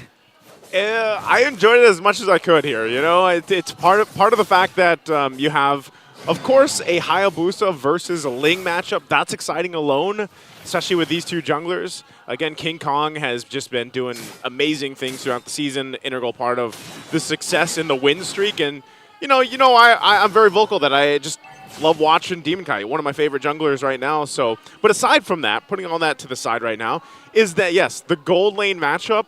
This is where our eyes are going to be for, especially towards that mid game, and even in a sense the early game. How is this going to support the two assassin junglers and their rotations? Because the Cho here already early on, Domeng takes a couple shots. Of course, he should be able to get out of this. Heals back up too. But that's the thing. The Cho, man, has been on point lately in the previous matches. Yeah, in terms of the Rome matchup, in terms of AoE, you can expect Renegade to be more aggressive. But in terms of mobility and those pickoffs potential, Brusco's really going to have an easier time, especially with his mobility. And again, at the same time, this is also a matchup between the gold standard and the possible next standard in Doming. We've seen a lot of flashes of stardom from this kind of hero, and now rocking the Lunox Mage up against Kelra's, I believe, 4th most used hero, the Alice. It's going to be a really tough matchup for Fnatic, but looking at the community prediction... That's close. Wow, close, but Aurora still edges out Fnatic Onic. So a lot of people are actually hoping or banking on the momentum that Aurora has gotten, especially since they were able already to secure a playoff spot. Look at this. Already some poking back and forth. Eternal Guard going to be dropped down. They get the Sandstorm too. Under the turret they go. A whole lot committed. Brusco joining the fight. Doesn't have level 4 though. Has a concussive blast and plus the bonus damage, but has to get out with the flicker. Now Super Prince joining the fight. Primal Wrath as well. Goes down. No one goes, but the final slash can be used as well from Kirk. Everybody is here all at once. Kirk goes down too. Now Edward. Tempest Blades is used as well from Demon Kite to get out of there. This is like a scripted wrestling match wherein everyone just keeps popping and popping. The saves are there for Fnatic and Aurora to have a trade, but Fnatic edges out that clash with 2 kills, and King Kong will secure this turtle. That was a whole lot. Just, you know, good response. I mean, at first I thought it was just going to be a disengage after the initial, you know, fight broke out, but then one by one, everybody showed up. But ultimately what happened is, yes, objective that ended up being an objective secured for FNOP. Yeah, it's like, imagine if these players have their own background music, like wrestlers. It's just going to keep popping and popping, but look at this, the aggression of Aurora. Super Friends still alive, and now Demon kind of has to Tempest Blades on out of there. You saw that as well.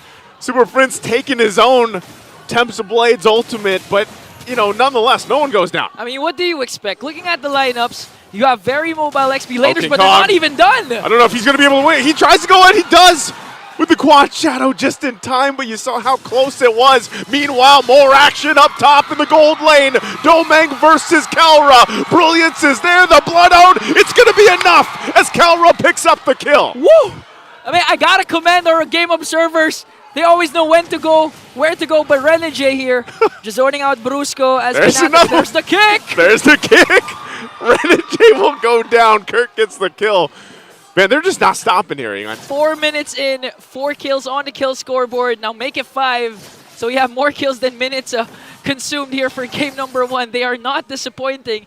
And again, looking at the lineup, you'd expect this kind of playstyle for both of these teams. XP lane-wise, very mobile. You have the Khalid, and you have Kirk's Arlot. And apart from that, of course, Rome Cho. Although Renegade isn't that mobile, you know, Renegade being the player that he is, he always wants to be present. And apart from that, the Assassin matchup between Hayabusa and the Ling of Demon Kite. And right now, they're really working on this gold lane. Will we see a kick from Brusco as Super Friends has the Primal Wrath though, so they can burst down Aurora at any given moment. Yeah, all this to go ahead and hold on for the objective being up. Super Friends holding on to the Primal Wrath. Renegade also just looking for some space to work with around this, but he's also going to be very careful because he could get kicked, just like we saw previously, but no one pulling the trigger on the turtle. And Brusco is really working on Edward right now. Still, both teams have yet to start this turtle, but Fnatic Onic is here. Demon Kite as well, just waiting for the perfect opportunity to out-retry King Kong. Super Friends still with the Primal Wrath again, but you have to wait for Kirk. The final slash flicker is available. Renegade just zoning out. Brusco, will he go for the kick? There's the Sandstorm on the back line. He's going to be able to find Kalra still. They ignore the turtle for now, but Renegade's the first to go down. RORA still dealing with it. There's the kick on the heel, and now Edward could be in trouble. Kite gets the turtle. Brusco goes down in the exchange, and now they're looking for more. Tempest of Blades. Kirk tries to dodge it, but he gets met from Domeng. And so RORA will fight back. They get an objective, but still, FNOP holding on to a small lead. That was an own goal for Brusco. We waited for the Raging Sandstorm to be to get done casted, then just kicked Edward, and all of a sudden Edward answers right back. The tenacity takes into effect there as they get to and now are working on the top lane of Fnatic Onic. This is an aggressive start from both of these teams, but here comes Renegade. Flickers in with the Earth Shatter though. There it is. Raging Sandstorm once again, a lockdown. Kelra already using the Blood Ode. Brusco there, now Kirk and Super Friends going to be joining the fight. They break it out. UA trying to get there in time, might be a little bit too late. There's the guard to heal him back up. Eternal Guard dropped down as well. Edward should be able to get away, but he can't because Kirk will clean up the kill. But here's Demon Kite as he shows up, picks up and cleans up as Demon Kite swings on in. And Demon Kite just doing Demon Kite things with 301 KDA with this Ling. Late entry, no problem, but props to Edward. So making sure that the fight was long enough for them to wait for the Finch Poise of Demon Kite. But still Fnatic Onic with the neutral objectives that they've been taking. Yeah. They're still in the lead, 941 and almost non-existent. But the problem is, Kelra still is activated. 2-0-0. Hasn't been picked off yet despite numerous attempts. And here comes the pickoff onto Kirk. Again, another team fight breaking out. Brusco zoning out Doming for the fight, but Kirk goes down. Brusco on half health, takes a couple shots. He's going to back off for now too. So RORA will finally get that tier 1 turret. They pick up a kill in exchange, and now Conceal going to be used to the mid. Okay, they're going to zone out the property of Fnatic Onic. Renjay is really zoning out the members of Fnatic. And the Aurora really moving as one. If you see one Aurora member, most probably there's 2 or 3 more. Yeah. Ready to come back as they work on the turtle. Edward continuing to zone out Brusco. And this is the start that you want if you're Aurora. You got already 2 turtles. In terms of kills, Fnatic Onic is leading. But the point is, the kills are going to the right person, which is Demon Kite and Doming. Yeah, both of them. Even when we looked at that breakdown earlier, even when they were down, about 1,000 gold or so, it was relatively even in lane-to-lane matchup economy-wise. And that's why you see so many of these fights. It's kind of just a 50-50 at some point, but RORA, for the most part, has been really layering their abilities just like this. Again, the jump in under the tier 2 turret. Brusco will jump in, trying to find the target. Super Prince and King Kong on the back foot, but meanwhile, it's a cutoff as Kelra goes down. Renegay's going to be next. Still trading under this tier 2 turret. Now Kirk flickers on out of the defense. Demon Kite tries to go in, but gets terrified. He's got to back off. Now King Kong, where's he going to go? Is he going to re-initiate? Still Edward and UA here around the purple buff. He's going to work for it. Goes in with Quad Shadows and picks up a kill, but it's Super Prince that grabs it. The best part is King Kong still, I believe, Demon Kai was able to get the purple buff. It was supposed to be a worth it trade already for Aurora because it was Kelra for Renegade. But with that additional kill to Edward, Fnatic Onic seems to find answers despite the aggression that Aurora has been showing. Props to Kirk, though, for trying to delay the push that Aurora was doing with the final slash from that brush up top. So clearly, these two teams have really mastered the rotations of each other because they always have answers. Answer right, answer right, answer. But when it comes to the mid-game to the late game, though, who do you think will have the edge here? Whew. Mid-game, late game, this, hold on. Domeng already taken out. Still going to fight it out. Renegade there, too, on the backside, providing vision. Takes the Eternal Guard, will probably go down in the exchange as he does. Primal Wrath not going to be enough to fall for RORA as FNOP picks up a couple kills and Lord is up. Okay, that was a better trade now this time for Fnatic Onic. No casualties, 2 kills, but they were able to save the mid lane turret that Aurora was aggressively trying to burst down. And right on time, as the first Lord spawns, Aurora MLBB outnumbered here by the 5 members of Fnatic Onic as they work on Edward. Oh. I don't know if they're going to be able to delay this enough. Trying to take the attention here. Already the final slash going to be used too. Tempest Blades King Kong expended. King Kong though, there's the shadow kill. He'll be able to go ahead and get the Lord. Now Edward goes in, Raging Sandstorm, but they disengage Aurora. I don't think that's a fight further for them. Man, did you see what King Kong did? He was really low up against the Lord. Casted the Ouija shadow kill just to make sure they secure the Lord. Not giving enough time for Aurora to contest, especially with Demon Kite Sling, or even try to look for a trade, because as soon as they got the Lord, it was out, and now Renegade uses the Earth Shatter Flicker combination. That's a major resource down for their main initiator. Now Fnatic Onic can make the most out of this first Lord. That's enough information too. Final slash Not going to connect the way Kirk was hoping, but they try to hold the Lord to the mid. Still Edward taking the brunt of the damage. King Kong forcing them back. They want to get this tier 1 down in the mid lane and work further. Super Prince holding on to the Raging Sandstorm, dealing them from the edges here. So tough for RORA to deal with. Now Super Prince in this side of the jungle. He could initiate, but so far the Lord's been taken care of. Even Super French just standing in front of 3-4 members, not afraid. Again, he has that Raging Sandstorm ready to be casted, and look at Kirk's position. This is the crucial part! There it is, under the turret they're gonna go. Renegades already gone, 3 members quickly go down, but there's the fight back. Tempest of Blades comes down from Demon Kite.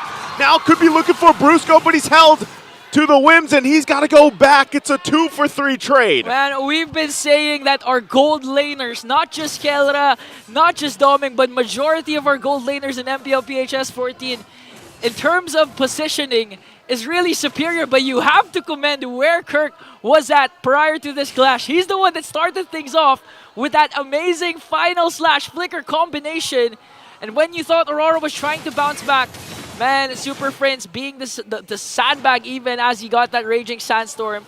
Fnatic Onic cleans up 3 against Aurora, but still Aurora was able to defend their inhibitor turrets. They still have 2 tier 2s everywhere. Yeah. And man, this is a matchup we're all waiting to see. That's exactly what we have on our hands here, Ingon. It's just it's a battle. This one, I mean, it's from start to finish so far, at least, 12 and a half minutes in, where it's been just team fight and skirmish after skirmish.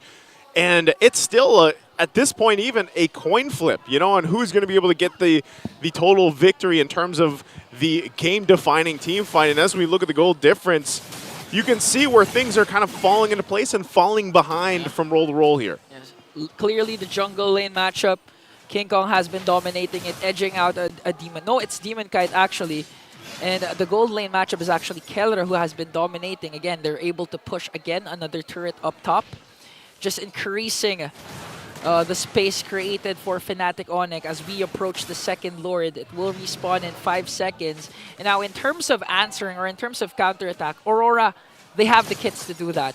Again, Raging Sandstorm for Edward must be crucial. They have the opportunity to counterattack with that ultimate and let Renegade just start things off with the Earth Shatter onward, the Flicker combination. But the problem is it's also Super Friends doing the same thing. But in this case, he opted for the internal guard. So let's see how crucial, how things will go down in this second Lord, because both of these teams, 5v5, are ready to engage. Fnatic Onic making sure to zone out Aurora. And now, we've been seeing Kirk, the Kirk attack. The Kirk attack. The Kirk attack. Started 2 consecutive clashes with the crucial final slash flicker combination. And with his kits available, man, oh man, you can see Fnatic Onic just really waiting for the perfect opportunity to strike. Renegade as well. Using the conceal Lord, they're going to hold it at half health for now. They're going to initiate right there. They take out Demon Kite. That was the perfect target to deal with. And now Renegade going to be next. Has to pop the Primal Wrath, but he goes down as well. And they just fall apart. RORA on the retreat, running away from FNOP. Man, that was a tough position to be in for Demon Kite. This is the 2 consecutive times we've been hyping up Kirk, and right after we hype up Kirk, Kirk does something amazing. If you look at the previous clash, there were 2 Aurora members in front of him, but what he did instead was cast the final slash flicker in to Demon Kite. You said it. Which Kirk was attack. the perfect target. Man. He's an architect of himself, man. What a play. And the thing is, that was amazing there. Yeah. But Kirk has been doing that work. He's been putting in that kind of effort this entire game. Yeah. Even entire season. That's why they're 10-0. That's why they're this close to tying up the record. And look at King Kong. Demon Kite can't even get a moment to breathe. And there's the kick again into the team. And they're collapsed down. Once again, dealing with it. Lord's still going to be up as well. Domang, part of the already gone as well. And now they just continue to get body after body. They're trapped under the crystal, and that looks like it's going to be it as FNOP will take game number 1. If you need a definition for dominance and excellence, look no further. Because what Fnatic Onic just displayed was exactly that. Up against Aurora's fast rotation. Honestly, Aurora was prepared going into this game, but Fnatic Onic just showed why they're the team on top and why they're the team to beat. So, such a good showing here. Very close though, so I'm excited for the whole series. And now we have to throw it over to the panel to break down what happened during game number 1. Yeah, I think that really did play out the way that a lot of people would expect. Again, with the first pick Cho, this literally disabling this Ling. I love what I see here from Brusco time and time again. Yeah, Brusco and Super Friends was one of the biggest reasons as to why initially it was Fnatic Onic Philippines winning the early game rotations, and they were reading Aurora's and blocking Aurora's movements. However, Aurora just displayed one of the best things that they do well, which is take care of the map. So this was a game dictated by the results of team fights because of how well, number 1, Aurora controlled the map, to trade the fact that number 2, Fnatic Onic Philippines sacrificed towers for the sake of building leads from fights to temper the rotational tempo that Aurora could have gotten, and that tempo that Aurora wanted to get was controlled, well, by Super Frizz very well as the Valentina. That's right. Again, having a field day, just doing whatever he wanted, literally on the map, at least in that later part. I mean, in that mid game, man, that really got me going. Like, whoa, what's happening here? Aurora seemed to have this a pretty good lead, which is very rare for FNOP to actually lose that lead from early to mid. Somehow, Aurora, you know what? They got their spikes. They got what they wanted, but FNOP took it back. Yeah, it all came back from that 9 minutes and 40 seconds team fight forced by Fnatic Onic Philippines. It was the highlights shown before before this one. Yeah. It was Super Friends getting a double kill, leading to Fnatic Onic Philippines getting the first Lord and regaining control of the map. And for the second Lord fight, I mean, everyone saw it. It was a great flicker final slash from Kirk, who was able to pick off Demon Kite of all people. Then even a solo kill there with Super Friends just going forward, dash forward, first skill, dash back, King Kong go in, finish off Demon Kite. There's just the aggression the Super Friends showed on this Valentina really set the tone for Fnatic Onic Philippines. It feels like at times it was even Brusco going, hey, if my Valentina is going so forward, then I think I should be going forward too. That's right.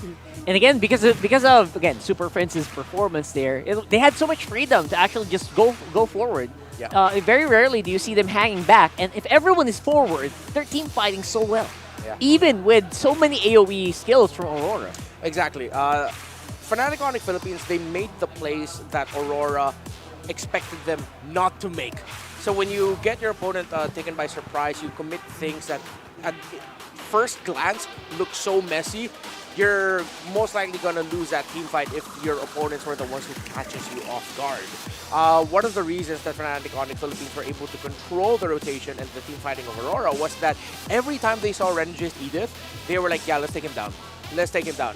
And most importantly, not only did they commit a lot to take down Renege quickly, they made sure that if ever the members of Aurora are going to come in and join the fight, that it's not going to be a stomp just because they already used so many skills to take down Renege. The other members of Fnatic Onic Philippines will be like, okay, you guys are going to join in to help Renege out? All right, we're going to make sure we get a trade here. It's not just going to be you guys winning the team fight. Yeah, and speaking of like stuff you don't expect, I honestly don't expect Brusco to have these Wave of the Dragons just when Demon Kite arrives. Yeah. And he always denies them, right? That happened like multiple times in this game where, you know what, it looked like Demon Kite was going to clean up the low HP members of Fnatic. Yeah. But Brusco still had Wave of the Dragon. He saves that stuff for the people he expects to come.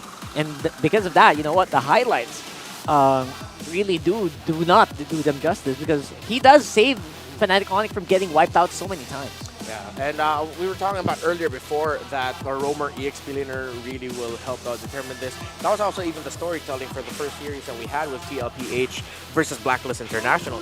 Now this time around, you saw that Edward had to do a lot in terms of like giving damage setting because Renege was just shut down by Fnatic Onic Philippines.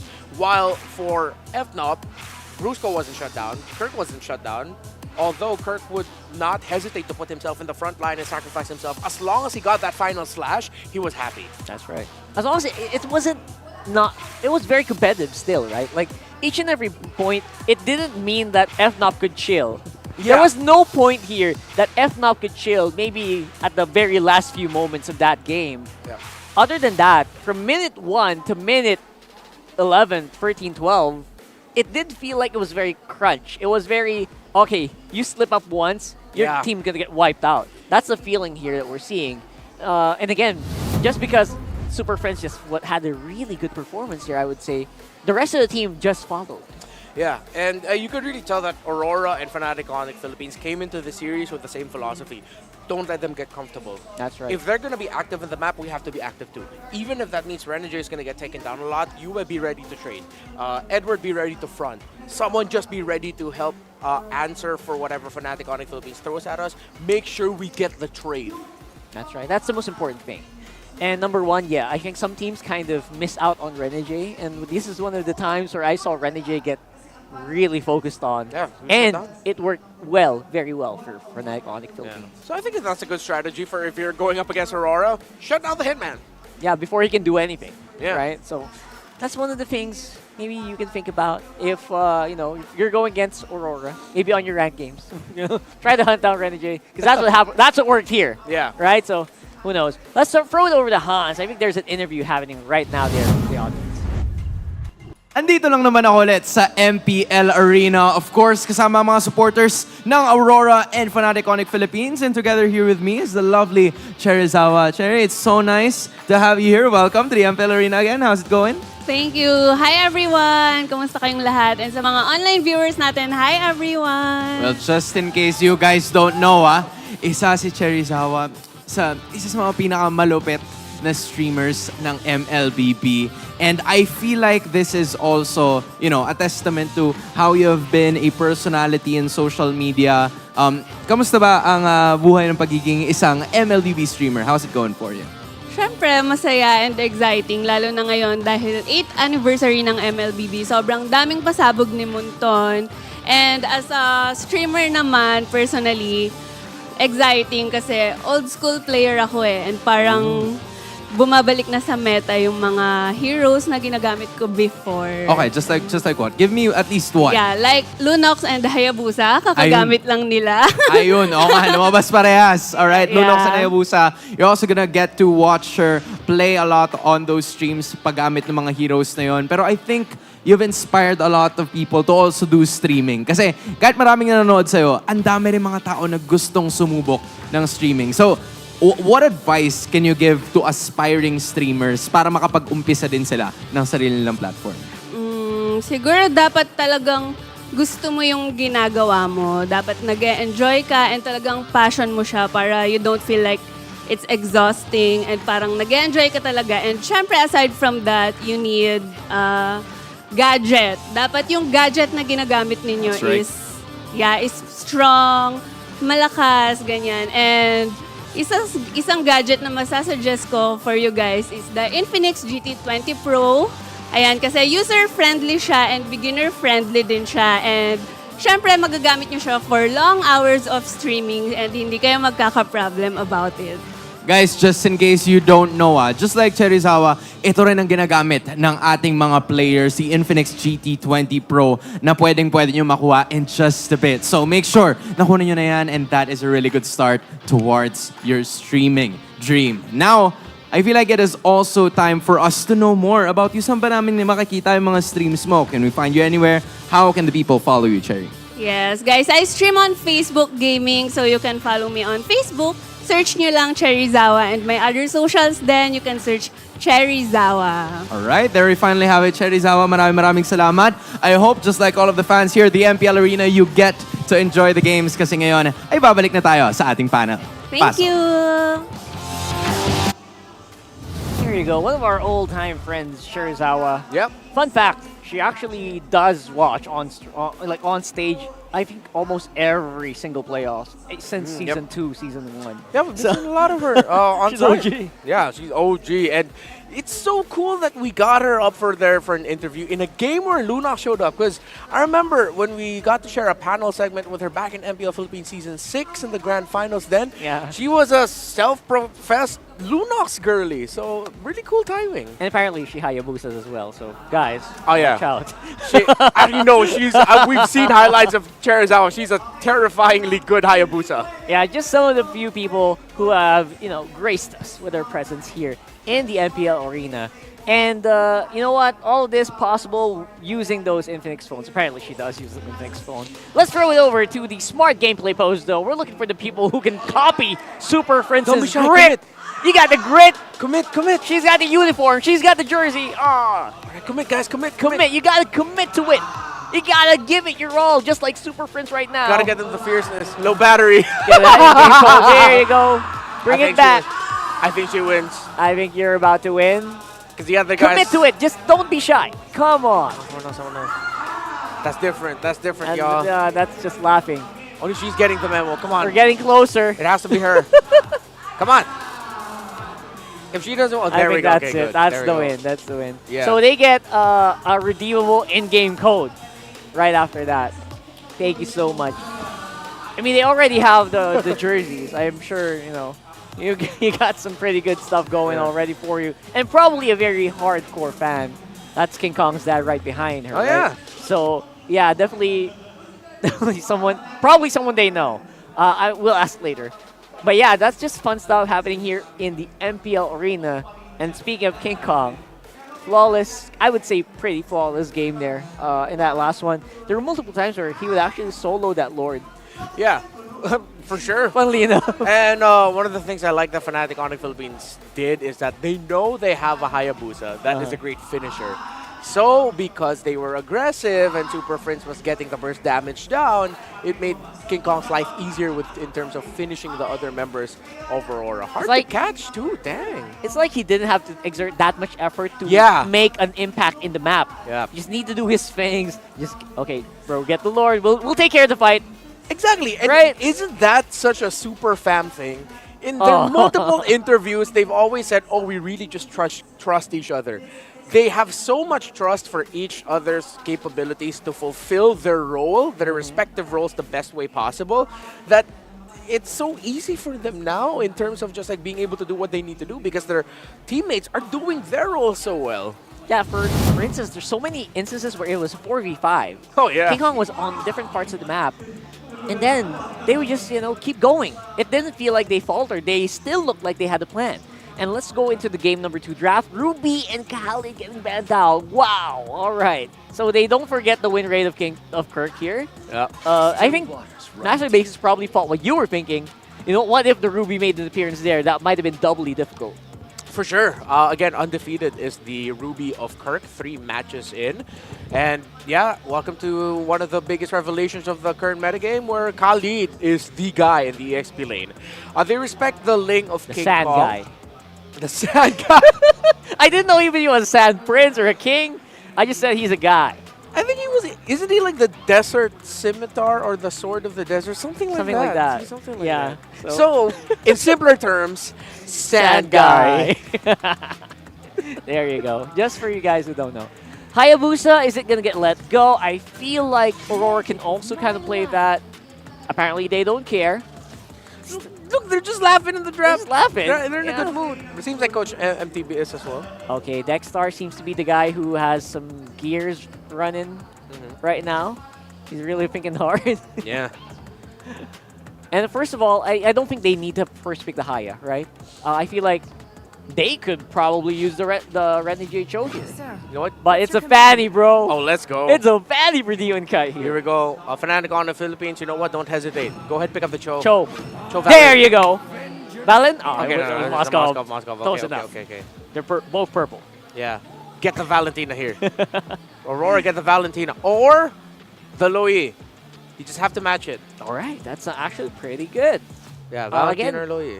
It's pretty same for game number 1. You have to match the aggression as well of the Fanny. You can't really be slacking. But it's a Vex. I guess you could be a more aggressive Edith if you want to. Yeah. You could play more forward. But Valentina again for Super Friends. No brainer, right? Just go. Yeah. Well, okay. All right, interesting choice. Okay, for Aurora, I think they're thinking about the team fight as 4. Yes, as usual. Yeah, because it seems like they're just going to be the ones sending Demon Kite to take care of the far lanes. That's right, that's right. Edith and Vexana are a great team fighting combo together, and that's how they're going to win it. Actually, that's probably one of the lackings of the draft earlier. If you notice, after they took the first Lord, first tower on top, first tower on bottom were still secure. And they didn't have any ways to answer those far lanes. Yeah. Okay. They Okay, got yeah, the of course. Valid. You called it right after, right? So, interesting choice. Yeah, okay, because if Aurora want to fight as 4 while the Fanny split pushes, or fight as 3 as the Roam mid and EXP as the jungle is the one split pushing, the Valentina will make things a little bit harder because the Valentina will have the ultimate of the Edith. That's true. That's double the damage, actually. Yeah. It hurts. It hits a lot more than Edith original. So if you've experienced going against a Valentina in Primal Wrath, you'll know what I'm talking about. Oh. Okay, I think Aurora will, can still respect ban the heroes of King Kong. Just one. I wouldn't commit the ban on both of them, the Hayabusa and the Nolan. So Fnatic Onic Philippines, this is great too. Taking out the Claude. Claude and Fanny would have been a nightmare to deal in terms of the macro.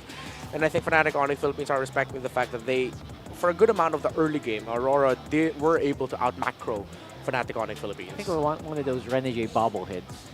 That's intense. There's a bobblehead now? No, I mean, I'm sorry, the literal head. Oh, the masks. The mask, yeah. Oh, I thought for if Renegade. there was a Renegade bobblehead, we both know the first guy who's going to get it. Let's say his name together. It starts with an L. One, two, three, Leo. Yeah, if there was ever a Renegade bobblehead, or if there's anyone watching who can make a Renegade bobblehead, our casters would be very, very happy to pay for that, for sure. Yeah, 100%. There's a Tyrael not taking any chances for FNOP.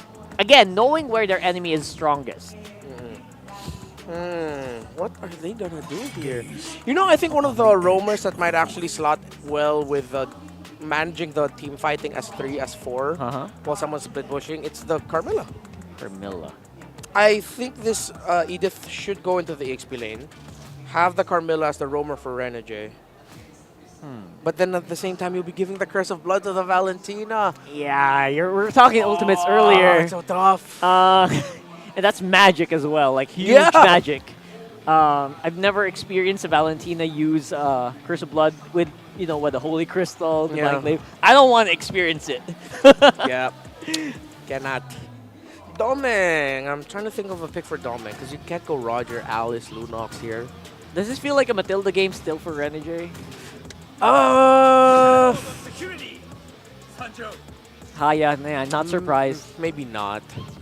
I'd want to see them go for something more tankier. More tanky? Yeah. Or go for something XP, a tankier XP. I don't know what the XP matchup's going to look like. Yeah, no XP lane picks yet. Exactly. This is a difficult thing because Kirk can flex this. This doesn't need to be going to the hands of Brusco as the roamer. Yes, sir. Even though it already did well in game number 1, but like stuff. Domeng's heroes. No, not that. I mean, you can't go Rogers tough. You're stuck with carry, but no. Carry. You can't Lunox. Nathan. Lunox is... Yeah, actually, surprisingly, he has like no record of a Nathan. Yeah, again, we'd love to be surprised. Yeah. But carry is the most likely candidate. Okay, Terizla. That's a Beatrix. All right. Okay. All right. I mean, they do go tanky. It's still a Rome Edith up against a Valentina. For classic double frontliner with the Edith and Terizla. I think you go X-Borg here of your Kirk. You can just set the Brusco pick to be the Cho again. Or you could Belleric. Belleric Rome next speaker. I'm just kidding. You know what? Not gonna knock it. Not gonna knock it. You feel like, because you know Aurora's gonna focus on the team fight here anyway, right? Yeah. I think just go X-Borg. I'd rather go X-Borg here. People who can cut. Maybe an XP laner who can cut better. Yeah. Let's see. That's Grok. Why would it get to be a Belleric? It's a Grok on Brusco. Okay.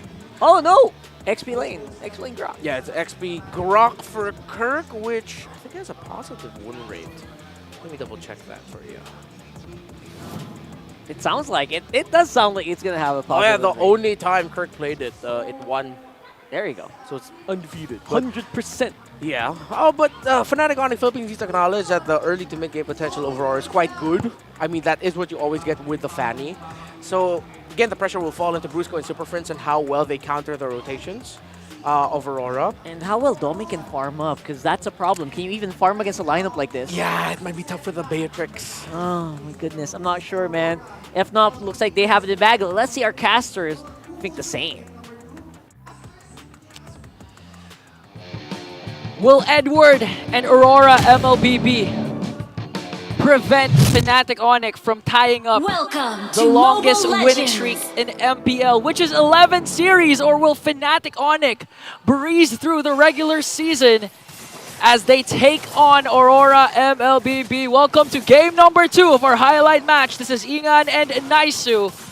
A lot at stake here for Fnatic Onic, not just the record, but also securing the upper bracket seed for their playoffs berth. And for Aurora MLBB, I don't think they want the Fnatic Onic to just, you know, be safe like that. I was gonna say you don't think they want them to get the record? Yeah. I think anybody wants to be that team that says we stopped Fnatic Onic Philippines from getting the record. Yeah, everybody wants to be the streak enders, the streak breakers, and it looks like Aurora with their current lineup, they're going at it with the Demon Kite Fanny again, and so far, Demon Kite has been performing well with this Fanny, but Renmar and Rockart mentioned a while ago that you have to match up the aggression of the opposing jungler to make this Fanny work. And so far during game number 1, I think Demon Kite did a very good job with the aggression. And what can you say about this Kirk Grok pick? Renmar mentioned that he only used this once, 100% win rate, up against what do you call this? Terizla Renegade. Edward. And that's the thing. Like, there's Kirk on the Grok and the XP, and then there's Renegade on the Terizla Roam, right? And Edward obviously went with the Edith. Oh, King Kong could be in trouble here. Goes in with a shadow kill, tries to get away, but won't. It's Renegade on the Roam Terizla that gets that first blood. Okay, oh, so I do agree. Wait, Bruce, go. Nah, okay. He's delaying him. So we did a switcheroo, apparently, for both of these teams. When you thought that the Terizla and the Grok and the Cho would be the XP laners, they're the roamers, Naisu. Okay, so this is to ensure that both of these teams will match up the aggression of each other at the same time. Fast rotation. Although Renegade, Terizla, we all know that the thing that lacks with Terizla is not sustain. It's the mobility. What can you say about that? And that's what I'm saying. Like, I know probably this has been seen a couple times, right? Roam Terizla. But man, he is just so slow. Like, he's just, you know, that when you've played the Terizla, you guys know what I'm talking about. But that's besides the fact. All Renegade really needs to do is get the set potential off. The thing is once he has the flicker, he's always going to be able to do that. Yeah. And, you know, that's the same thing. Whether he was playing the Edith or not, just like we saw previously in Game 1, that's something you can always approach with. Now, the other side where Fnatic Onic Philippines, they have Kirk even on this Grok, where typically you don't see too many players pick up the Grok and put him in the XP lane, but it works. It has been, you know, in the side lanes before, and it can work. And now Demon Kite and King Kong going 1 versus 1. Gets hit by the Spear Destruction. Good thing for Calra to show up. Stops from any further damage being done. Okay, TKO, but that's unfair because Keller was there, hitting with the Spear of Destruction, leaving Doming open here to dominate the gold lane. And again, going back to your point. Wait, what was your point?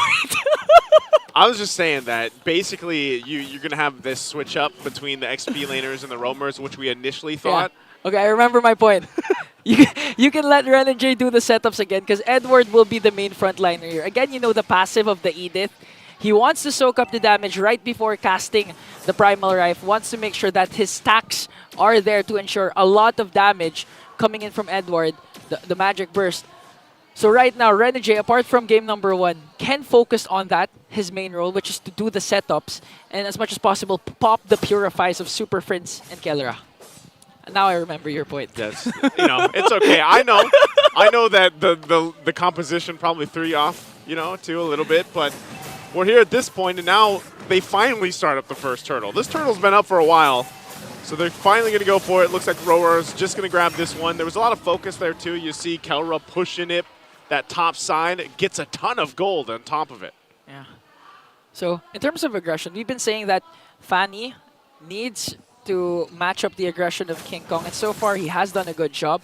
They do pick up a kill onto King Kong 0-1-0, so far a better start, a cleaner start for Aurora. But again, Fnatic Onic with the current lineup, they can turn things around. Kirk, he doesn't have the final slash, but with the wild charge flicker combination, it's the same thing. It can come out of nowhere, it can come out unexpected, and it can be it can be casted on the right target. And we've seen during neutral objectives, Kirk has his eyes set on Demon Kite. Now, even if this is a Fanny, he's going to make sure that Demon Kite doesn't have a chance to retry all neutral objectives. Yeah, this is a very different pace. Whoa, King Kong, though.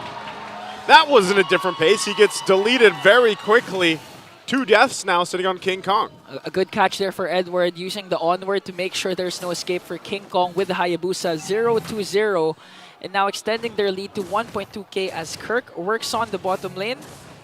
And again, Fnatic Onic gameplay, we've been saying this a lot of times, that the moment you thought the game would extend, because it's pound for pound, it's a very close fight, Fnatic can just literally extend the lead, make it wider as Kirk here casts the wild charge onto Demon Kite. So that can happen with the current lineup of Fnatic Onic. So Aurora really needs to watch out for the outplay potential that Sonics can give them. Yeah, and with this, you know, Kirk was really trying to push that lane in, but was stopped by Demon Kite, so they held on to that. They ended up getting, you know, RORA got the tier 1 turret on top, and so they dealt with that. So they're starting these slow steps. And what I was saying before all that happened earlier when we saw King Kong get taken out was the fact that this pacing of Game 2 is much different from Game 1, where slower. it was just constant fighting back and forth. But even this time around, Fnatic Onic Philippines a little bit slower. Edward taking the brunt of the damage. Now they jump in. Demon Kite goes in for Super Prince. Will pick up that kill. Turtle's still going to be for the taking here, and King Kong with the rest. Brusco looking for their own angle. Conceal. Brusco using the conceal, just bombing and weaving through. Will go ahead and just back off. Meanwhile, Kalra pushing in that turret, and they trade it. The turret for the turtle. Trade for a turtle. Turret for a turtle. And this is why Aurora is one of those teams that are confident enough to pick up a Fanny first pick. They know that even though there are a lot of counters to the Fanny, with the proper hands, in the hands of Demon Kite, it can easily dominate. And up against Fnatic Onic, they're just showing their composure despite down 1-0. But look at this Demon Kite! Again, hunting for Kirk. Great wall there. Guardian's Barrier laid down by Kirk. And you saw the recall come out too. He knew it was going to be fine. Literally, he built a wall to separate the two. And that's a hard no right there. Hard no. No, you just can't burst me down again. I'm the Kirk Attack. I can build anything. And Demon Kite's stats in terms of using the Fanny throughout his MPLPH career has a win rate of 75% in 8 games. So if he wins this game, that makes it 9. How many percent is that, Naisu? Please don't ask me to math. I should have asked Renmar. You asked Renmar that. But so far, so good. Again, 2-0-0 start. Although he wasn't able to burst down Kirk, given that that's a Grok. That's scarier because one more hit can burst down the probable tankiest hero of the Sonics at this point, 8 minutes in. And so that's the thing. Anytime you see a Fanny drafted, wherever it may be around the world, it's always going to work out well if you get this lead, but then eventually it will, fall off to an extent. I mean, that is usually the case for a lot of the assassin junglers to an extent with certain ones. But Fanny is one of those heroes that you always constantly have to kind of keep pace with, check to make sure that you're getting those purple buffs and everything else, because if it goes to the late game, and I know we don't have that, whoa! That's what I'm saying. Look at the burst damage early on in this point mid-game. Perfect pickup before the Lord take. Didn't even give enough time for King Kong to use the quad shadow or Wiggy shadow kill. Just instantaneous burst. Oh, here's the fight back though. They already dropped the Eternal Guard. Spirit Destruction used as well. Yue's gone out of the picture. Kalra forces Demon Kite back, and now Super Prince on the run from Renegade. Just one hit away. We'll go ahead and regen up, and now Kalra as well as Super Prince trying to just get out of dodge.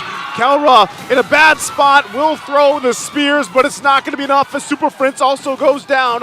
Kalra just waiting, trying to buy time, but Doming will pick up the kill. And now the Lord for the taking. And even though Kalra bought enough time, King Kong's going to let the first Lord go in the hands of Aurora. A good pickup for Aurora, good initiation as well. And right now their composure is really speaking for itself. Despite a lot of high mobility heroes for the side of Fnatic Onic, they're focused on their goal, which is to bring down Sonics first before getting into the Lord. Yep. And with that kill onto Kelra, they were able to shut down the possibility of a trade of a turret up top. Now Fnatic Onic, with that clash, they didn't have a trade coming into that first Lord. They did not. And, you know, part of this, too, is you're seeing it where when Fnatic Onic approaches those objective areas, you know, they're having a hard time at really looking for the angles that they need or the setup that they need. And it's a matter of time for them to build up to get to where they need to be. And Fnatic Onic has been in that position before where they've had to get to the late game. And that's what I was saying before the fight broke out, where you know, you get to a point where you stall things out. You get to the point where you build up the items that you need. Also on the defensive side, because like we saw, Demon Kite right now, his damage is insanity. It is literally big damn, and you can't really do much against it. Okay, RedJ with the conceal. We haven't seen a lot of crazy penalty zones so far because, honestly, Demon Kite just finishing the job even before the clashes pursues. So right now, they have to watch out for the counter setups or the potential setups that Aurora can do. Again, the flicker will be up in 40 seconds, but the penalty zone is there, as well as the Earth Shatter and Primal Wrath combination from Edward. But look at Brusco's position. Trying to gather a lot of information here for Fnatic Onic as Kelra works on the Lord. And this is the beauty of having Demon Kite snowball with the Fanny. They didn't even have time to think about doming. It gave enough space for doming to just really work on the turrets, get a couple of kills, literally 2-0-1, and at the same time, prevent them from focusing on going up against this Beatrix. Oh, look at this too. You had Kirk there on that backside for a little bit. You still have Brusco waiting patiently, so really just kind of giving information, but then they call it off. You thought that maybe they would make an attempt there, but they decided to not, you know, and Renegade does spot Brusco out finally, so FNOP's just back in that position where they can they can work around this about a minute till this Lord is up, but then they might have to face the challenge of, do we actually try to contest this, or do we just wait in our base? Are we prepped for a actual base defense? Because if you look at the lineup, it's not bad in terms of defense and clearing, you know, the waves pushing in later on. I think if you're not planning to contest, at least go for a trade. They have capabilities of the split push. Again, Kelra has the Moskov. And with the aid of Brusco, just making sure that no one is there in the brushes, they can actually go for a potential split push. Not towards the inhibitor turret, but just take out outer turrets. And looking at the gold established here by Aurora, Doming currently leads all with a 9k gold lead. This is the problem if you have a snowball jungler. You really can't notice Doming just really farming up, clearing out all the outer turrets.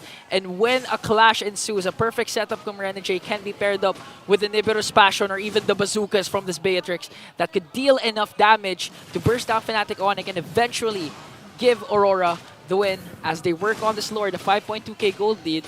Renegade eventually going to spot up where King Kong is hiding Brusco.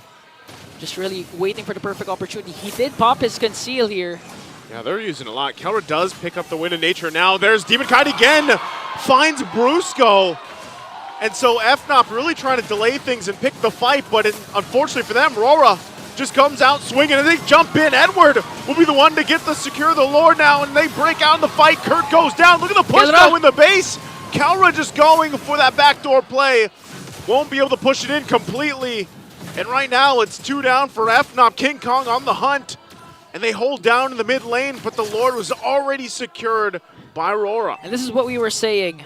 Kelra needs to look for that trade because in terms of 5v5, during that Lord pit, during that Lord clash, they're really not going to have a good chance or a better chance out-retrying or out-sustaining the damage coming in from Aurora. So it was a good trade at this point for Fnatic Onic to just go instead for the push.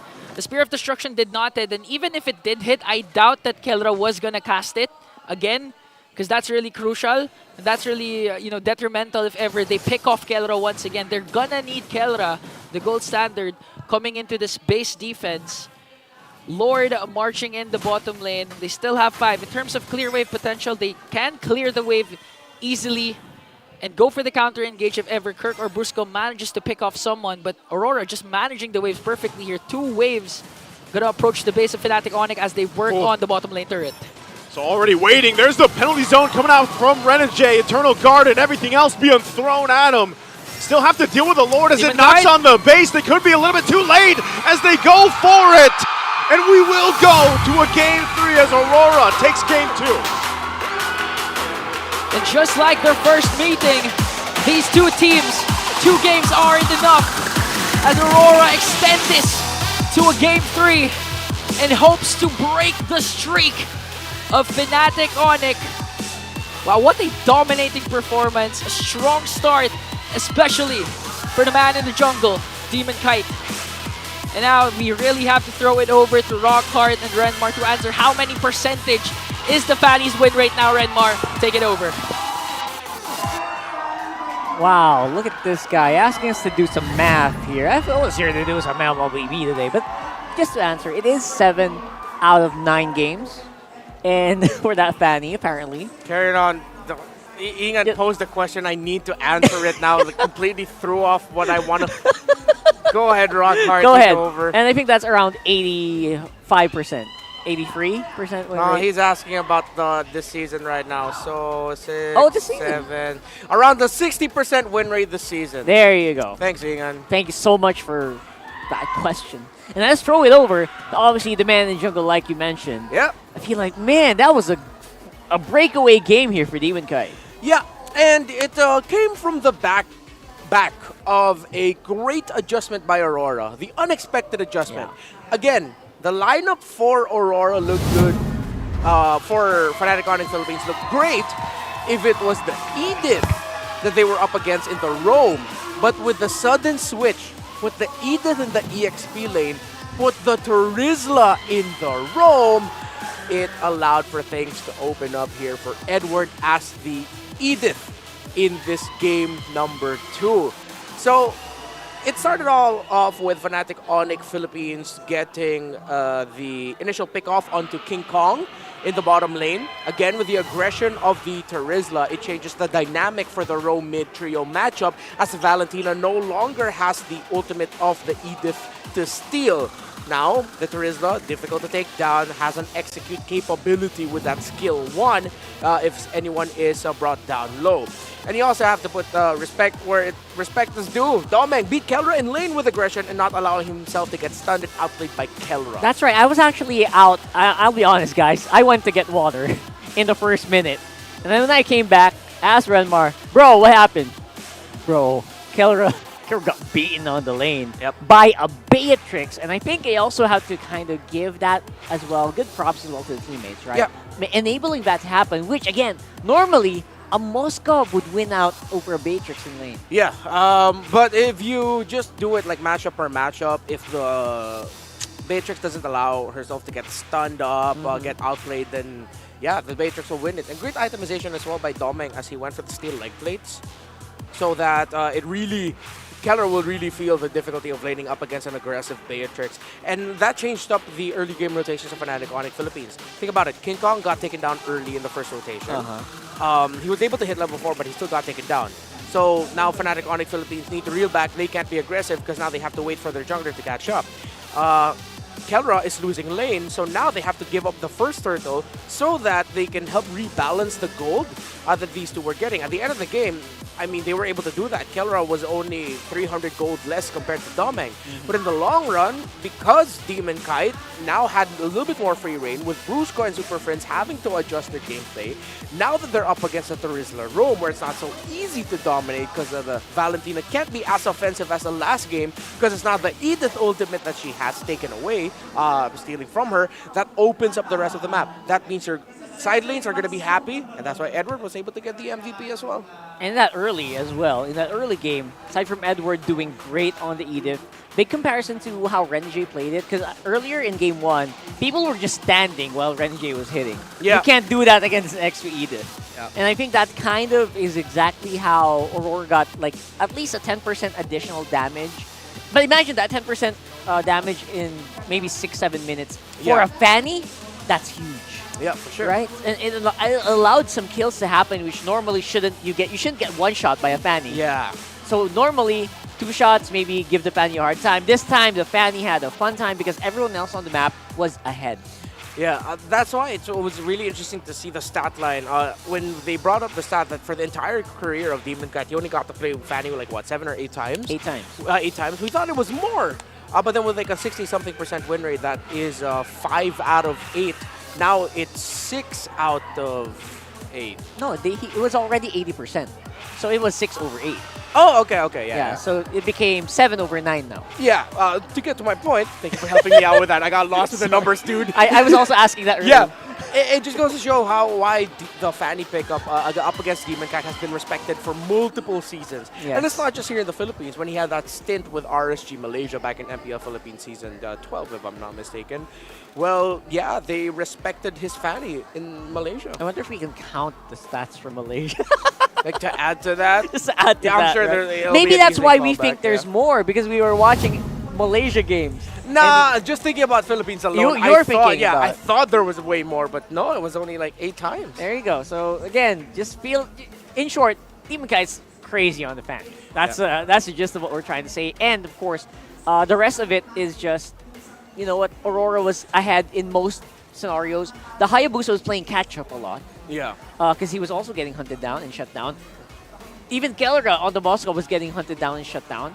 So everyone else had to do double time. And that's why they couldn't focus on just one single fight. And I think now we got to see one of the things we've noticed about Fnatic Onic Philippines. Again, if King Kong and Keller lose, then Fnatic Onic Philippines will not have a great time. Those are your two cores, your main damage dealers for your lineup. And you see in real time how Brusco, Super Friends, and Kirk completely changed their demeanor. In-game, how they rotated, how they were setting things up. With King Kong and Keller being more comfortable back in game number 1, you saw that they were willing to take risks, be a little bit more aggressive. Now that they're up against the Rizla Rome, again, it completely changed how they were dealing with things, especially since King Kong and Keller lost their respective portions of the map. Yeah, it felt like they had to buckle back. They buckled back to the attack of exactly. Aurora here, right? Yeah. It's just like when someone tries to hit you, you kind of have to back off a bit. Yeah. That's exactly what it feels like Fnatic Onic were trying to going through. So that's super interesting. And what's this? Postpones FNOP. Yeah, we're not quite there yet because this guy was part of the win streak as well. Edward says, you know what? You're gonna have to do a lot more than that to get to it there. They're gonna make it a lot harder and possibly impossible because they could cut it in the next game. But then again, I feel like the draft really also was... people were kind of like 50-50 on the early game Fanny. Yeah. Somehow they were able to make it work. I just wonder, maybe they have something else in their sleeves because I feel like FNOP still is a scary enemy. Yep. Anyway, we'll talk about that a bit more later on. We're going to see our coaches. They seem to have something to say about this matchup. Teleportation talaga. Pag-usapan namin ni Kelra just a few days ago na hopefully wag pumasok sa utak namin yung mga panalo kasi gusto namin kumbaga ituloy-tuloy yung pagiging aggressive namin, not just sa mga matches pero yun sa everyday training kasi alam naman namin na yun nga regular season doesn't really give kung sino yung magcha-champion. So hopefully yun nga, maging matibay kami and still on our toes, lalo na sa pagdali sa players. Kahit sabi mong pasok namin sa playoffs, maganda madala namin yung momentum sa pagdating ng playoffs. Pangit naman kung halimbawa mag-relax kami tapos ang pangit nung mga maging resulta this coming matches pa. So, yun, bibigay pa rin namin yung best namin. There you go. Again, why not, veterancy really coming into play here? He's seen so many seasons where people who win the regular season don't always win championships. He's been through losing seasons, winning seasons, relatively okay seasons. Man has seen it all. And I'm glad that even Fnatic Onic Philippines are acknowledging the fact that their own hubris could be their downfall. If they let the wins get to their heads, it could be their downfall. And same on the other side. Yeah. Apparently, even Dexstar thinks the exact same way. Yeah. So, very cool. You know what's cool? 90,000 diamonds, man. Because it looks like ice. Cool. It looks like ice. If you have 90,000 of that, it sounds like you're carrying a big block of ice. Or a bunch of ice. And you can get that as well if you join us here in the MPL Arena. Just post your live experience on Facebook and TikTok with your hashtag MPLS14 Live Experience. Make sure it's on public and you tag MPL Philippines as well. If you tag at MPL Philippines on TikTok, you'll find them at MPL Philippines on Facebook. I always do that as well. And share your experience. Maybe add a photo there. Add a story. Add how you won the Fancy Clubban. Something like that. Yeah. And you can get... Add how you bumped into Renegade. Or something like that. Get creative. Get creative. Take a picture with Rockhart. Yeah, people have been doing that for... Whoa, what a flex! People have been doing that so many times. All these so years I've been here, yeah, I'm pretty and popular. nothing ever gets... They never get anything out. That has to change. The next person who asks Rockhart for a photo and posts it online gets gets 90,000 diamonds. Wow. That has to be the thing. Direct, now. thank you.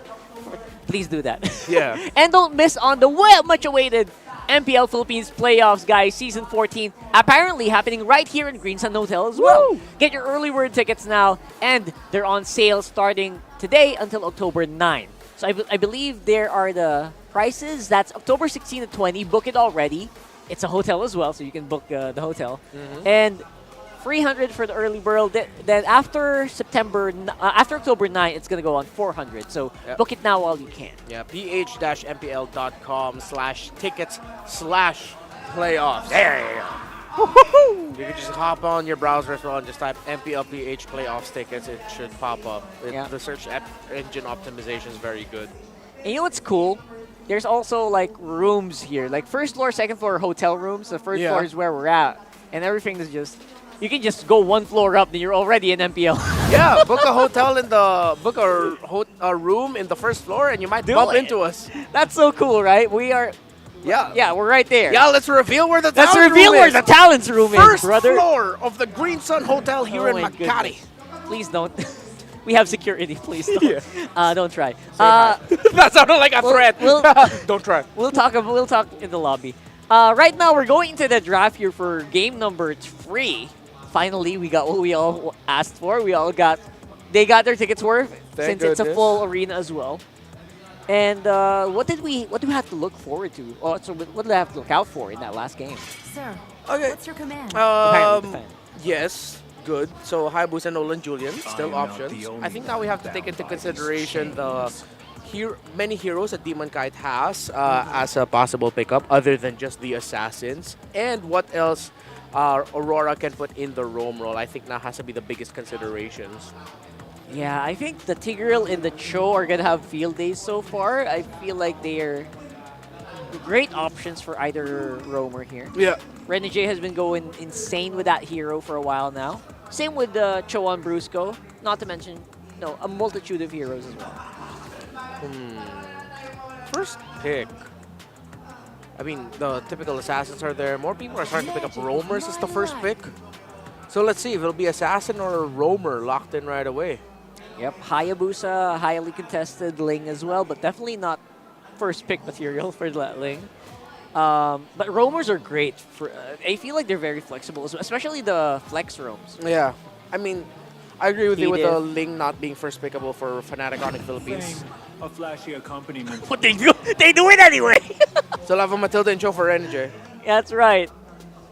I feel like he could have gone roam here, right? It feels like a roam slot. I'm surprised by the Ling pick. You know what? Comfort is comfort. But Aurora, please go ahead and pick up the Matilda. Haya? Matilda. Actually, no, they don't need to rush the Matilda because it's not like Busco's going to pick it. That's true.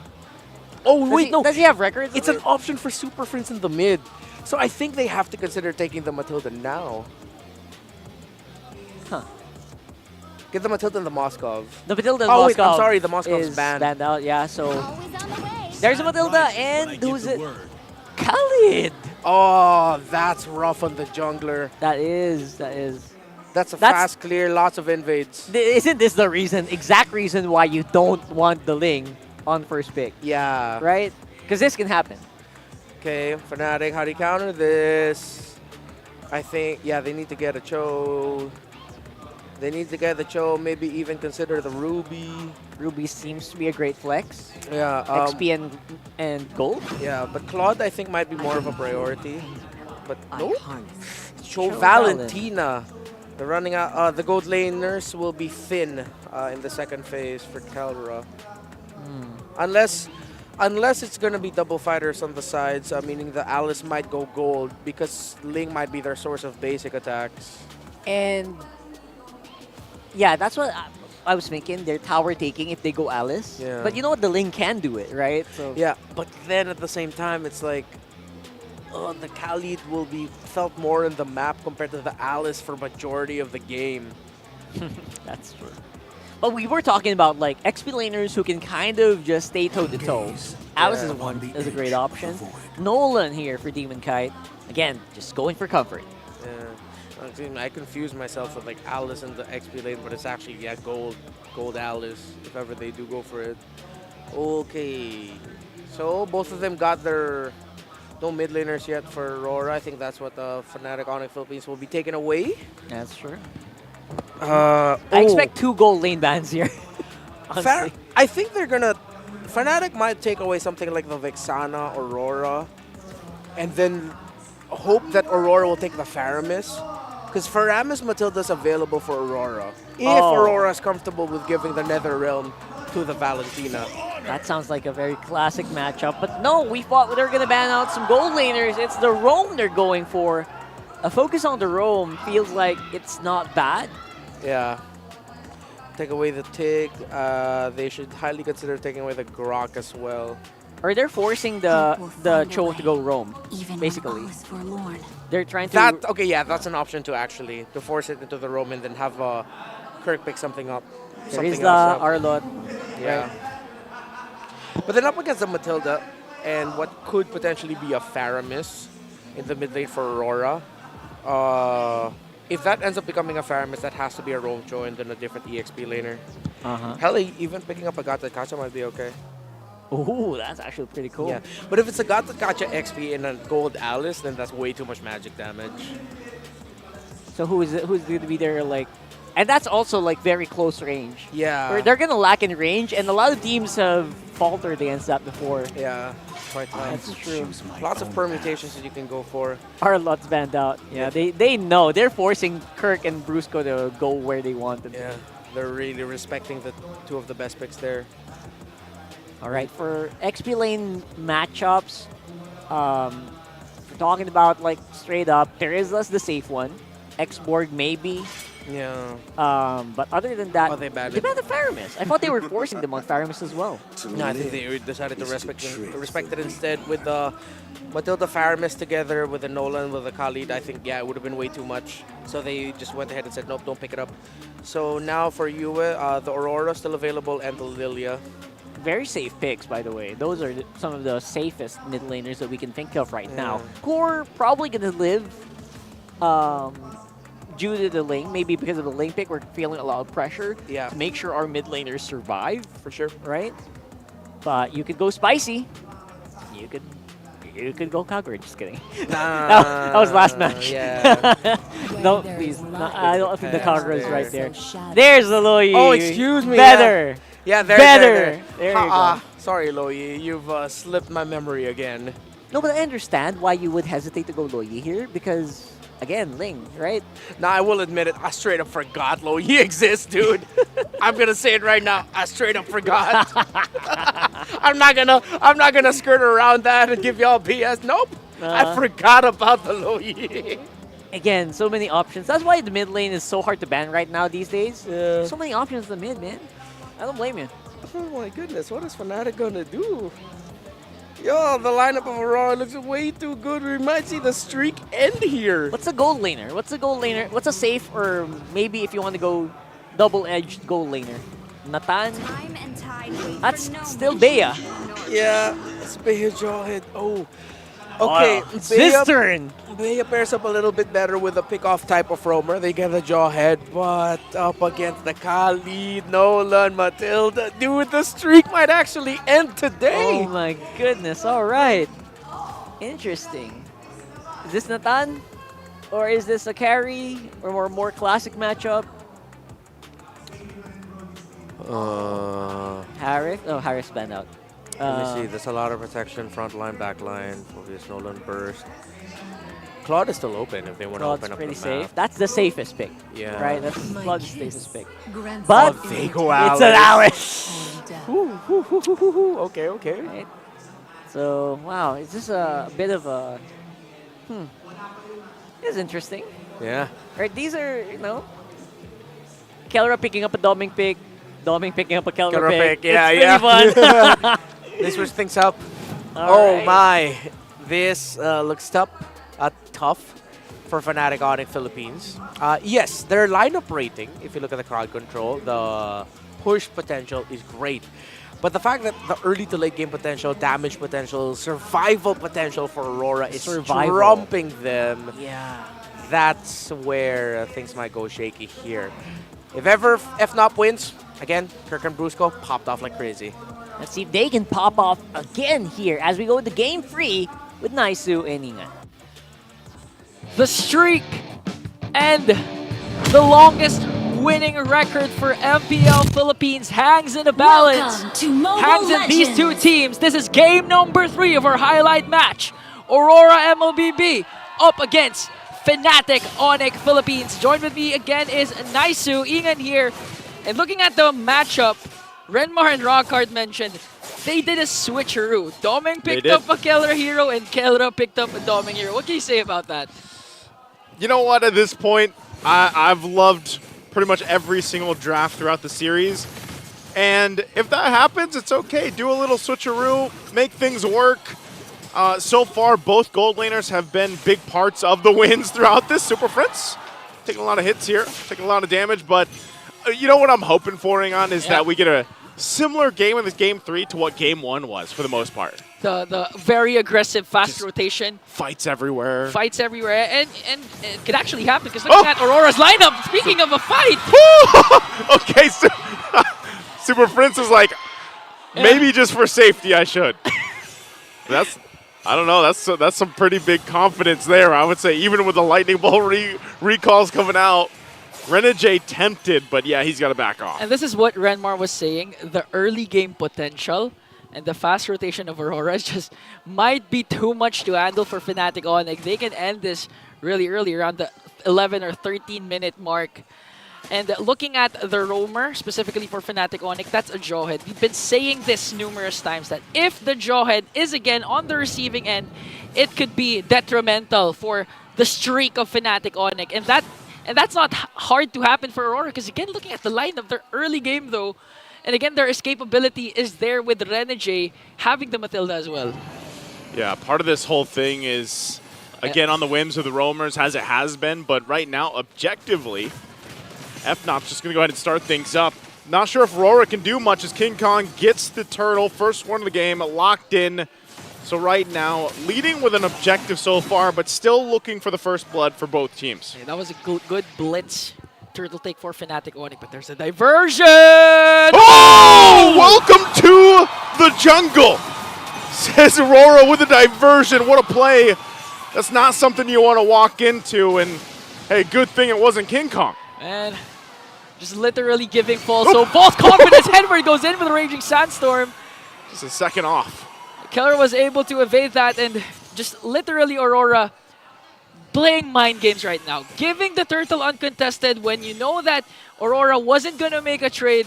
They made something happen, and with the Luyi pick that Renmar almost forgot about during the drafting phase, they made it happen. It's going to go on to Yue. I know.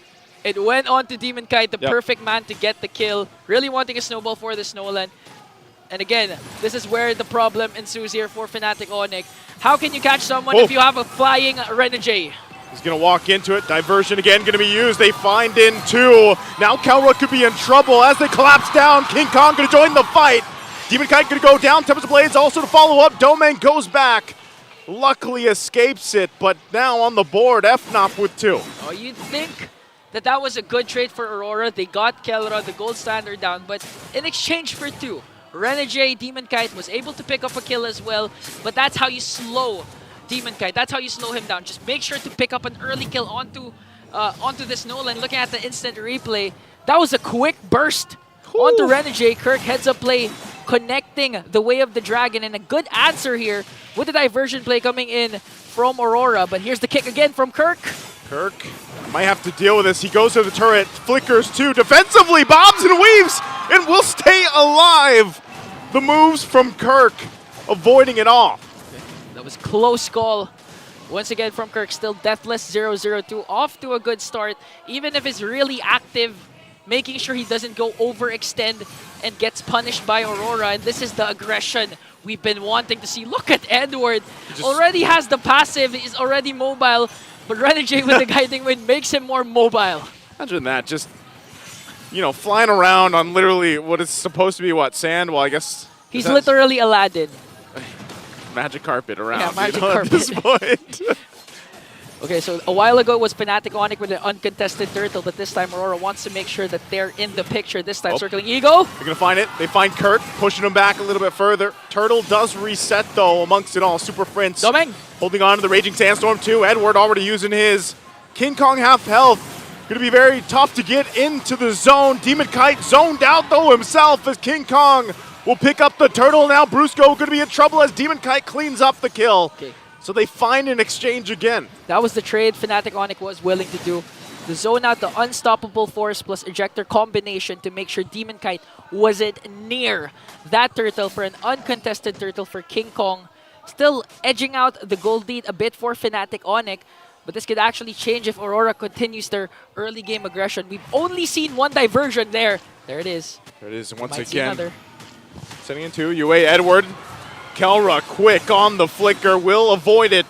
Brusco there too, and actually in response, Domeng flickers as well. So still a lot just, you know what? I got what I wished for here, Ringon. I said I hope for like what we saw in game one, so far so good. So far so good. 2-3 kill scoreboard, 6 minutes in! Oh, in trouble.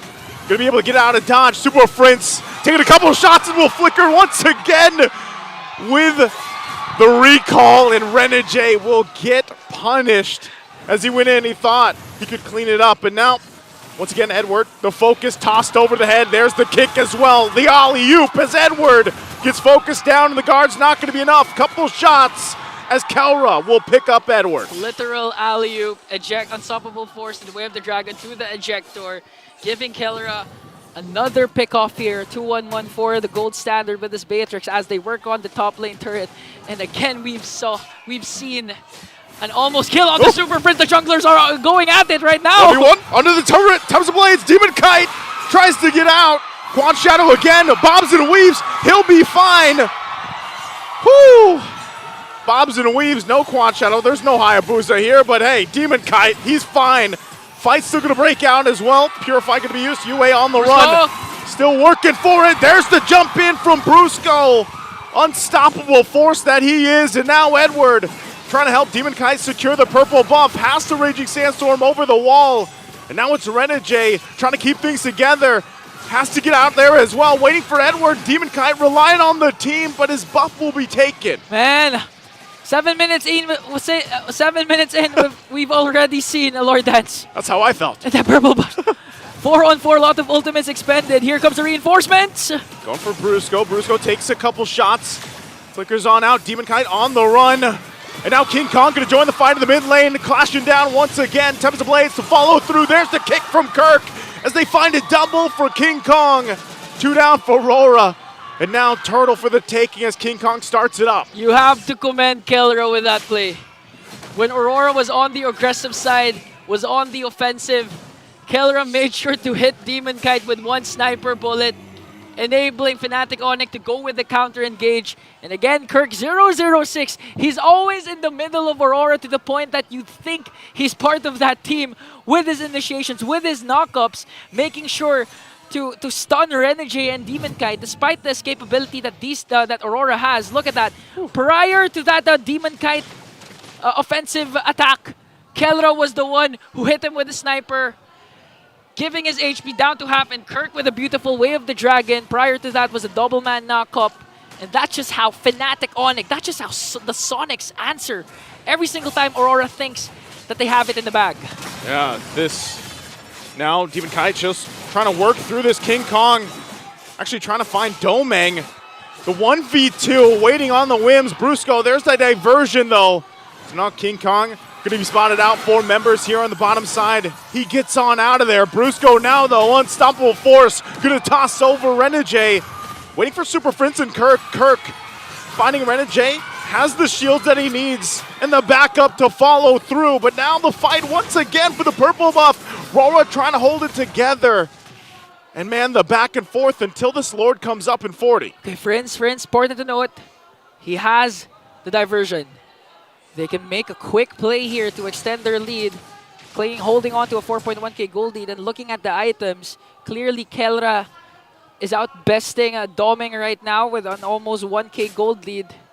Has the necessary items, even has the Sea Halberd to make sure there is no, to negate the regen healing, effects, the healing effects that Aurora, especially Renjay, has to offer. Here comes Kirk! Kirk. The backline though, okay, just making sure that they have enough vision. Here comes the unstoppable force onto Yue. He's gonna pop his Purify. Oh, there it is again. Under the turret all, they get split off from each other. King Kong under the turret finds a double. Meanwhile, they battle it out, but it's a huge trade in favor of FNOP. And now they'll work on the tier 2. Focusing down the mid lane, it's only Demon Kite for a little bit longer. 4 members still for FNOP, and the Lord is up. That was a scattered clash, scattered play, but Fnatic Onic made sure that in each of those crowd control setups, there was one damage dealer present during the skirmish. Up top, there was King Kong working on the back line, and of course, Kelra just really bursting down the frontliners. Aurora has to offer. Look at what King Kong did here with the double, making sure to catch Doming also, handing him his first kill, and now working on again the purple buff of Demon Kite. Although he was able to secure it with the Retribution, now Aurora has to deal with the gold lead of the Sonics, has to deal with his Lord marching in mid. They do have one outer turret down the bottom lane. But again, Super Friends has the capability to get the diversion play. They can really make the most out of this first Lord. See how they deal with it. Again, should be a quick Lord to deal with. Holding on to the base turrets is all they want to do. So Lord already down. RORA does that. They have enough mobility to move around the base as well, but the Holy Shields are all going to be popped here. So FNOP, even with a lead like this, will they go ahead and force a fight from RORA? Kirk has the flicker available. Brusco as well, Conceal going to be used, fighting under the turret in the mid lane. Once again, they're trying to clear the waves out. They hold on to the mid turret now. Kirk has to get out. Still no turret, no pressure just yet. RORA holds on. Just look at the damage coming in from Kelra. Doming, 1/4 of his health left there.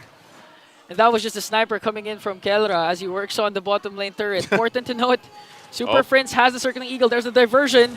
Oh, they send the diversion. Oh! Multiple members. Brusco jumps in with the unstoppable force, flickers out defensively. And now Renegade taking a ton of damage. And there's the cleanup from King Kong. We'll be able to pick up Renegade, but still RORA holding on to their base turrets for now. That's, again, a crucial play from Fnatic Onic. Brusco just making sure to out-sustain the damage. Coming in from 5 members of Aurora and a cleanup crew here from King Kong, from the Finch boys, making sure to bring down the Hitman, to bring down Renegade as Kelra still works on bringing this bottom lane inhibitor turret down. Slow and steady, Kelra. Oh! Finally gets in. They force the fight under it all out. It's still King Kong! Picks up a kill on Yue. The finesse from King Kong right now as all the base turrets go down. Not sure if they can actually end the game, though. Still on the defense they go. Demon Kite on top. Super Prince still fine, and they back off. So FNOP just accomplished that whole thing with just decisiveness, really. If you want to talk about close range, mid-range, long range, Fnatic has it all. Close range, there's King Kong just entering in with the Tempest of Blades, the Defiant Sword. Mid-range, of course, there's Super Prince with the bursting capabilities, and long range is Kelra. I didn't even saw Kelra use a different gun at this point. It's just literally the Nibiru. The Renner, I mean. The Renner, yeah. He's just... all throughout. And you know what? When you have a jungler like King Kong right now in this game who's just absolutely out of his mind, that's what you do. You just let King Kong do his thing, you know? And he's far from just snowball effect at this point. So if you're RORA, they're going to use the diversion. They crash down. King Kong joining from the backside, and they are able to find Kirk.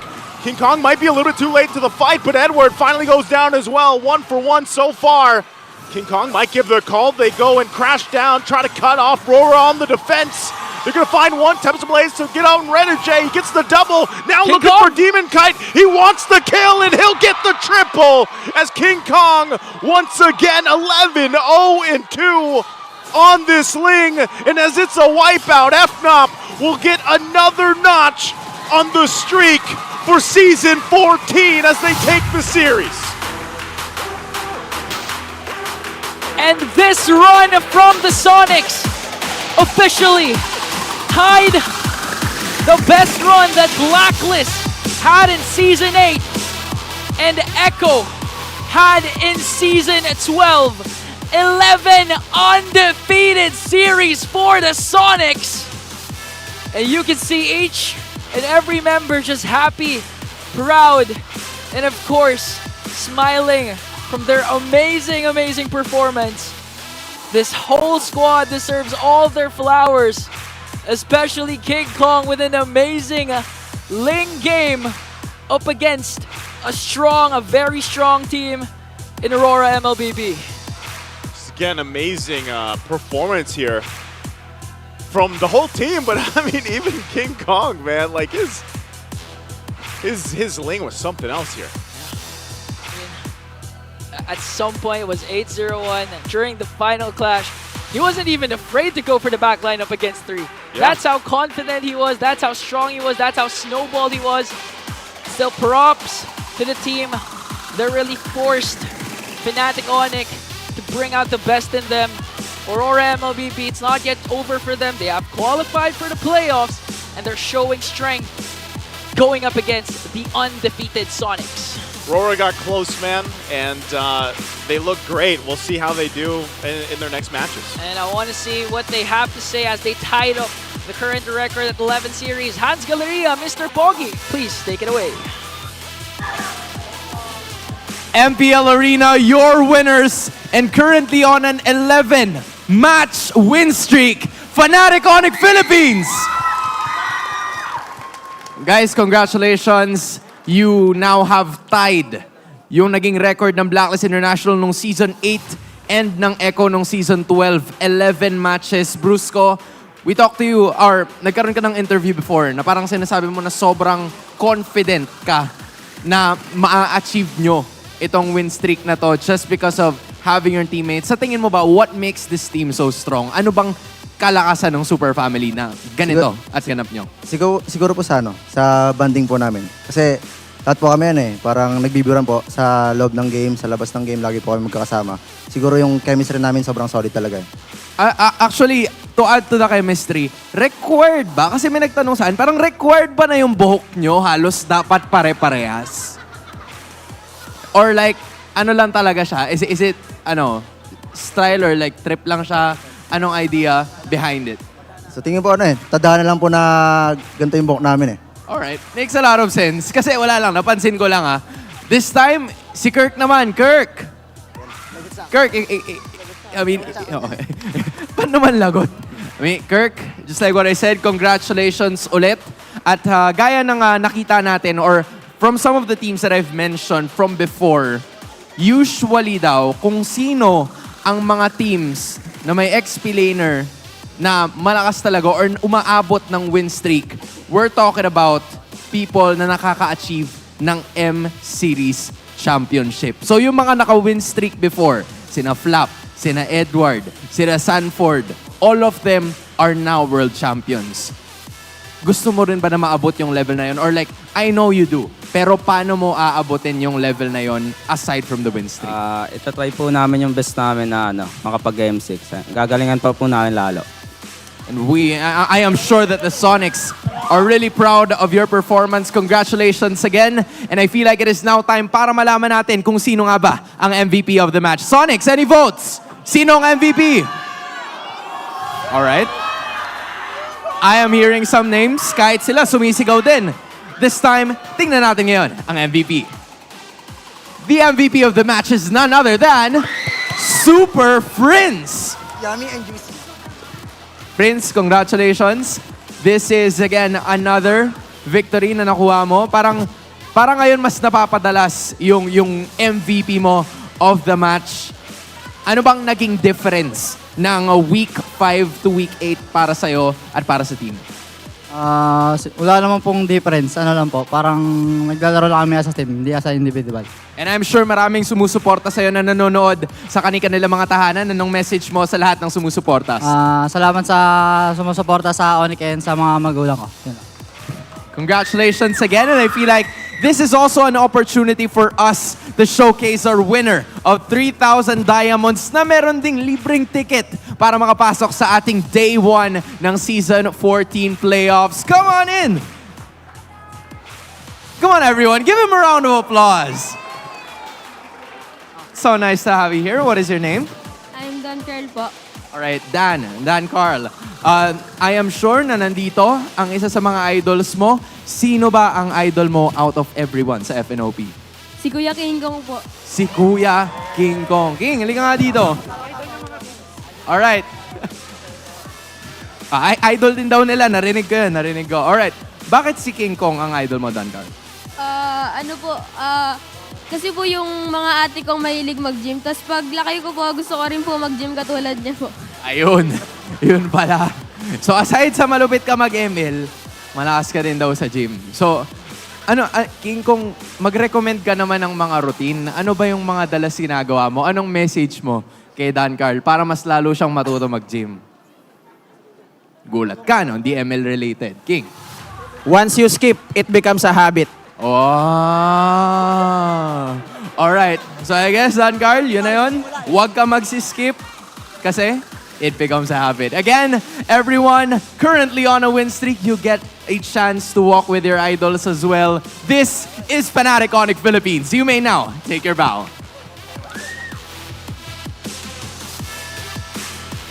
And take your walk of victory.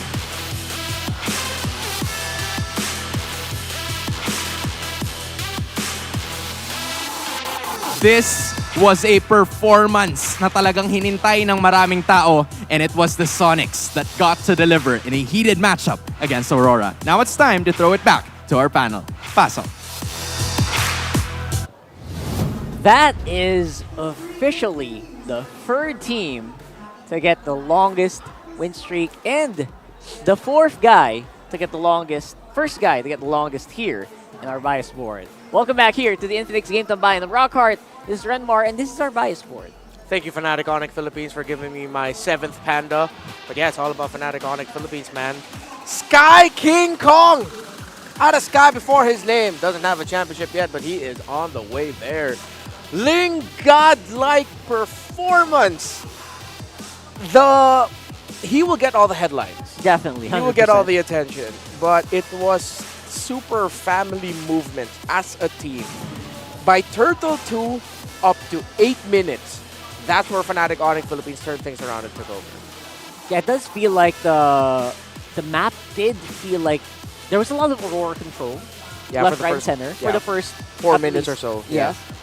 But then again, it kind of fell off the moment that Brusco became a lot harder to kill, and Keller was doing a lot more free hitting. Yeah. And not to mention King Kong cleaning it up with fashion, by the way, in a lot of these fights. It was Fnatic Onic Philippines converting the failed initiations from the members of Aurora. Look at everyone sticking together against that Ling. Yeah, he's gonna have a good time. He has a Wind Talker to splash damage for melee.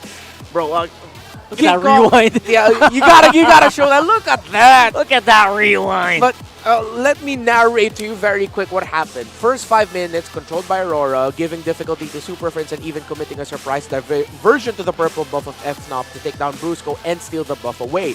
Turtle 2, Brusco, you mentioned, he zoned out Demon Kite single-handedly, tossing him away. He gets taken down, but Fnatic Onic Philippines gets the turtle. 6 minutes and 30, Fnatic Onic Philippines 4-man rotation to the top after sending Doming back, which meant Brusco and Kirk can cut the entry of Aurora to defend the tower, freeing Kelra. 6:45, King Kong dueled with Demon Kite and the bot, the anime fight where we lost our collective minds. That's right. And that forced Aurora to respond. But what happened is, Yue and Renegade got caught in a weird position trying to respond. Yue gets taken down. Fnatic Onic Philippines invades purple and pressures. Fnatic Onic Philippines breaks tower in mid. There's a power spike, and they didn't let go. That's it. And essentially, Demon Kite was able to do a lot of these stuff because, you know, they're on cooldown. Yeah, almost all the time. Trying to take down, again, really tanky members like Kirk, like Brusco. Again, there are moments where actually they got ahead. A lot of them. The play that King Kong was able to do here, the MVP performance, again, bulletproof King Kong. He is challenging Super Marco for that bulletproof title with another deathless game.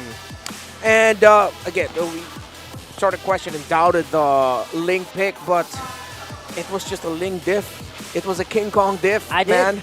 Yeah, I'll be honest. I'll straight up question that. Like, that is a scary thing to do. First pick a Ling. But then again, we can't forget who's behind the wheel. Yeah.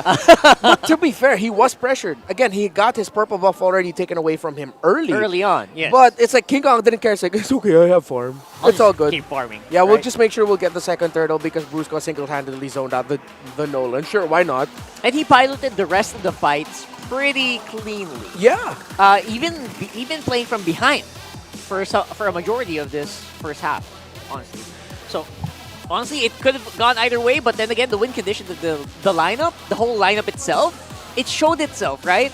It showed that, all right, what you going to do against a Ling? Yeah. Not much, apparently. Yeah, and because King Kong was an absolute god and Super Friends Kirk and Brusco did not hesitate to back him up, or inversely, King Kong didn't hesitate to make the most of what Super Friends Kirk and Brusco gave to him, it freed up the Beatrix.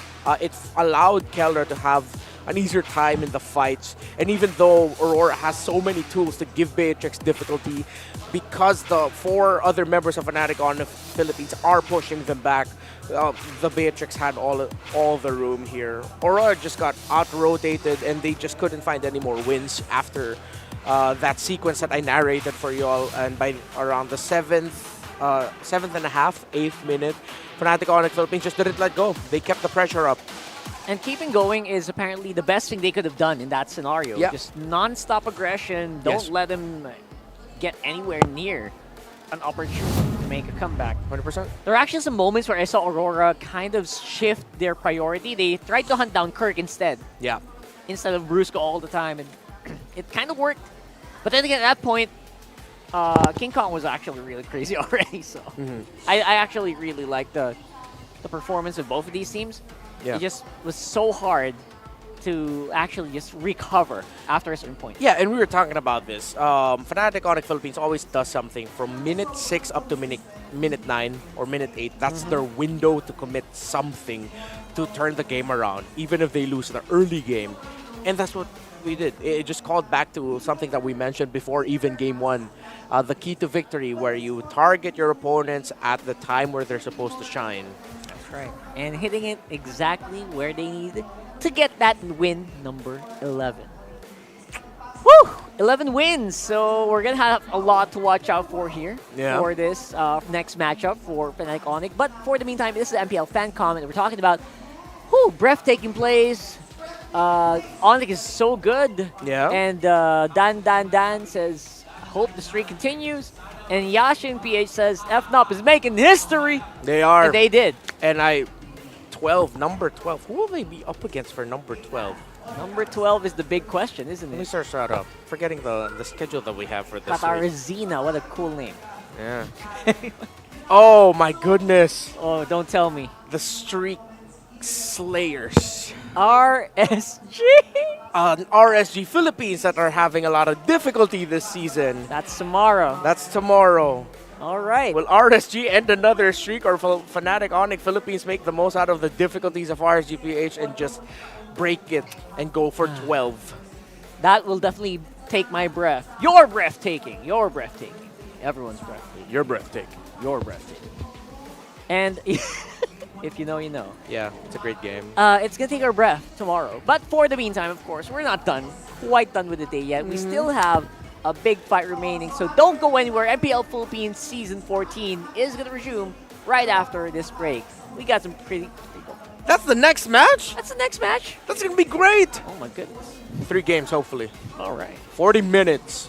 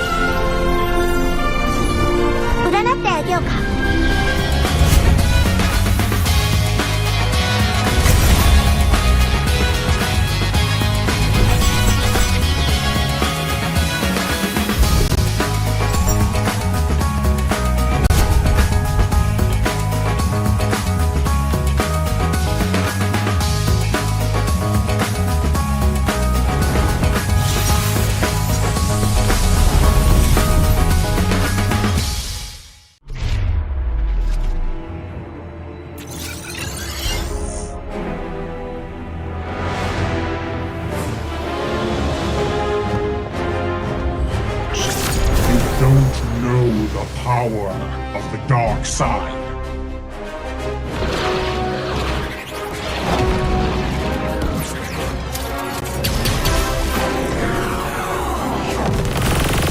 Target on the move. Prepare to engage.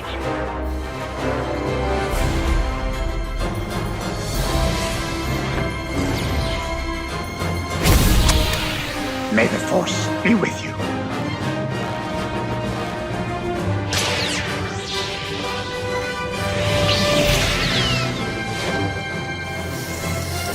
I will do what I must.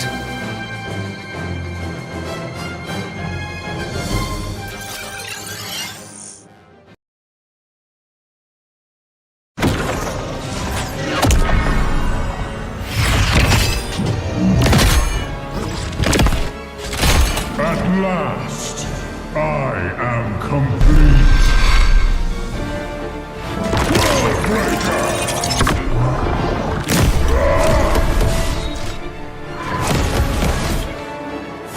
Come in fairness.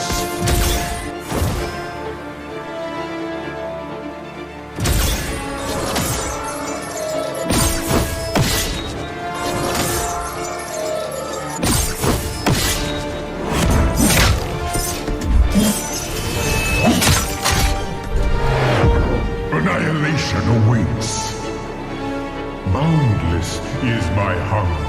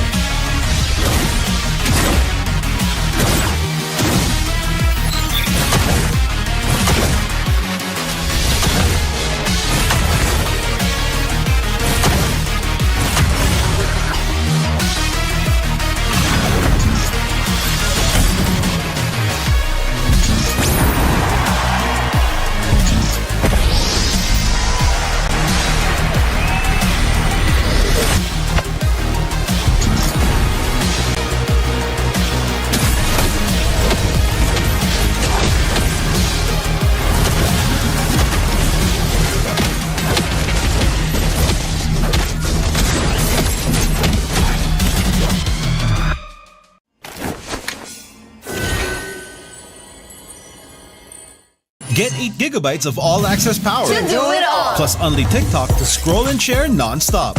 Power, work, life, and more. With Smart Power all-access data now up to 90 days. Load now. No signal, no fun. If only you could switch in an instant. But wait, you can with the Smart eSIM. Backed up by nationwide coverage. Get your Smart eSIM now.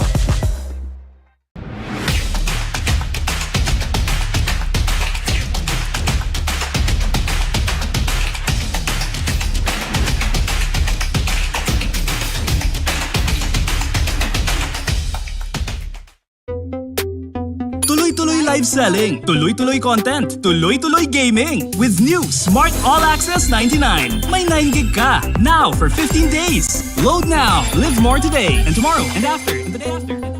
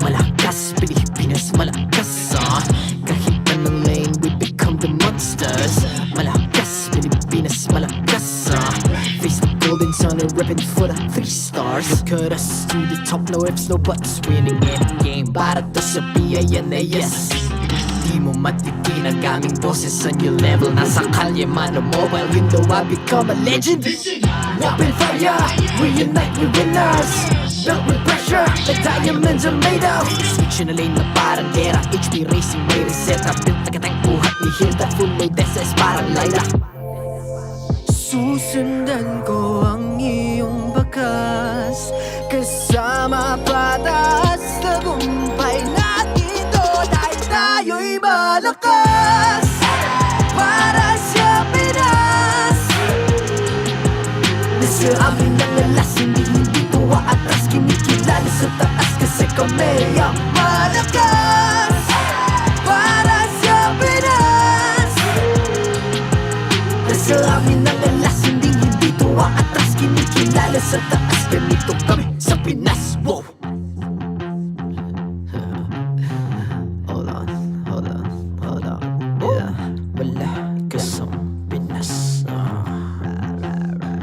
We are Laging every beat No surrender, no retreat Pag nagsama-sama Just imagine what we can achieve Laging every beat No surrender, no retreat Giving 100 all my all Cause we just cannot be defeated We are unstoppable Immune and invulnerable Ready ang equipment Lahat frozen, malang crowd control Pakita ko na jab like Beast of the southeast Takas sa watawat proud and loud Cause every enemy we devour Susundan ko ang iyong bakas Kasama patas Tagumpay natin to Dahil tayo'y malakas Para sa Pinas Nasa amin ang alas Hindi tuwa atras Kinikilala sa taas Kasi kami ang malakas Para sa Pinas Nasa amin ang alas Hindi tuwa atras Kinikilala sa taas Ganito kami sa Pinas Wow!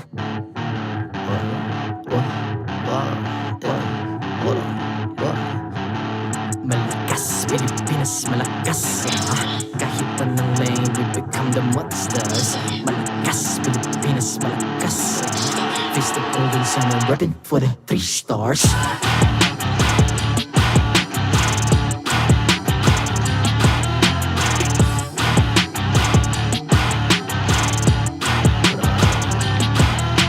Ang lakas ng Pinas, we unite, be the stars Ang lakas ng Pinas, we unite, be the stars Ang lakas ng Pinas, we unite, be the stars Ang lakas ng Pinas, we the stars Ang lakas ng Pinas, we unite, we the stars Ang lakas ng Pinas, we unite, we the stars Ang lakas ng Pinas, we unite, we the stars Ang lakas ng Pinas, we the stars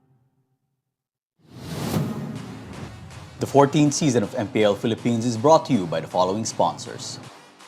Smart, the official telco partner of MPL Philippines Season 14. The official tournament phone of MPL Philippines, Infinix GT20 Pro. Official suppliers, EMC Asia and Index Salon. Experience the TLPH Season 14 action live at Green Sun, Makati City. Grab your tickets now via official MPLPH website. Don't miss any MPL action by following our official Facebook and subscribing to our YouTube channel. Follow MPLPH on TikTok for more content. And to ensure the equality and fairness of our games, MPL Philippines is also monitored and supervised by the Games and Amusements Board.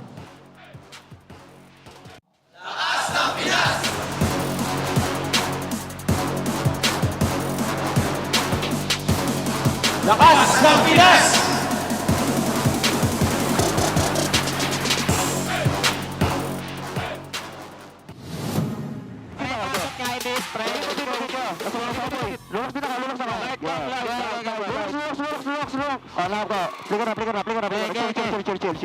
May lord tayo. Batawa. Wala kang ulting mo na. Galang. Masag taklong. Patay mo. Try. And welcome back after the break here. Once again, I'm Naisu, joined here with Ingan, and we are here now for the final match of our triple header day. It's the star match, of course. I can't wait to get to it here, Ingan. But if you guys missed match 2, just real quick, what happened? King Kong, he shines. What do we call him? Sky King Kong, according to Renmar. Sky King Kong. Sky King Kong. He leads FNOP to the 11th straight victory. So, hey, they're even closer to the record now. They've tied it, like we mentioned. Yeah, they just need that one win. One more win for breaking S8 Blacklist and S12 Echo, formerly Echo, now TLPH's record of 11 series wins.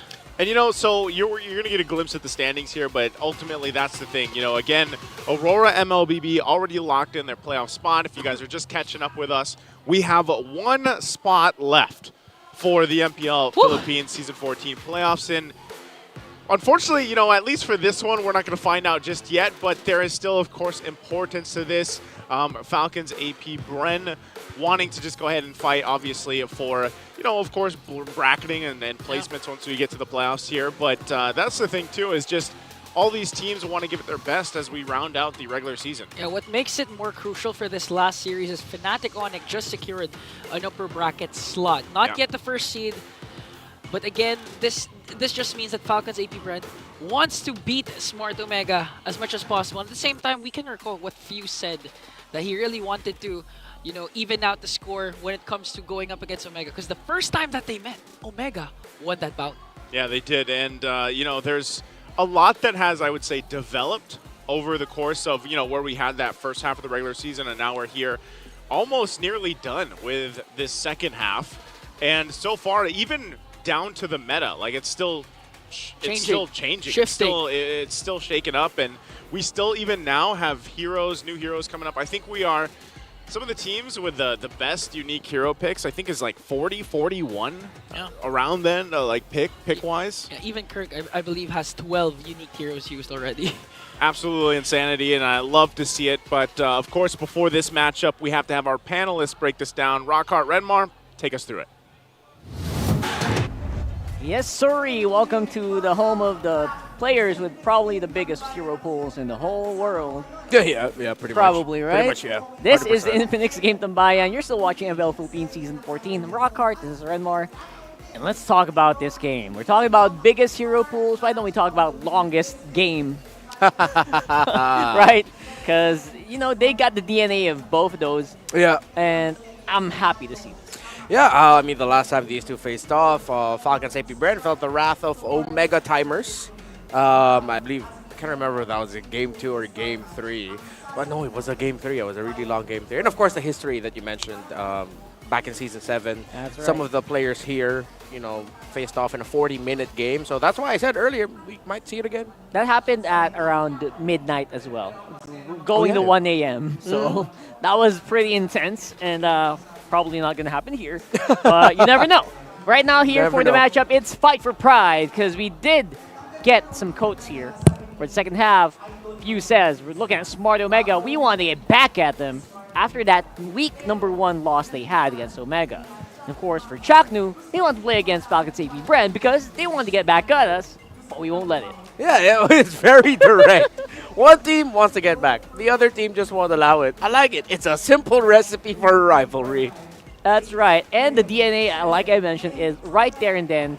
These two definitely veterans in their own rights, legends.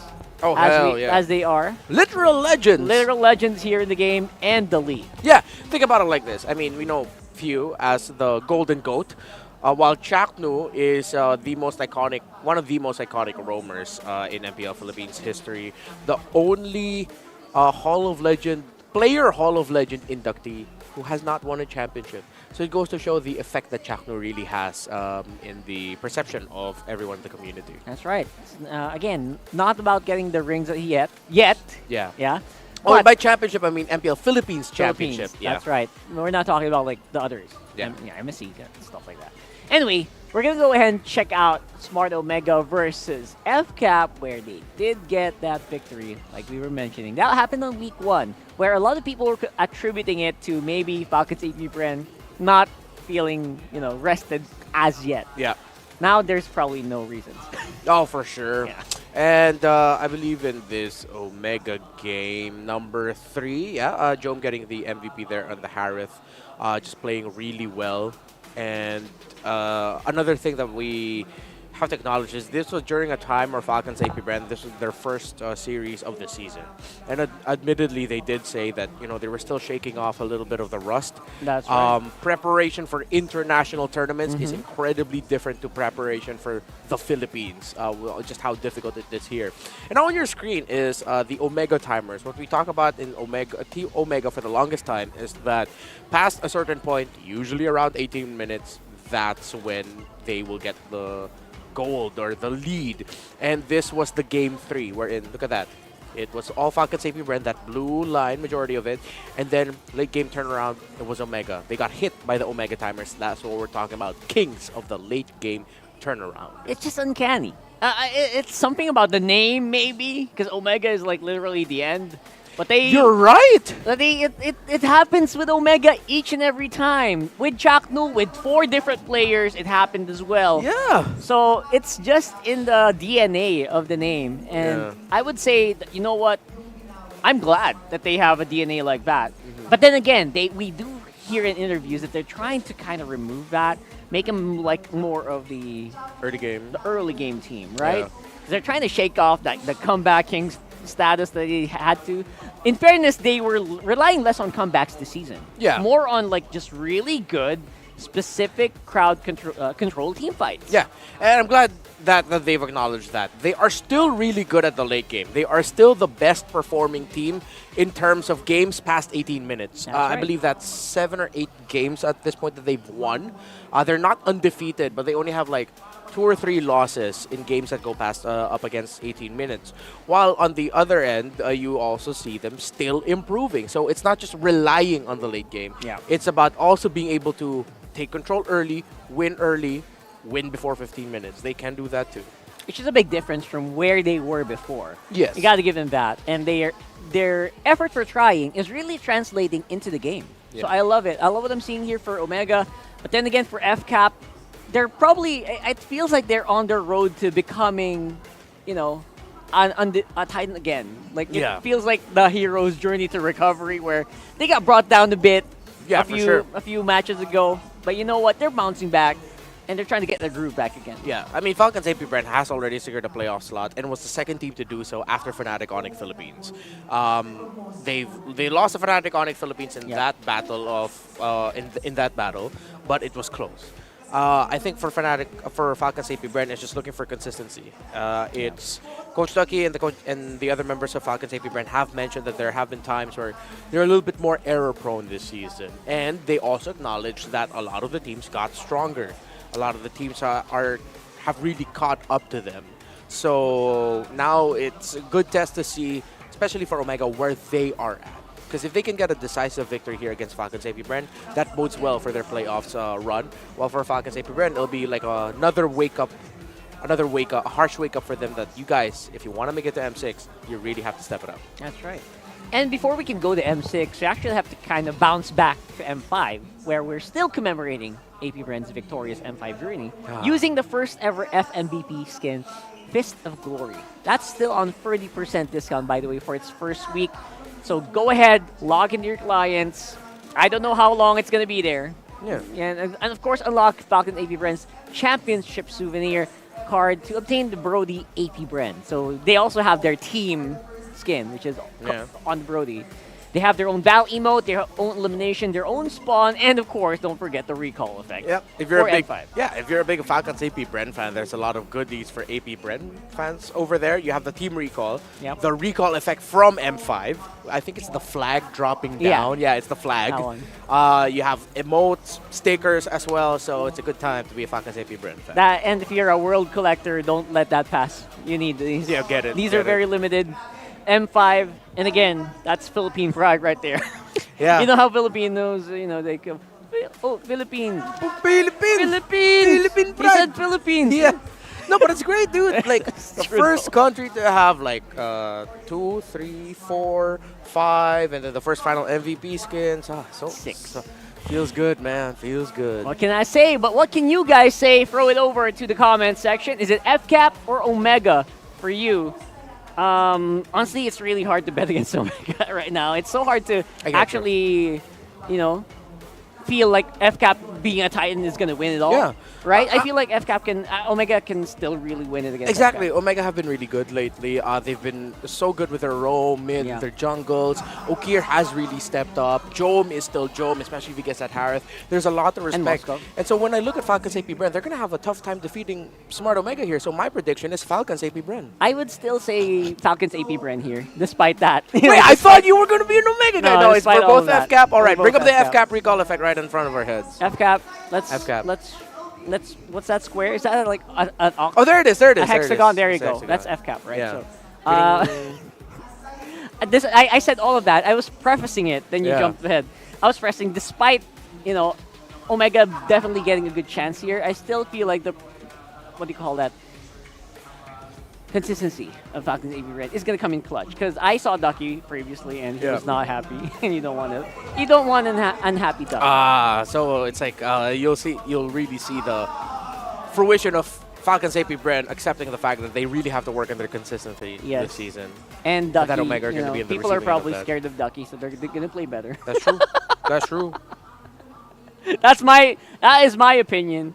I don't know about you guys. Again, we want to know what you guys think. Do you think Omega has a good chance here? Comment down below. We'll try to read some of them later on. Earlier, we saw a lot of YouTube comments that, FNOP was going to come out on top. That was very massively favored on FNOP. And for some reason, yes, they're correct. And of course, you are correct as well. That's your 7th game. Thank you so much, Big J. You're correct. I love your voice, man. Hopefully our mic caught that. Was that Chapter or Jome? That was Jome. That was Jome. That was amazing, Big J. That was Omega passing by. They're just going there. And you know what that means, right? Whenever the players pass behind us, they're getting ready for the walk-ins because we are about to get ready into the battle. And sometimes they do hear what we say. And I don't know if that affects the games. Hopefully not. But you know what? Either way, they know what we think. We know what they think. And it's one happy family here. And we hope sometimes, I know a lot of people in the international YouTubes and Facebook, TikToks, you guys get some, you don't always get a chance, but if you can get here by playoffs, please, come on. We want to meet you guys. Yeah, come here to the Philippines. Let's book a flight. Yeah, book a flight. So at the easy. request of one of the casters. Ask Rockart. Anyway, for you. I don't have money. Team intros are coming in right now for Falcons APBren and Smart Omega. Again, a very storied matchup here. Yeah. Let's watch them walk up into the MPL arena. Let's go.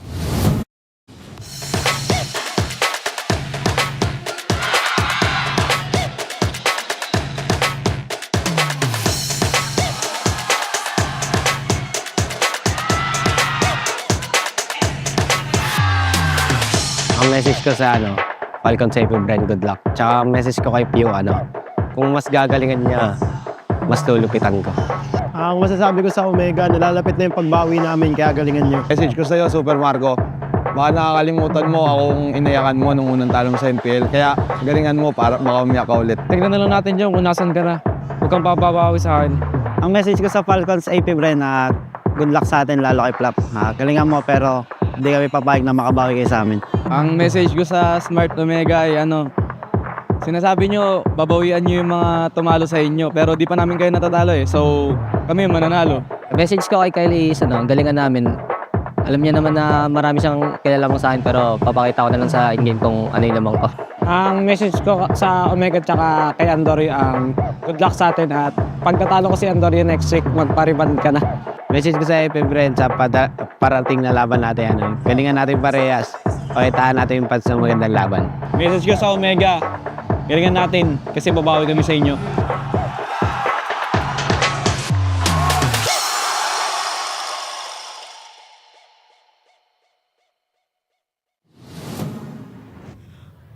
Mainit! Mainit!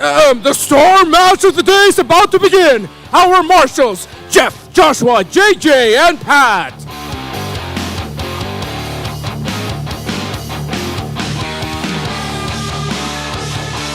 The fight for pride begins with the team seeking their revenge against the first team that beat them this season.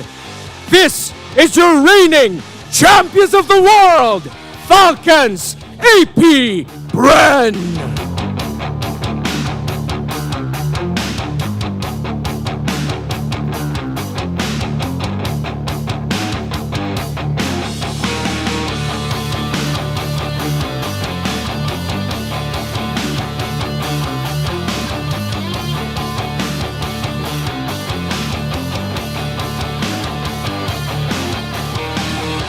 But the question is, can they win twice against the reigning world champions?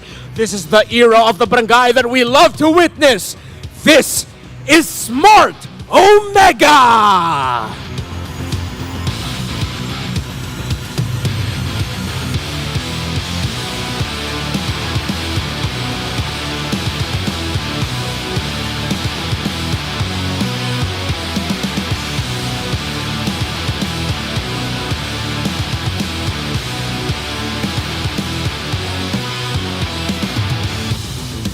And their coaches for Falcons APBren, Coach Trevor.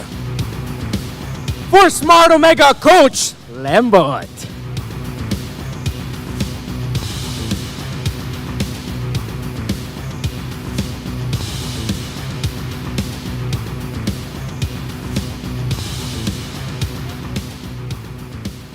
Oras na para sa face-off. We're gonna be going off-roll this time.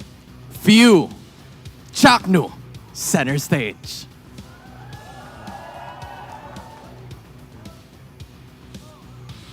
Few, sabi mo dati na lason kayo ng Omega.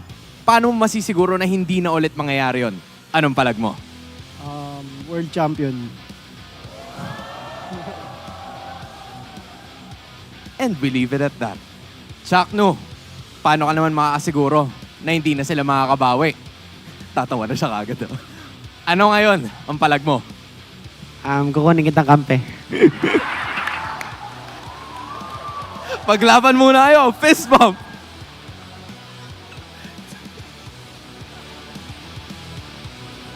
Kukunin kampe pero magkalaban sila ngayon. I guess the fight starts now. This is Falcons APBren kontra sa Smart Omega.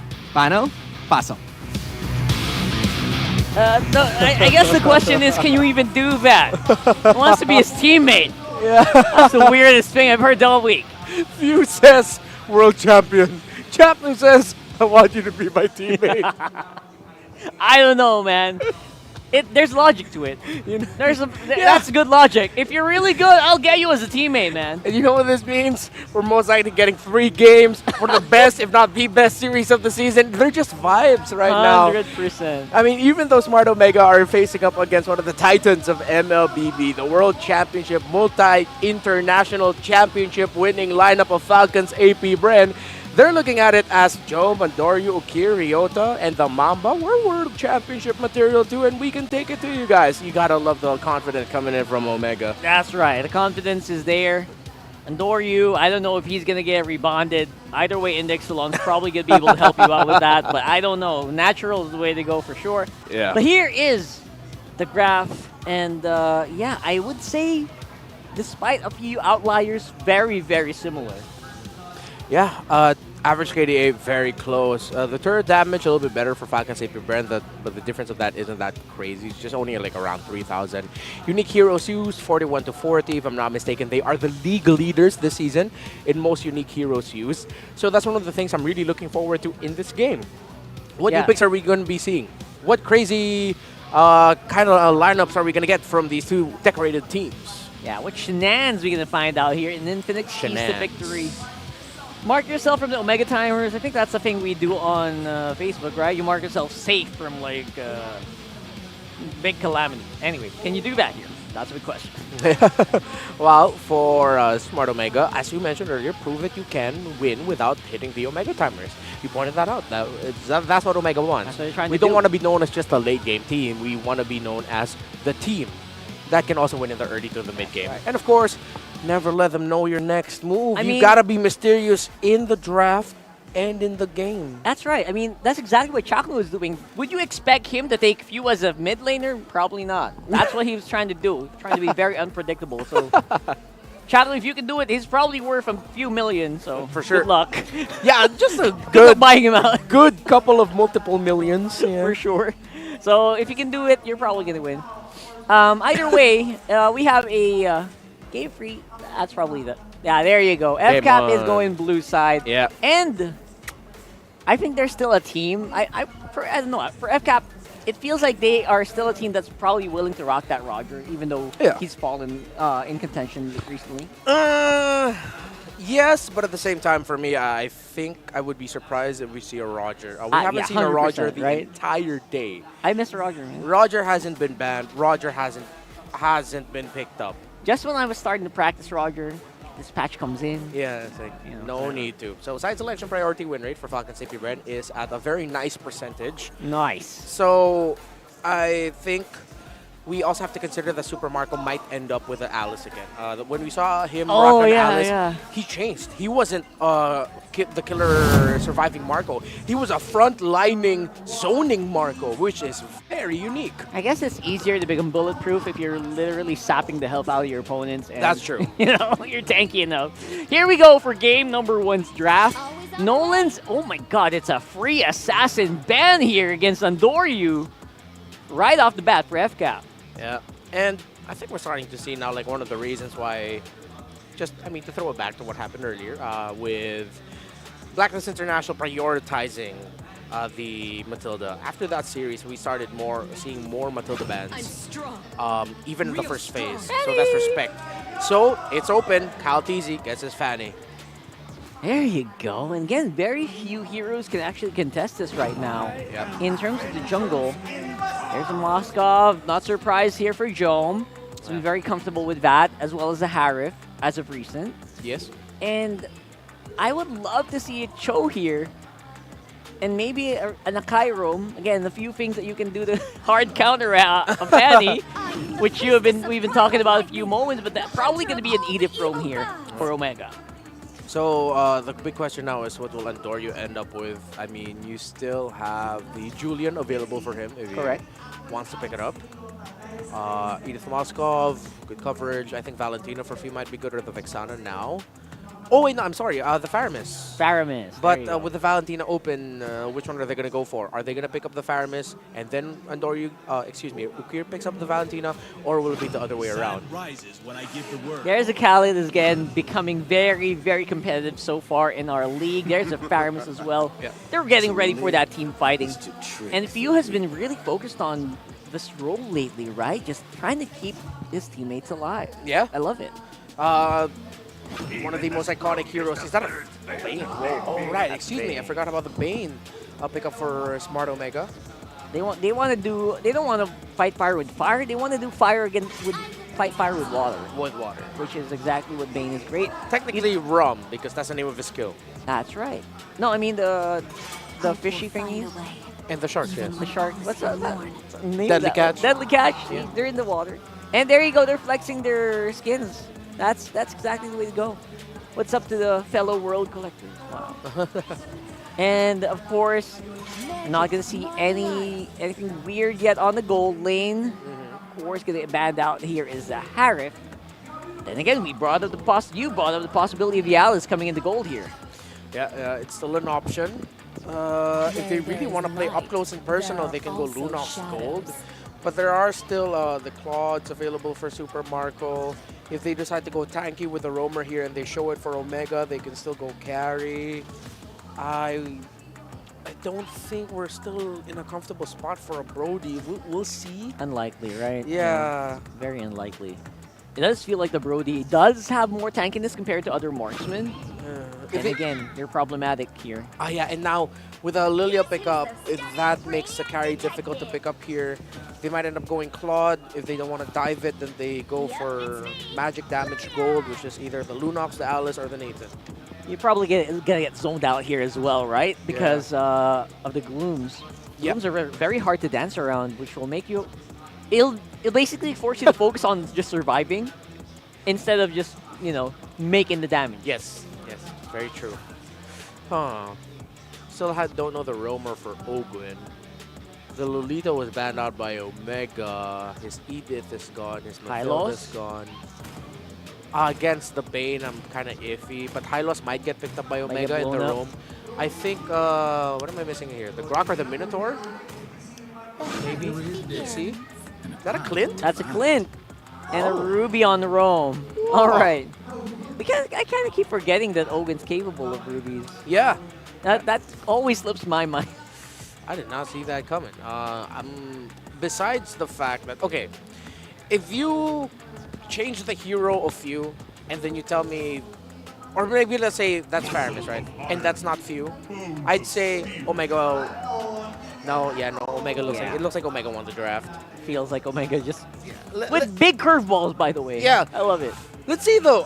It might get to the point where, like earlier, it'll be a Fanny being able to early snowball. It's so dependent on the Fanny doing well in the first 3 minutes. And Few literally saving everyone's butts. It's not out of the question, right? Yeah.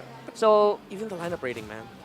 Oh, that's right. Oh my goodness, look at that. Such a big lead for Omega. Omega just, they outright won in almost every single lane. Yeah. And I wonder if that's going to translate into the game here. And again, big question is whether Kyle Teasy can make that big of a difference from minute 1 to minute 3.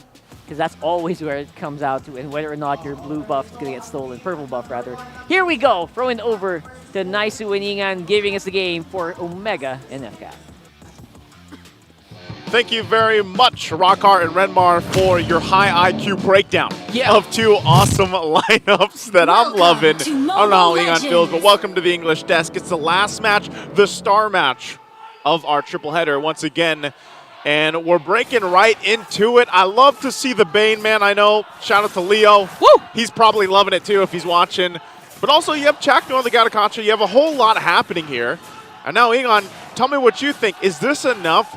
Is this enough for FCAP with the lineup that they have? Look at the pressure they're already putting on Andoryu. I have to revert back to what Renmar and Rockart has been saying. It's going to depend on the first 3 minutes, especially for Kyle Teasy. The last game of Falcons APBren was up against RSG Philippines. Kyle Teasy also used the Fanny, but we've seen a lot of almost kills from Kyle Teasy. They won the game, but it ended up with Kyle having a KD of 1-something-4. That was it. So this time, Kyle Teasy needs to make sure to secure those kills. Because I do agree once again with the panel, their lineup just really outclassed the lineup of the Bees. It has, the index is usually there for a reason to see that breakdown on how the game could go. And, I got to reference back to the whole Infinite Keys to Victory, too, for Smart Omega specifically. This is always, if you've been a long-standing fan of Smart Omega, you know that they, or they run on Omega timers, like we like to say, So part of that is, like, even the Omega timers has changed a little bit. It's developed a little bit over the course of the seasons here. And I would say nowadays, like in Season 14 at least, before, when I say Omega timers, for those that don't know, it used to be like 18+ minutes. It used to be the long game for Smart Omega most of the time. Like, they would just, every single time they played, it seemed like they just lost the early, maybe even the mid, and they just get to the late game. Who's that? I mean, these friends just... Oh, love is in the air, Naisu. Love is in the air. Love is in the air here in Green Sun Hotel. I just like to revert back to the couple of guys there. They were showing one picture of a person. Who was that? Woo! I didn't see it. Oh, you were so focused on your high IQ analysis, just like our panel. Man, whenever you guys talk, I'd feel a lot. Do you remember what I was saying, Ingan? No. No, you were... Wait, I tried to recall. You were talking about the Omega timers. What'd I say? Nice, dude. Not here. That's a little hesitation there.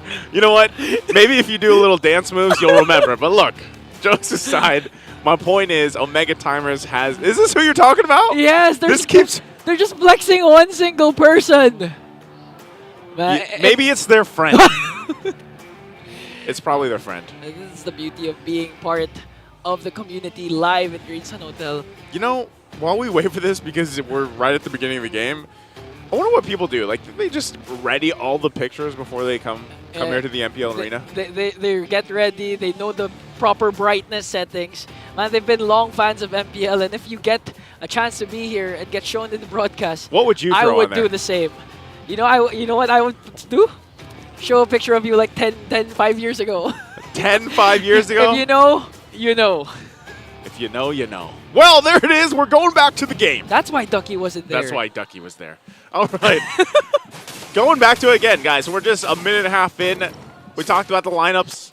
Panelists did it too. You saw the... Oh, hold on.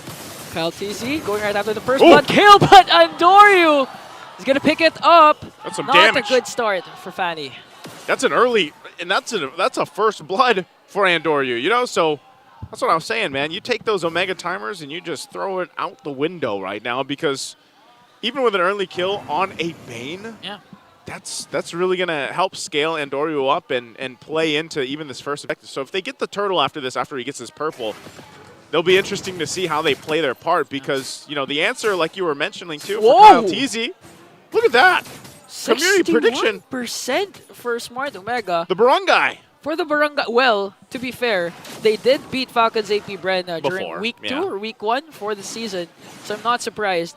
And if I know Leo's celebrating right now, Andoryu with the first blood kill with the Bane, he's saying, oh, that doesn't look good at all for Falcons APBren. He's thinking of a sound effect for the Bane.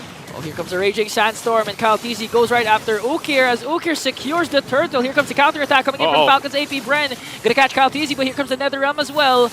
Kyle TZ manages to escape. No casualties, but Ukir secures the turtle.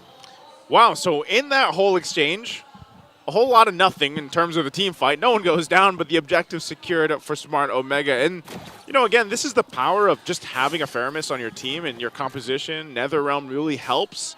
You can extend the team fight here, and really Smart Omega's lineup is not going to have, you know, that much damage this early on. Oh. But interesting first item pickup too. Sky Piercer right off the bat for Andoryu. You know, he can afford to get the Sky Piercer, but Kyle TZ works on 3, forcing out the deadly catch.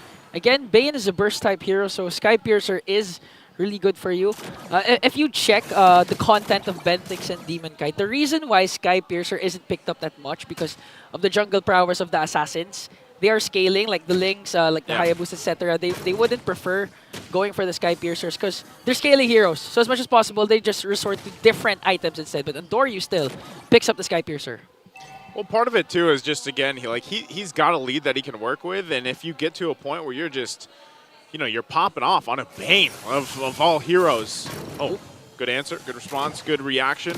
That's part of it, and that's the pace he can set. And I like it because really you're just fighting around the objectives. You know that Kyle TZ has to get into a certain, you know, area of range even when he tries to contest the turtles and later on the lords here. So having a Bane, having a Deadliest Catch to follow through off of a, you know, a setup from Chaknu, or whether it be Ryota if he gets the flicker combination in that we see Edis do so often. Whoa. That's so devastating. Whoa. Ogwen gets pinned down by 4 members. And that's what you were saying, Naisu. Just merely the fact that Omega can just burst down literally anyone. In that case, that was the roamer of Falcons APBren. And prior to that clash, we saw a glimpse of Few using the Shadow Stampede, pulling Ryota, and they can actually turn things around with one Earth Shatter coming in from Ryota. So even if you're Few, even if you have the Faramis, you can't just pull anyone at this point. So they're going to get in the zone here. Turtle for the taking, second one of the game. Andoryu holding it together. Kyle TZ joins the fight. Okay, Ryota trying to zone out Flap TZ here. XP versus XP. Kyle TZ goes in, but Andoryu gets the turtle. Spirit Destruction is not going to connect. Oh, it did.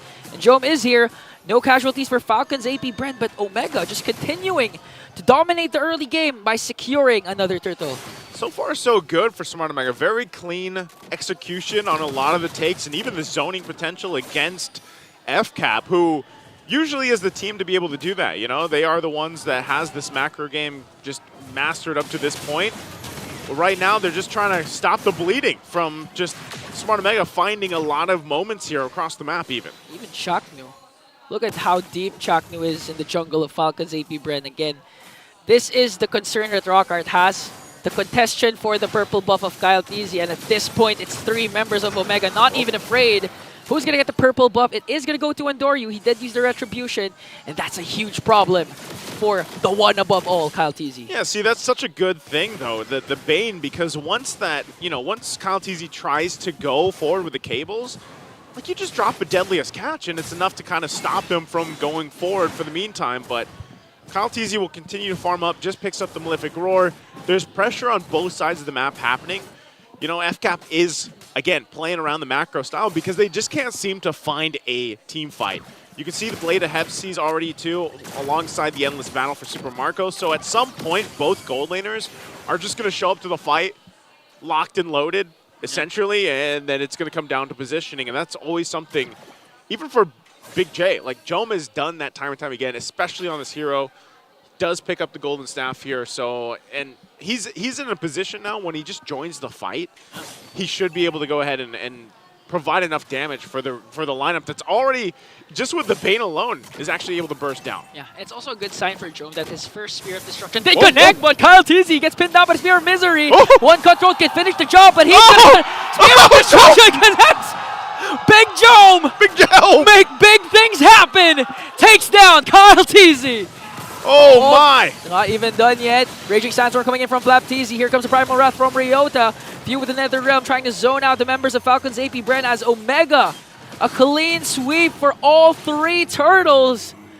Wow! Wow, oh wow. Jome.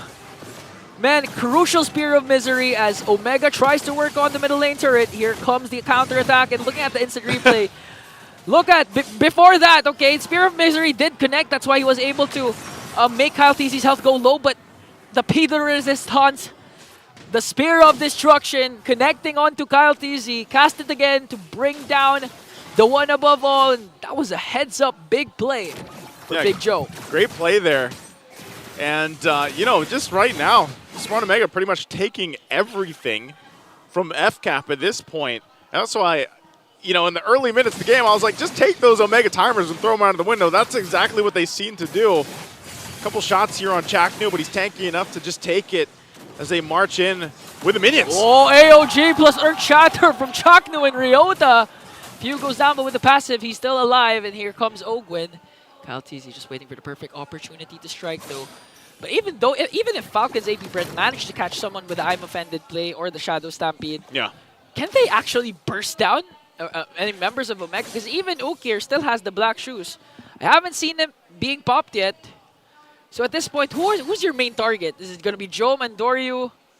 Even Jome goes in late entry, so honestly at this point, but wait a minute, here comes the counterattack from Omega as they bring down Flap TZ.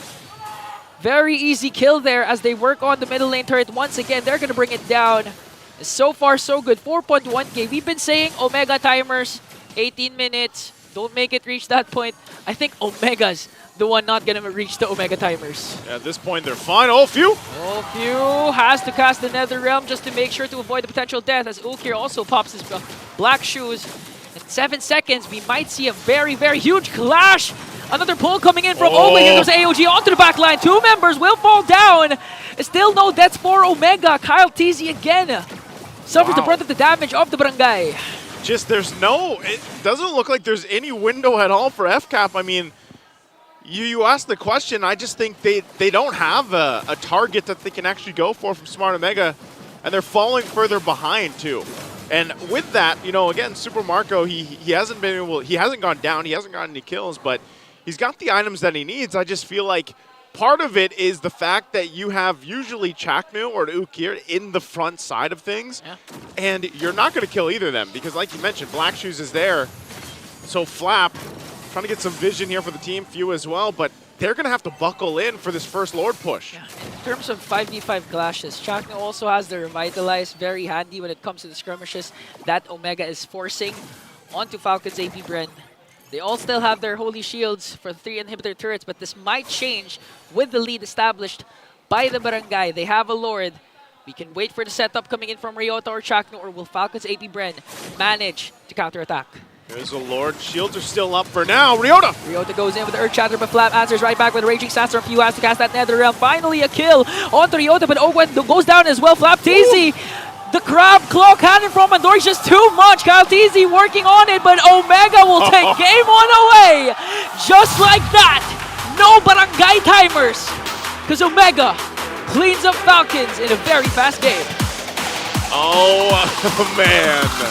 Smart Omega looking so clean in game number 1 to the point where you're wondering, man, what happened to FCAP? What were they going to do in that game? And really, did they just decide, you know what, this lineup, yeah, it's not going to work for this, but man, let's leave it to the panelists to break this down. Rockhart, Redmar, take this away and let us know what happened in game 1.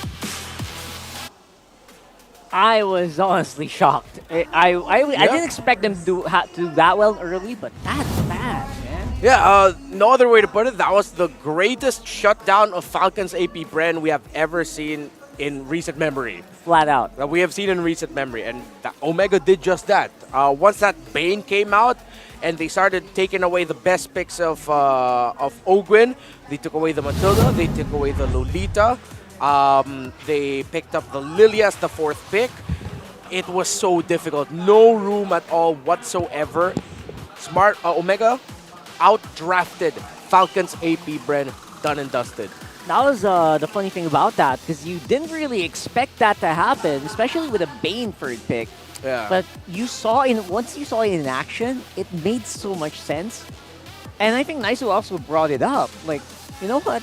Deadly catch, your cable's gonna get cut. Yeah. In the right timing, and that's exactly what Nori did. Yeah, this early pickoff onto Kyle Teasy was devastating for the rotation that Falcons APBren wanted to do. And other than the fact that they were outdrafted, it really looked like Ukir and Chaknu have read the rotations of Falcons APBren. Shout out to Big J for this play, man. It's like, okay, Kyle Teasy gets his Fanny, one of his more iconic heroes. I don't care, I'm Big J. Yeah, free band combo. Woo! Followed up by Ukir as well. Juicy, man, juicy. That was juicy. And whoever fronts here is going to get demolished, no matter who you were. Yeah. That was the funny thing about this lineup, is no one can stand toe-to-toe against it. Yeah, and again, we go back to the classic matchup of utility versus assassins. Yes, Bane hurts, but he's not quote-unquote assassin similar to the likes of Ling, Nolan, Fanny, Haya. He's more part of the utility trinity. Although we haven't found the, let's say, utility pair. There's 2 good quote-unquote utility junglers, Alpha and Bane. And with Andorio getting kills, racking up the Skypiercer stacks early on, decided to even go aggressive with a Brute Force Breastplate 3rd item. Really just no window for Falcons APBren to get anything. Flapteasy wants to front, but he'll get caught out easily, no escape. Ogwin wants to front, get vision. Good luck, you're just going to get bursted and combo down. There's so much crowd control in the lineup of Omega. And my biggest fear as well happened, right? Like, Kyle Teasy did not really do as much as we thought he could in the first few minutes of this game. Which, again, after that, it was just a recovery mode APBren that we were seeing. Yeah. Falcons APBren wanted to respect Andorio. They banned out Ling, Hayabusa, Nolan, and then took Fanny as the first pick. I'm sure Omega were thinking, oh, he's going to go Julian. But I'm sure Falcons APBren were thinking Omega was going to go Julian. But no surprise, they go Bane. And the Bane instantly countered Fanny, Khalid, Faramis. The Bane's HP just kept returning. Yeah. That was so tough. It's like that kind, it's not an assassin where you're going to get killed instantly. Yeah. He's just going to wear you down. Yeah. He's going to wear you out while getting HP back. And it's, especially with the right teammates, it feels almost impossible to stop him. Once they get going, they're like a train. You're trying to push back, but they're just going to overrun you. Yeah, big recalibration by Falcons APBren for the second one. If there's a chance he might actually end up on the blue side again, but we'll see what Omega will decide to pick for the second game. And yeah, Omega is the away team today. Falcons APBren are the home team. So Omega will have that choice. And if Falcons APBren ends up on the red side, well, yeah, I think major respect has to come in for Andorio's Bane. Don't go full assassin ban. Yeah, and even if you do, you know what? He's going to come up with something, right? Yeah, there's going to be something. This guy is crazy. Yeah, don't forget, this dude played Hanzo. That's right. This dude played Hanzo earlier in the season. So. Has no fear whatsoever. Yeah. So, you know what? Andorio becoming really top tier right now. Yeah. Definitely, for sure, same level as almost each and every the greats, literally in the whole MPL Philippines. And then when I say that, it probably is with the whole world. Yeah. So, what can Andorio not do? That's the question, right? I feel like he's just so good. And again, not just him, right? The rest of the team really does gel together so well. You can feel it in the team fights. It's always like 4 people walking straight up in synchronization. It's so good to watch. Yeah. And you know, if ever like Omega are just gonna surprise us all and then absolutely dominate Falcons APBren, 100% you can say that number one, Omega deserves a top 2 spot. They're not gonna lock it in just yet, but Falcons APBren need to be wary. Watch out for Omega. Team Onic Philippines, if they want to somehow chase upper bracket, if they still can, have to watch out for this Omega squad. Yeah. Which is surprising because Team Onic Philippines did defeat Omega in the last time that they saw each other. I think that was yesterday, if I'm not mistaken, right? Feels like that way. Is there like a rock paper scissor thing going on here? Yeah, that's what I love about the upper portion of our table here in MPL Philippines. Like, what? Other than the fact that Fnatic Onic Philippines, of course, they're undefeated and they're beating everyone. No one yet, yeah. Yeah, Liquid, FCAP, Omega, they just keep trading. We got a trinity going for these three. Omega, yeah, the last game they played, well, against DNC, they 2-0 DNC, and then, yeah, in day 2 last week, they lost to Team Onic Philippines in day 2. That's right. So, I don't know, for a team like Omega, it does feel like target banning isn't working. Yeah. Like, what are you going to do next? That's a big challenge for Ducky and Trevor right here later on. But for the meantime, big shout out to everyone watching an MLBB anniversary happening right now in Barangay Muzon and Barangay Dolores in Taytay Rizal. So, stuff happening here. Apparently, they're having a literal party. Yeah. On a covered court there. And we have a lot of that happening right now. Don't forget to join us with the hashtag MLBB Celebrate Caravan. This coming September 28th to September 29th. We got 5 and 6 as well happening in Calabarzon. I think I'm going to be there. Lots of stuff, prizes, games, and surprise guests. Always follow with and celebrate. Hashtag mag-celebrate tayo. Use that. And of course, a big shout out to all the lucky MPL fans who got to call their idol care of MLBB's 8th anniversary. I can't believe I saw that. Cool. They're doing some literal video calls of the. Oh my this goodness. is it. Before their match happened, so they get a chance to talk to people. That's pretty amazing. Yeah.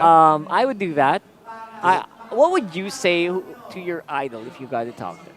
I don't know. Tough question. Who is my I idol? actually want to ask them what they're talking about right there. Yeah, so we're seeing Chaktu Smart Omega. This is before their match against Falcons APBren. Yeah, that was earlier. That's in the second floor. Yeah, that's so sweet. Just you get a chance to video call. It's just a video call with your idol. Man, the MLBB is giving us a lot. Yeah. Lately, if you notice. It's interesting. And of course, it's the 8th celebration. So yeah. 8th anniversary. And who knows? That might be you. So always follow us and use these hashtags whenever you're joining. I think they're not done yet, right? I think this is like a month-long celebration. Yeah. So sounds like fun. Yeah. Just get a chance to call, enjoy, meet your idol. Or, you could just go here. Go here, say hi to them. Also, anyway, it's also very difficult because people are walking all the time. And they're getting prepped for the match. But that one, he's getting solo like hangout time, bonding moments. Yeah. That's cool. And I hope we get more of that. I want that. If you want a video call Redmar, you can always just message. No one wants to video call me, dude. No.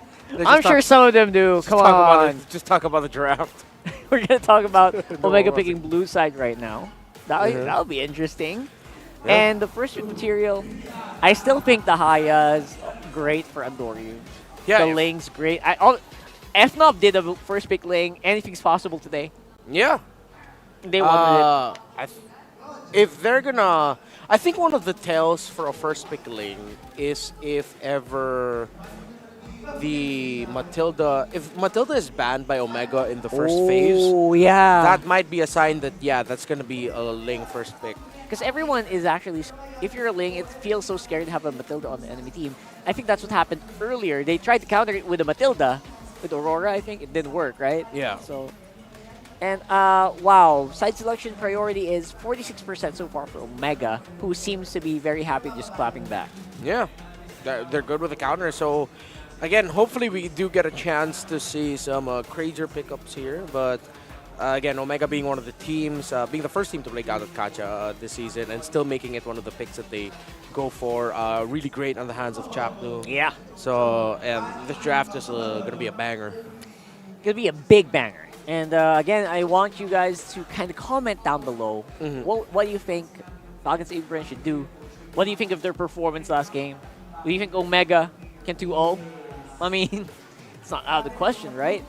Let us know that in the comment section. I'll try to read some of them once my phone is done charging. Yeah. And I'll try to see if we can get some really interesting tidbits from you guys, because we don't want to analyze here all day. We want you guys to also analyze for us. Do what? Okay, sure. Yeah, that'd be great. Right. Always so fun to read your comments down below.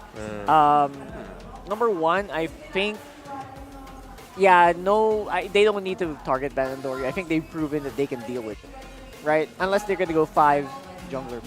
Yeah, no, a 5 jungle ban is way too much. Again, That's too much though. Like, you can already play the Bane. Andorio has a hero pool 1, 2, 3, 4, 5, 6, 7. He's played 8 different junglers this time around.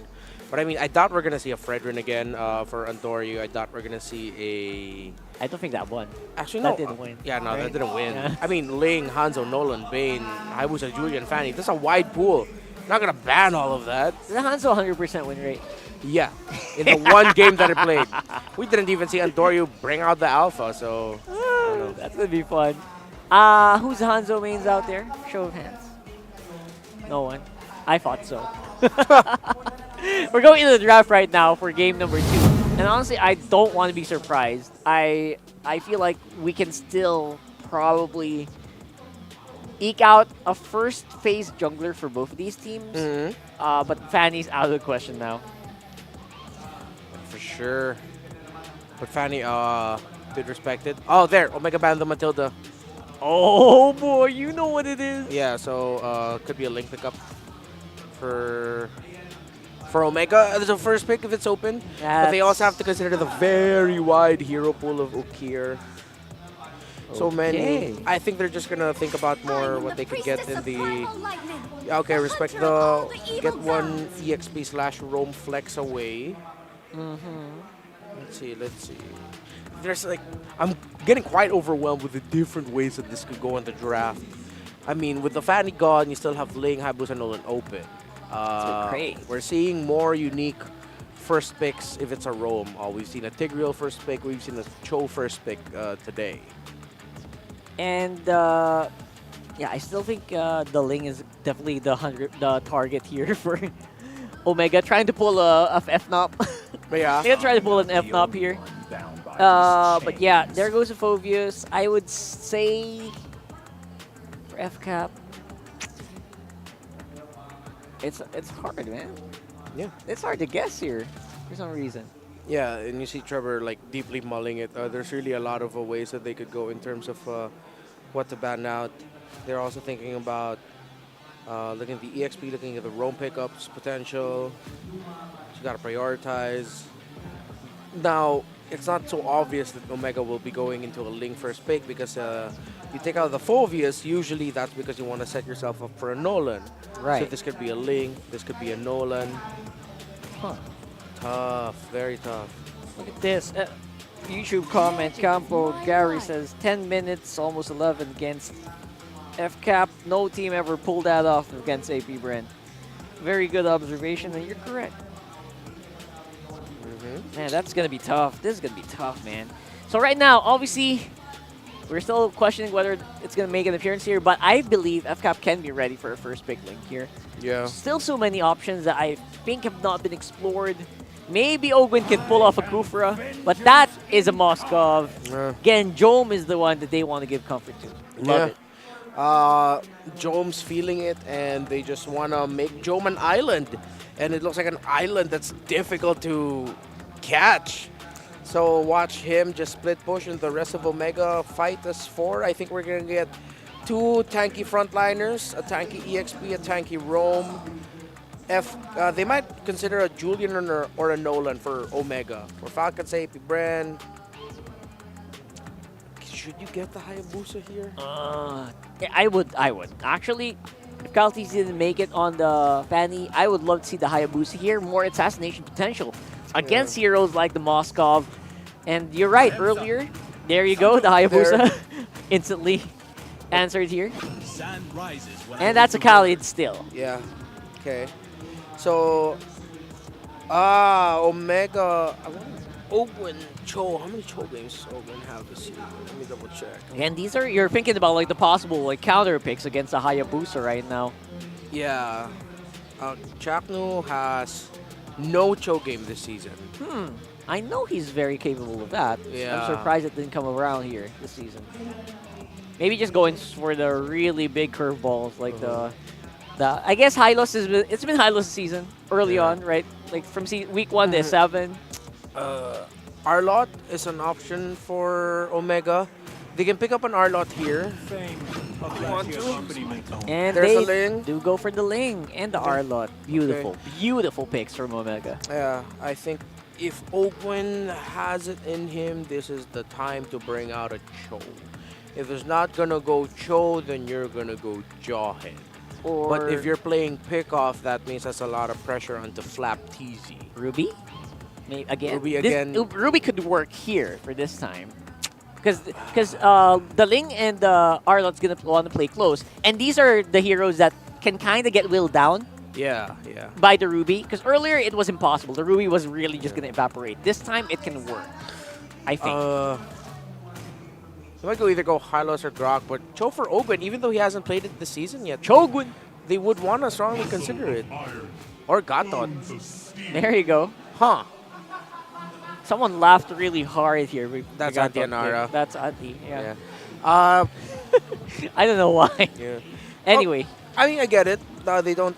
If Omega doesn't have any more room for true damage to shred down the Gatot Kacha quickly. Kier's picks in the mid now is going to be very important. Chaknu's Roam. Hylos and Arlot would honestly be really good for them. What are the... Oh, and Integral, yeah. So a there. good band. There's a good band. That's good. Pretty good. We're still looking for... Apparently, they're going for Chakno hero band. Yeah. I wonder if the Kufra is viable here. Can the Hayabusa get blocked out by a Kufra? Bouncing ball? No, right? On Shadow? It can. It can. It should, yeah. Like, it stops the teleporter. It soft counters. It kind of slows down. It stops the enhanced basic attack of Gatot as well. Yeah. Stops the Raging Sandstorm. Oh no, sorry, not the Desert Tornado. What's that? I am the spinning tornado thing of the Khalid. Yeah, that one. Spinning tornado thing. Don't quote me on that. Yeah. Chakno. He's actually undefeated with a Hylos and Minotaur, you know? Hylos would work here? They need a really tanky presence. By the way, Kyle TZ is undefeated with a Hayabusa. So that has to be taken into consideration. Oh, look, so many respect bans on the two mid laners. Huh. Well, you know what? Lily can work here as well, so why not? I actually don't mind it. Aurora Vexana are still open, and I think that might end up being the trade that these two go for. There's the Vexana. If there's an Aurora Hylos would be good. Aurora Hylos is great here. You set yourself up for a great four-man team fight while the Moskov split pushes. So it's Arlot, Ling, Aurora, Hylos together. Am I here? Did I see a Cho in the mouth reading, lip reading? I mean, we were floating the idea of a Cho. So let's see what's it going to be. Rock. Okay. They go for the fast rope, high invade. And Lilia. Oh, still Lilia. Okay. Yes, you know, we mentioned earlier, it can work well with a good front line. Yeah, you're right. Up against the Gatot, up against the Khalid. No problems. At least that's one less thing they have to worry about, right? Yeah.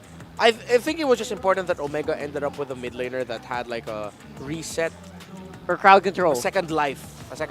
Right. You have the black shoes to bring you back to good health, or the Aurora passive to, survive a killing blow.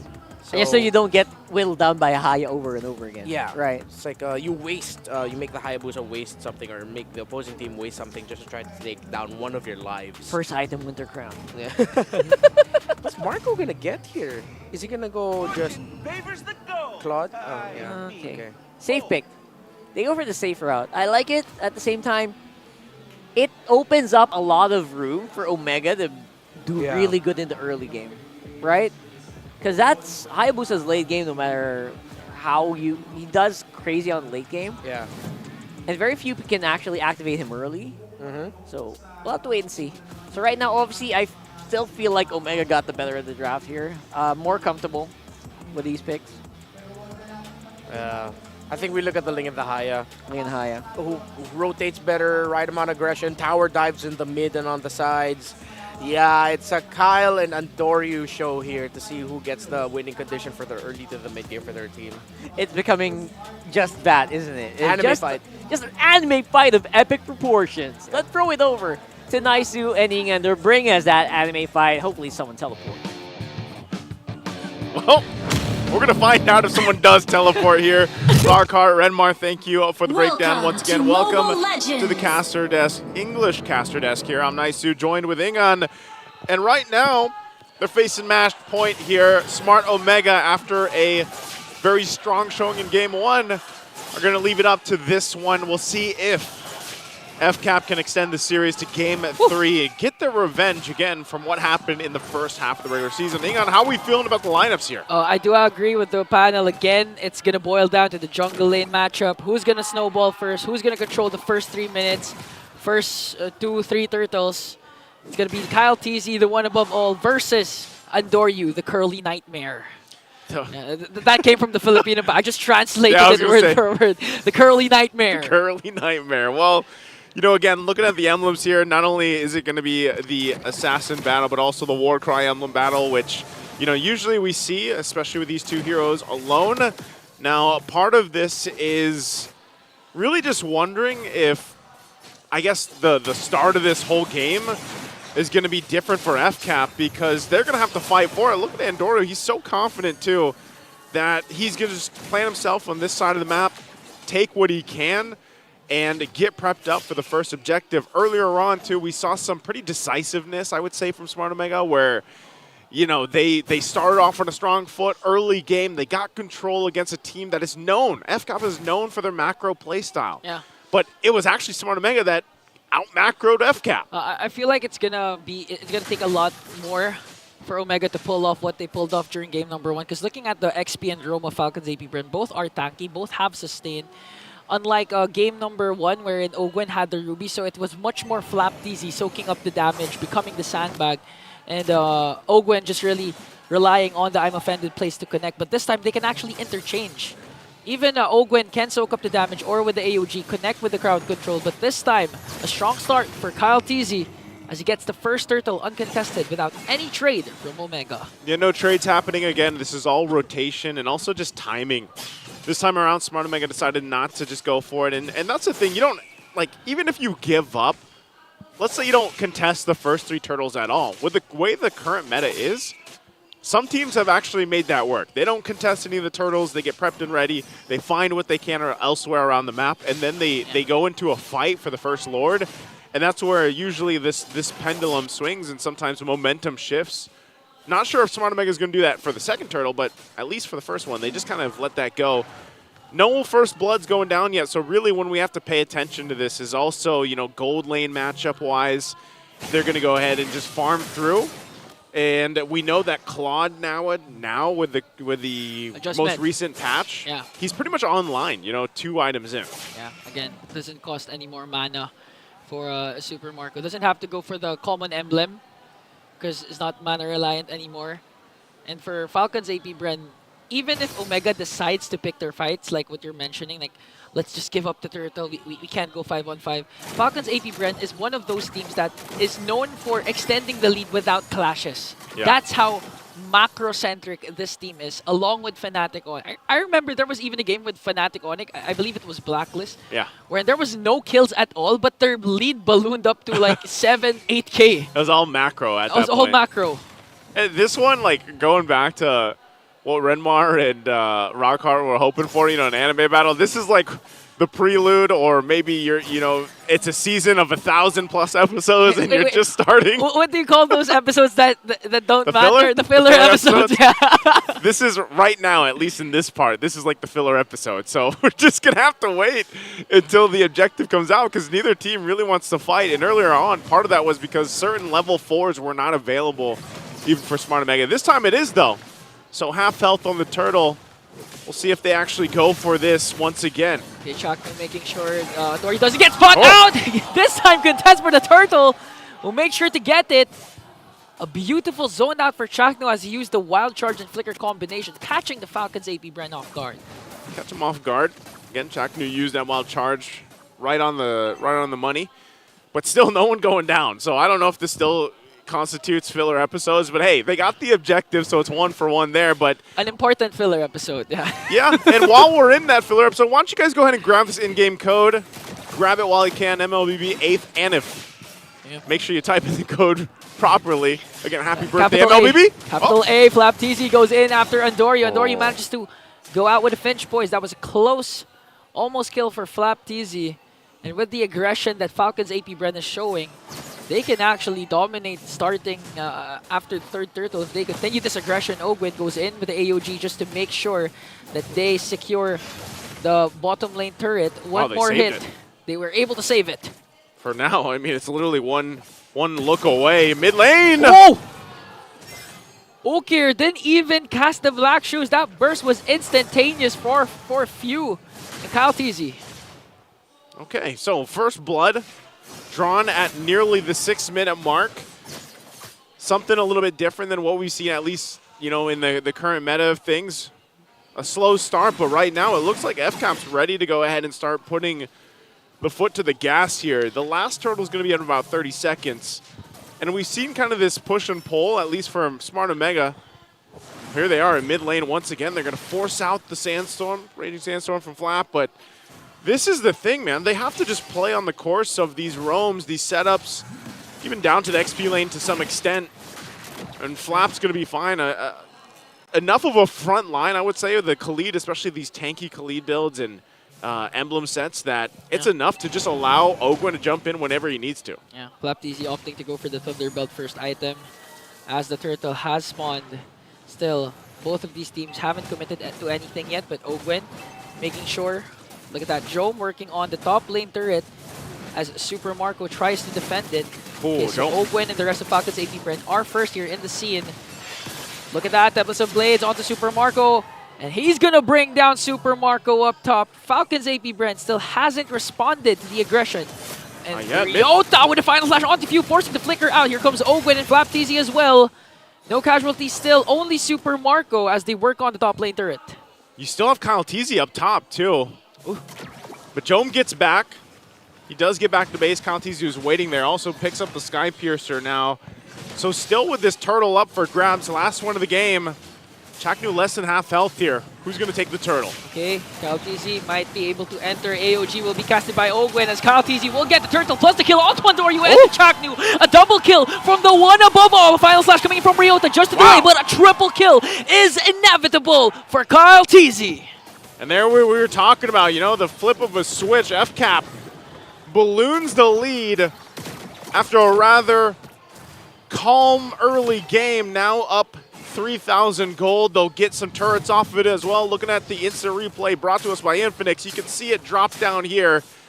Well-timed ultimates, just crashing down into a shadow kill from Kyle TZ as he picks up the turtle too. And good attempt, you know, even with just Smart Omega trying to get in that zone, that area, but unfortunately they just got crashed down on, literally, from Ogwin. And that just makes Kyle TZ Sky Piercer more worth it. 3 kills after picking it up. And look at this Flap TZ goes in, trying to zone out the members of Omega. And strong start for Kyle TZ. 3-0-1. It's nice that Falcons APBren's layering of skills were on point, because the chain CC onto Andor, you didn't even give him time to cast that Tempest of Blades. He was up in the air, controlled for a very, very long time. I would say this is one of the lineups where it goes back to like old Smart Omega's playstyle. You know, late game, this lineup right here is actually going to be pretty good. Like, they're going to be able to cover their bases when it comes to damage, physical, and magic. Even when the Lilia gets there, you know, he's only got the glowing wand at this point. Still working on even the second item locked in. You've only got a Thunderbelt here, of course, for Ryota. His whole job right now is just to get that final slash off, or they can rely on the wild charge. But really, for this lineup, it's just going to take a while for it to go ahead and get cooked at this point. And Big Jome, he is part of that process, right? Especially with the Mozkov here. But the same can be said even on the flip side for FCAP, and the fact that they've already got themselves this kind of lead.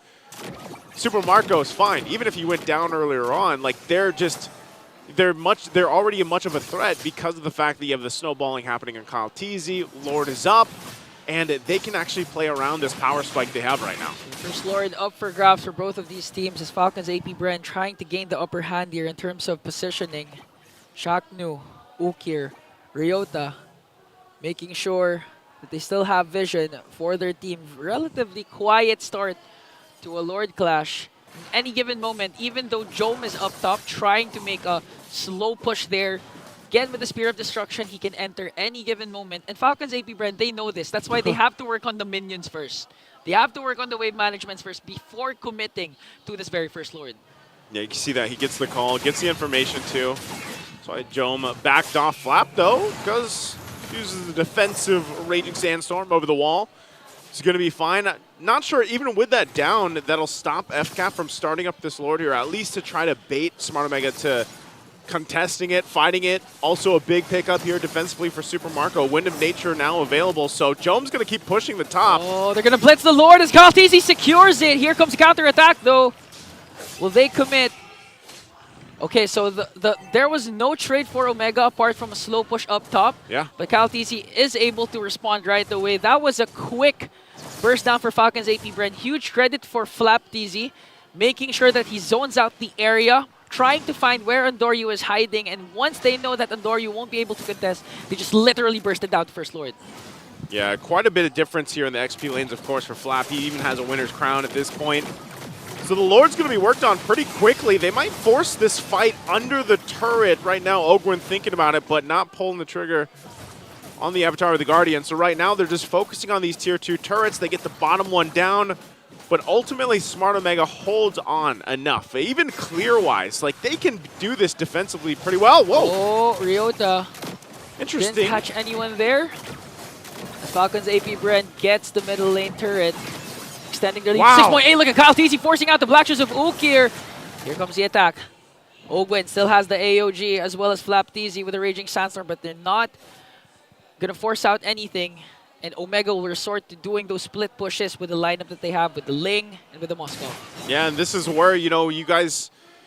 You find yourselves in these positions and you're like, all right, what do we do? What do we do from this point on? We're 7,000 behind. We don't really have any space to work with, so we're almost forced to clump up together, except for Jome. Jome's the exception. He can actually go ahead and push to an extent. So can the Ling, but realistically, you don't want to be too split off because of the fact that you also have just KalTZ roaming around. You know, if you get caught in a 1v1 with him, you're most likely going to die right now. Yeah. So. As you can see, even the damage coming out from Flap is pretty insane, you know, on this Khalid pick. So right now for Smart Omega, they've kind of got to... Oh, this is what I was talking about. Anime battle, though. Oh, and Ogwin catches him with the taunt. Picks up the kill as they bring down Andoryu.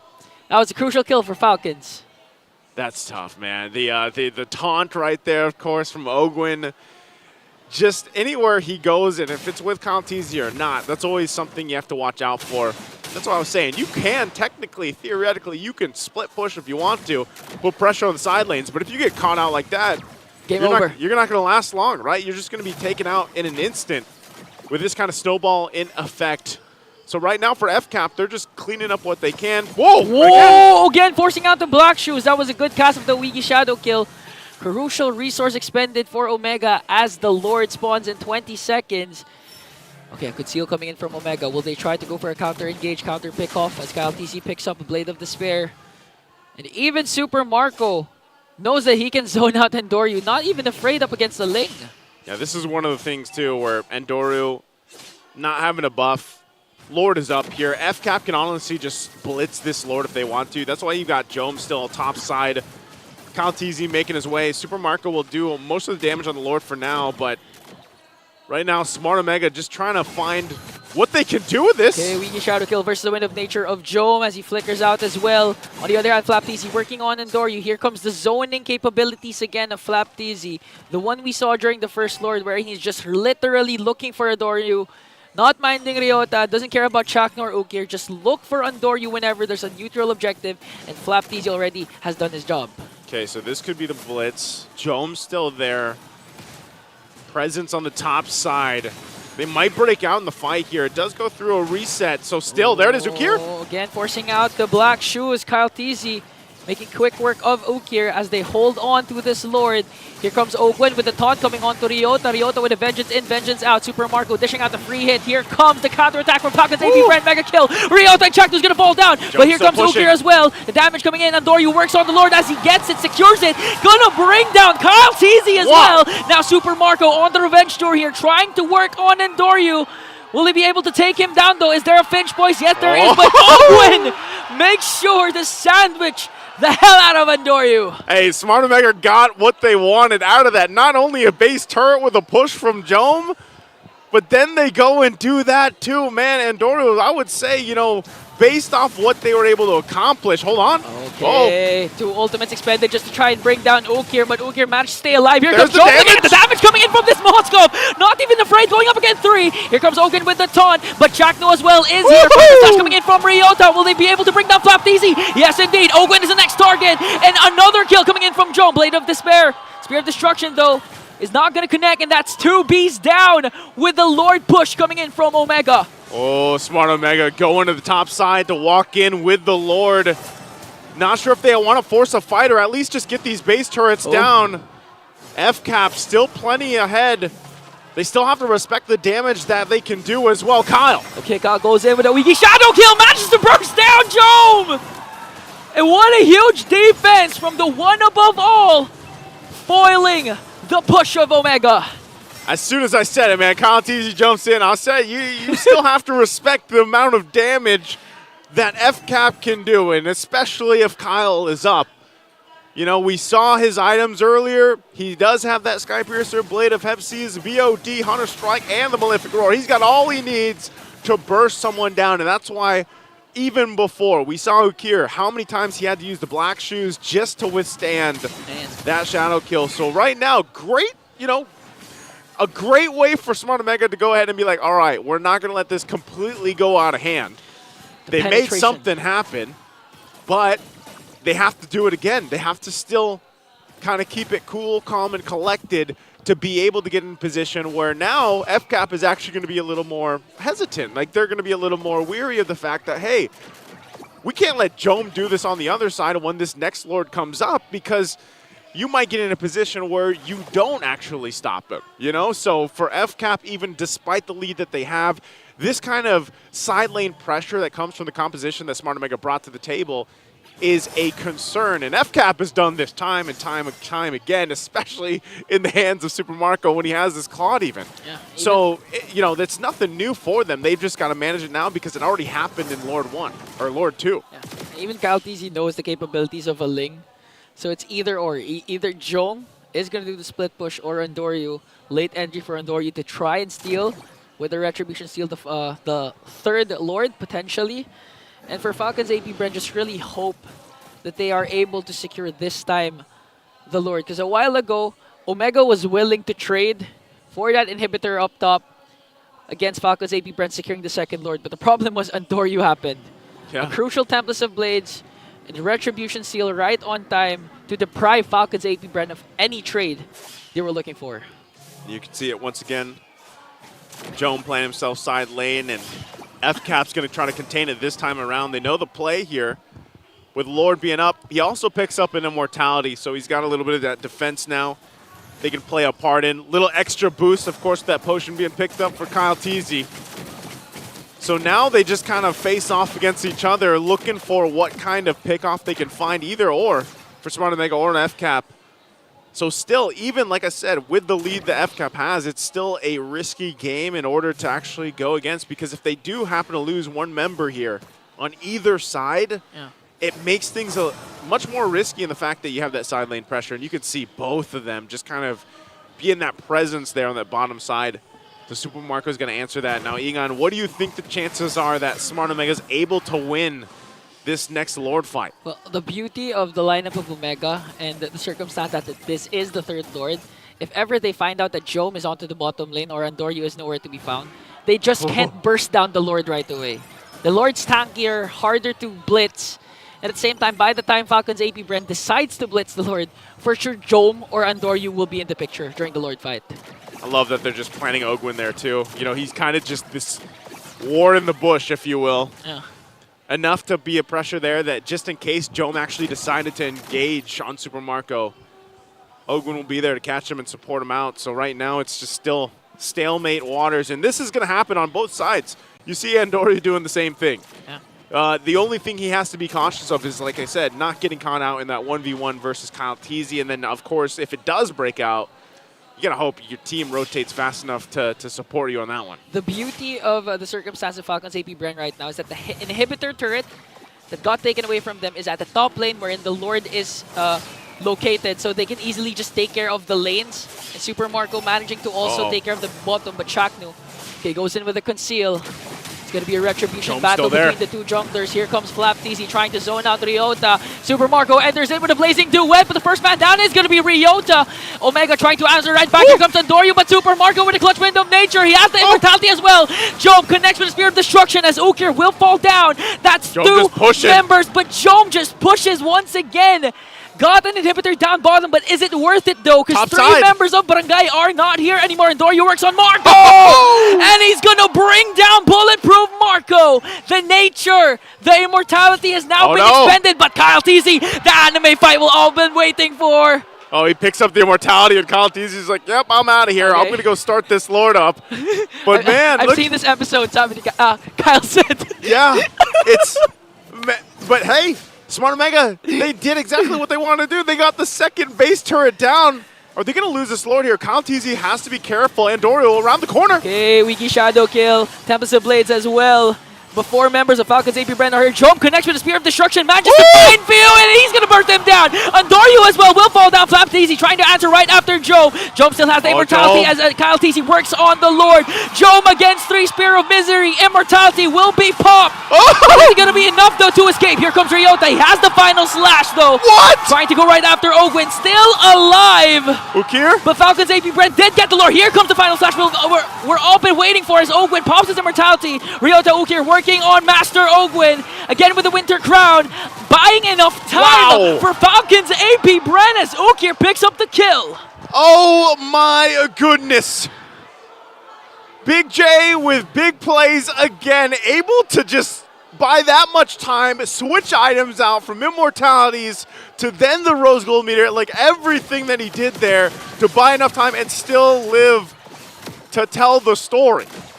Man, what a play, and now he also switches back into the Wind of Nature here. The best part also for Falcons APBren is they got 2 inhibitor turrets. Falcons APBren manages to get the mid one. Falcons APBren did get the Lord, but look at the times, Naisu. It's officially the Omega. We're past the Omega timers. We're past it at this point, and I was saying this lineup is meant for those timers.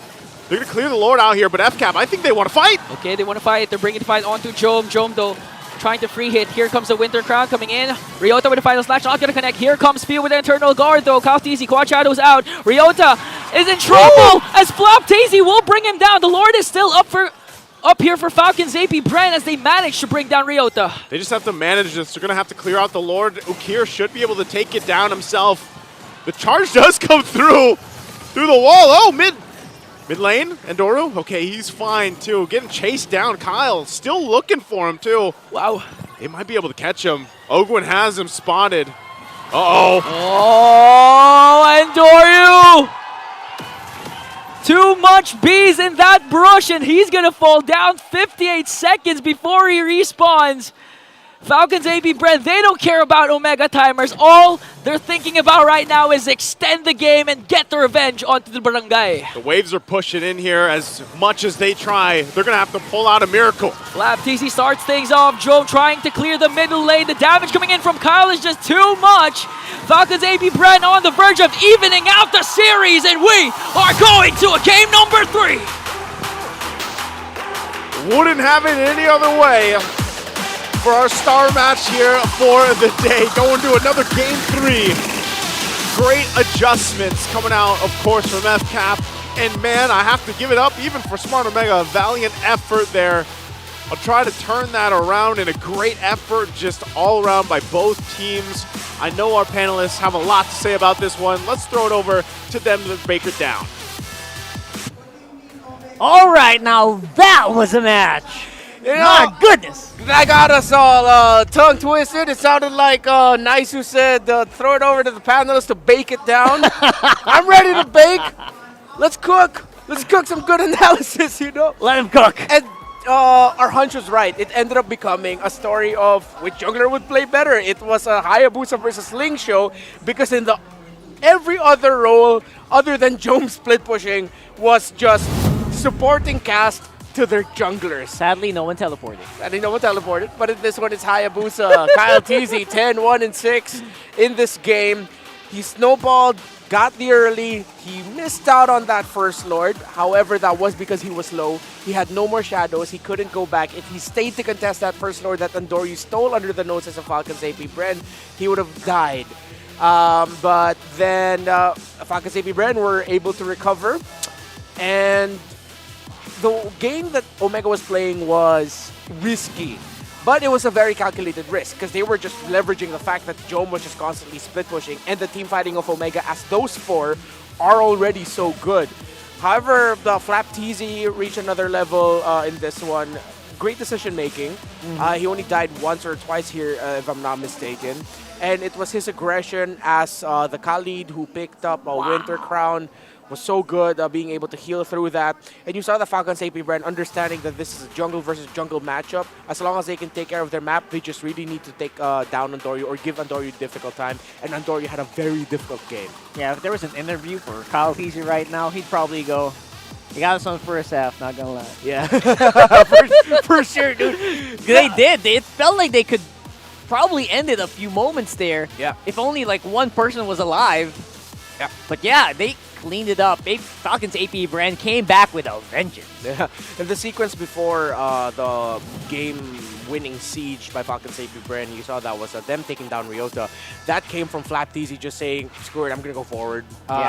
Yeah, at first I thought he was out of timing because the other members of Falcons APBren weren't exactly close enough to respond right away. But no, they were there. They were able to respond. And with good map management by Falcons APBren, not giving a lot of opportunities for Omega to punish them in the early. Good control of minion waves and the map. Sacrificing at certain points, knowing that the Moskov will be there instead of just being so static. At some point, they're going to have to take a trade. But Falcons APBren would take a good trade. Good macro, great micro, such a great game number 2.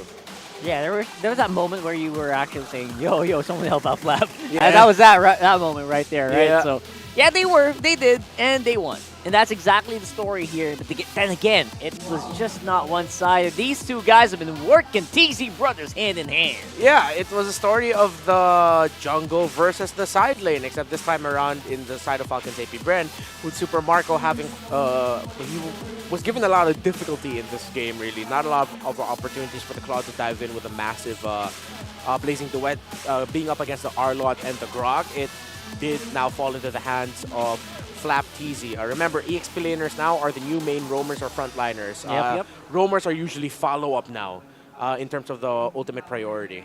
And we're seeing that happen time and time again. And the combo of just the Gato Gacha as well as the Raging Sandstorm, which some people forget, you could reposition that with a Flicker, which we saw a lot of times here being done by Flap. Yeah, I'm glad you pointed that out. I think that was the second or third turtle where Flap TZ was Raging Sandstorming, then he flickered back. Yeah, it's not necessarily like a full all the way to the back. It was like a diagonal, a little bit off to the back type of deal. It happened multiple times and it caught people off guard. Yeah. You think you're safe because you're out of the circle, and then the circle moves on the ground. So, it's like, I'm safer. What? I can go back? That's crazy. So, again, stuff like that are what makes the Kali just so good. And the big circle, again, by the Garokacha, so hard to fight against. Now, if game number 1 was a great showcase of how to dominate Falcons APBren, written by Omega, game number 2 was just a story of Falcons APBren playing the MLBB that they were known for. If they're not going to dominate you by getting kills on you over and over again, they will do so slowly, war of attrition style. Choke out the map as they do. So at this point, you know what? And by the way, another circle by Few. There's another circle for the Eternal Guard. Yeah, the Eternal Guard. So the crowd control is insane here. for FCAP in this one, Yeah. which then again did contribute to them having such really good team fighting. And of course, Calteezy also does that on his own. Yeah. Now, honestly, he fell off maybe at around 15 minutes, 18 minutes. People were dodging him, starting to dodge with items and immortalities and whatnot. But they got the job done. And another long game was had by all. Yeah.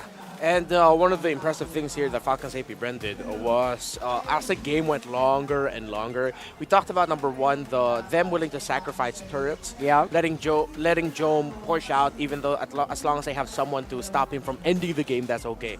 At the end there, with them being able to find Andorio, who was trying to make space up top, after he cut the wave in the mid, that just shows how they changed to, all right, let's just make sure our lanes are covered. Even if it's Ogwen, we have Flap anyway at the front line with the rest of the team. We get the Hayabusa to join us, have Calteezy join Ogwen and hunting down Andorio. That's right. That was a great adjustment, on-the-fly adjustment by Falcons APBren. I'm surprised they actually didn't get split push to Oblivion here, considering there's a Ling and a Moscow, which, again, Big J was trying to do that really, really well. Yeah. And again, actually to the point where he's sacrificing teammates to the Lord just so he can split push. Somehow it does work out for Omega. They're just not getting the Lords because there's so much split push and team fighting to be done. Yeah. So, again, these are things you kind of have to weigh, right? If you guys are playing, you know what I'm talking about. You got to have to weigh team fighting versus going for the objective. Yeah. And in fairness to Omega, they did that pretty well. They just needed that little bit of like extra 10%, but they didn't have that. And Omega was just, Falcons APBren was just pushing back. So it was pretty fun. It was pretty fun time, had by all. Oh, we have a late game showdown. What's this? Before this game, FCAP has recorded 50% win rate in 6 games, past 18 minutes. On the other hand, Smart Omega, 71% win rate in 7 games that had 18 minutes. Ah, okay. So Smart So Omega who's- is 5 out of 7 in games that are past 18 minutes, while Falcons APBren are 3 games. Yeah, 3 out of 6 in games past 18 minutes. All right. So that was heading into this one. So they're... Now it's 6 out of 8 for Falcons. Oh, excuse me. 4 out of 7 for Falcons APBren. All right, so that means that both of these teams are vying for that 18-minute mark. Yeah, still. some of the longest games this season are with Falcons APBren. Falcons APBren, Team Liquid, Smart Omega. All It's right. usually that. And then the shortest game also is in the hands of Falcons APBren up against the NC Pro Team. If you remember, that was like sub 10 minutes. That was brutal. Yeah, that was brutal. That was brutal. The less we talk about that, the better for all of our feelings. Yes, please. Just, if you're curious, just go ahead and scroll back. I think a few... Yeah. that was 2 weeks ago. Yeah. 2 weeks ago, yeah. Is that 2 weeks ago? It's week 7 now, week 5. I think it was like a week 4 or week 5, yeah. Or Week 4, week week 5. 5. I think that was week 4 or 5. Anyway, we're coming back into this one, and we are seeing a pretty good statement here by Calteezy. You know what? Game 1, I kind of fell off. Not gonna lie. But in Game 2, he solidified that, you know what, stuff can happen in the early game, even with a high boost in tow. So I feel like Falcons APBren can still pretty much contest that hero in this match. Yeah. Again, every time now, especially after the draft that we saw in game number 1, it's trying to run through the permutations in my head. There's so many possibilities that you can go for. I feel like the Hylos could have fit there somewhere. Yeah, because this time around, Falcons APBren, other than the fact that Calteezy had a really great game with the Hayabusa, how Few and Ogren were just controlling the map, Asagata, Kacha, and Vixana respectively as well. I thought that their impact wouldn't be as felt. I thought it really would just be jungle versus jungle. Nah. But no, even Chaknu and Ukir had a difficult time finding an opening. Maybe it's because, like, in terms of their lineup, like, when you think of Vexano, when you think of Gatakacha, you think hard catch. That's right. Chaknu, as the Grot, the wild charge is a hard catch in a way, yeah. Ukir doesn't have a hard catch. He has good damage. He just blows up people. He blows from the people up floor. and slows people down. Yeah. That's the difference between the two. The hard catch from their lineup actually comes from the Ling with the Tempest of Blades. But That's you're not, the only hard catch they have. Yeah, but you're in the mid trio alongside the Grot. But if you're the Ling, you're not going to be using your Tempest of Blades just to knock people up, because that's your main ability for team fighting. And for dodging the shadow kill. And for dodging the shadow kill. So it's Oogie, by the way, not Woogie. It's Womi Shadow King. Womi Shadow King. No, Oogie, that's two O's. Oogie. But it's spelled O-U, right? Yeah, so there you go. Oogie. If you know, you know. Anyway.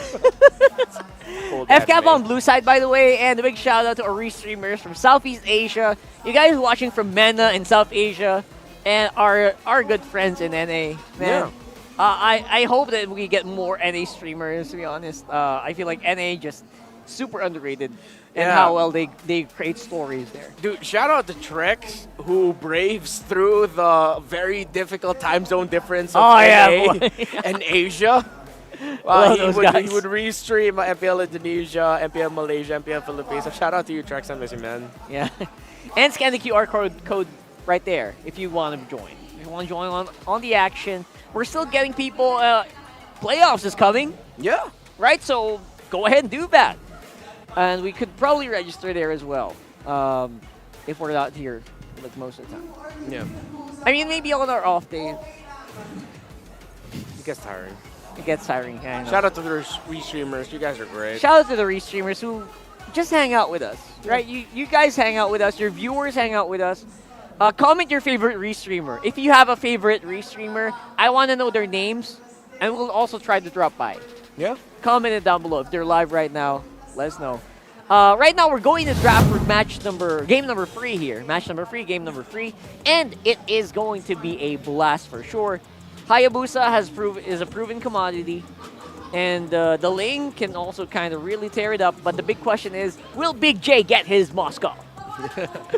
Let's see if he will. Huh. That seems to be the case. Omega really is respecting the hell out of the Matilda of Falcons APBren. Big J went cray-cray in that last one, by the way. Yeah, with the Moscow. Mechanics. I think Omega can still lean in on that, you know? With Harith being gone here, they can still, once again, just... I mean, the Moscow did provide difficulty for Falcons APBren. So if I'm Omega, I'm thinking, Jom, if you're still feeling it, I mean, why not, right? Yeah, exactly. Right now, comfort is not lacking here at all for the rest of the squad here. Again, I don't think there's any, what do you call this? Not much of merit banning out Chaknus, or they're going for the known ones, trying to just make sure that Big J stays on the Moscow by banning out the Harif, and making sure that the Hayabusa is not in contention here. They don't want to first pick it. Yeah, and look at the different approach now by Falcons APBren. Instead of like committing all of their bans of the Assassin, they just ban out one. They just ban out the Hayabusa. Which means the right call. They have the Julian and Nolan available for them. Ling as well. If he wants to. I think Falcons APBren are more of a team that lean towards the Julian and Nolan though, because of their inherent burst. And the swappability. You know, sometimes they can flex it out if you. Yeah. On the mid. Oh, yeah, that's Julian. true. So I don't know if they can go, if they want to go crazy right now, but for the meantime, that is going to be it. At least for it. The Phobius, that's like permaban today, right? Yeah, dude, Phobius is just way too good as a pick. Way too good. Oh, they get the take Moscow. it. Sneaky, sneaky.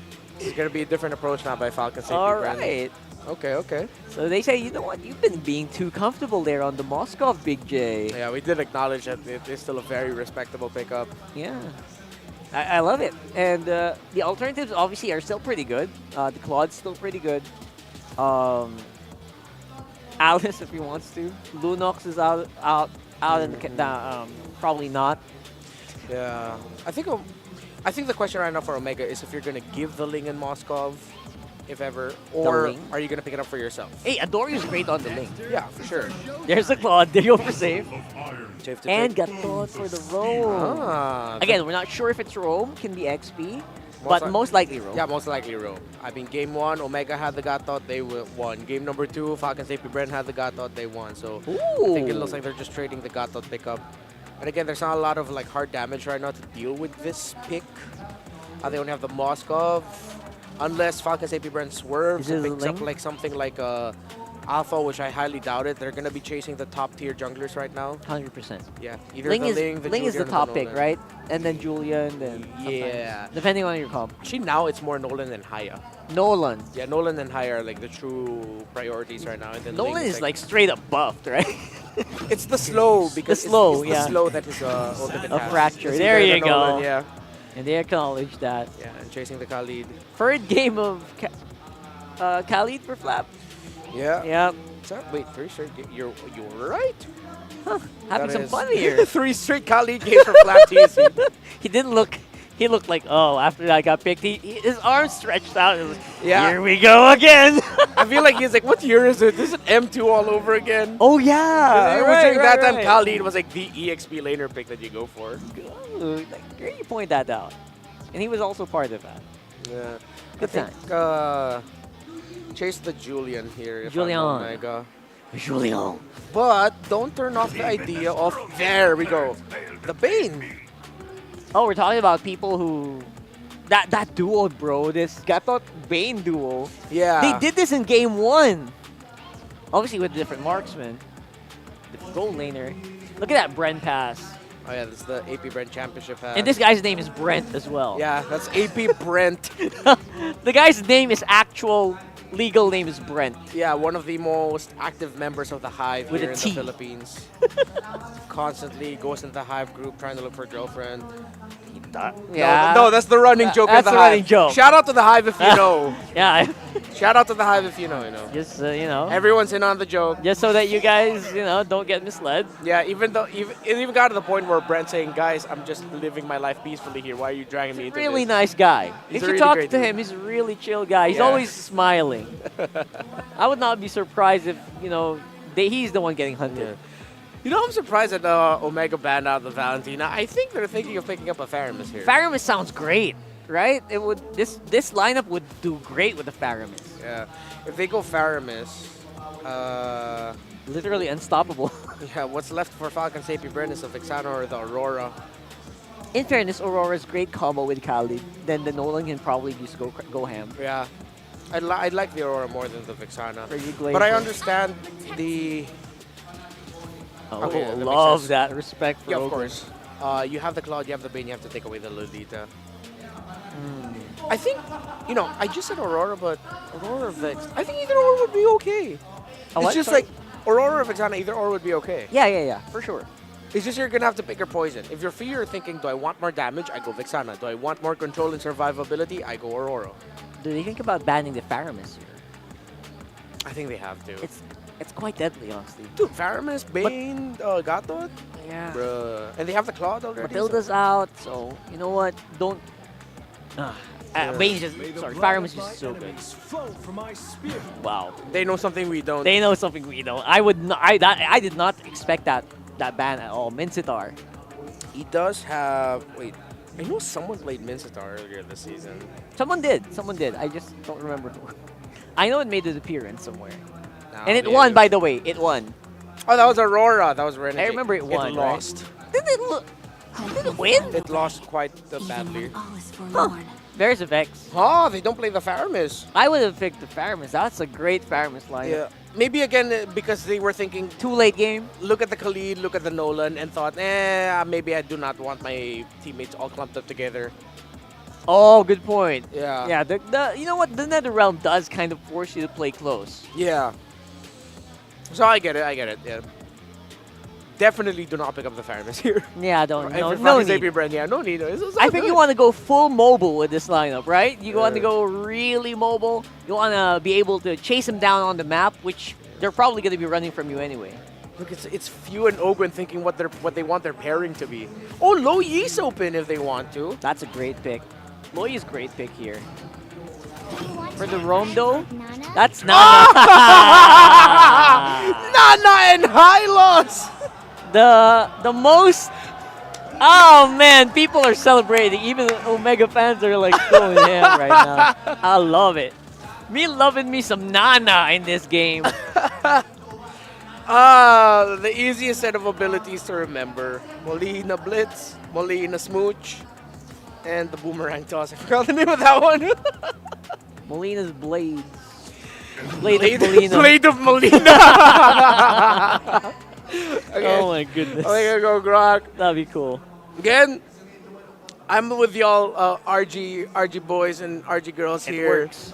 The Molina Smooch, man, how are you gonna control it and how they handle the blitz. But playing the high loss into a Bane, into a Gatot, into a Vexana might be tough. If last time it was Jungle versus EXP, now it's the Rome EXP of Falcons APBren versus the Bane and the Gatot. Yeah, I actually get the high loss. Slow down these melee heroes, make them hard to chase you down.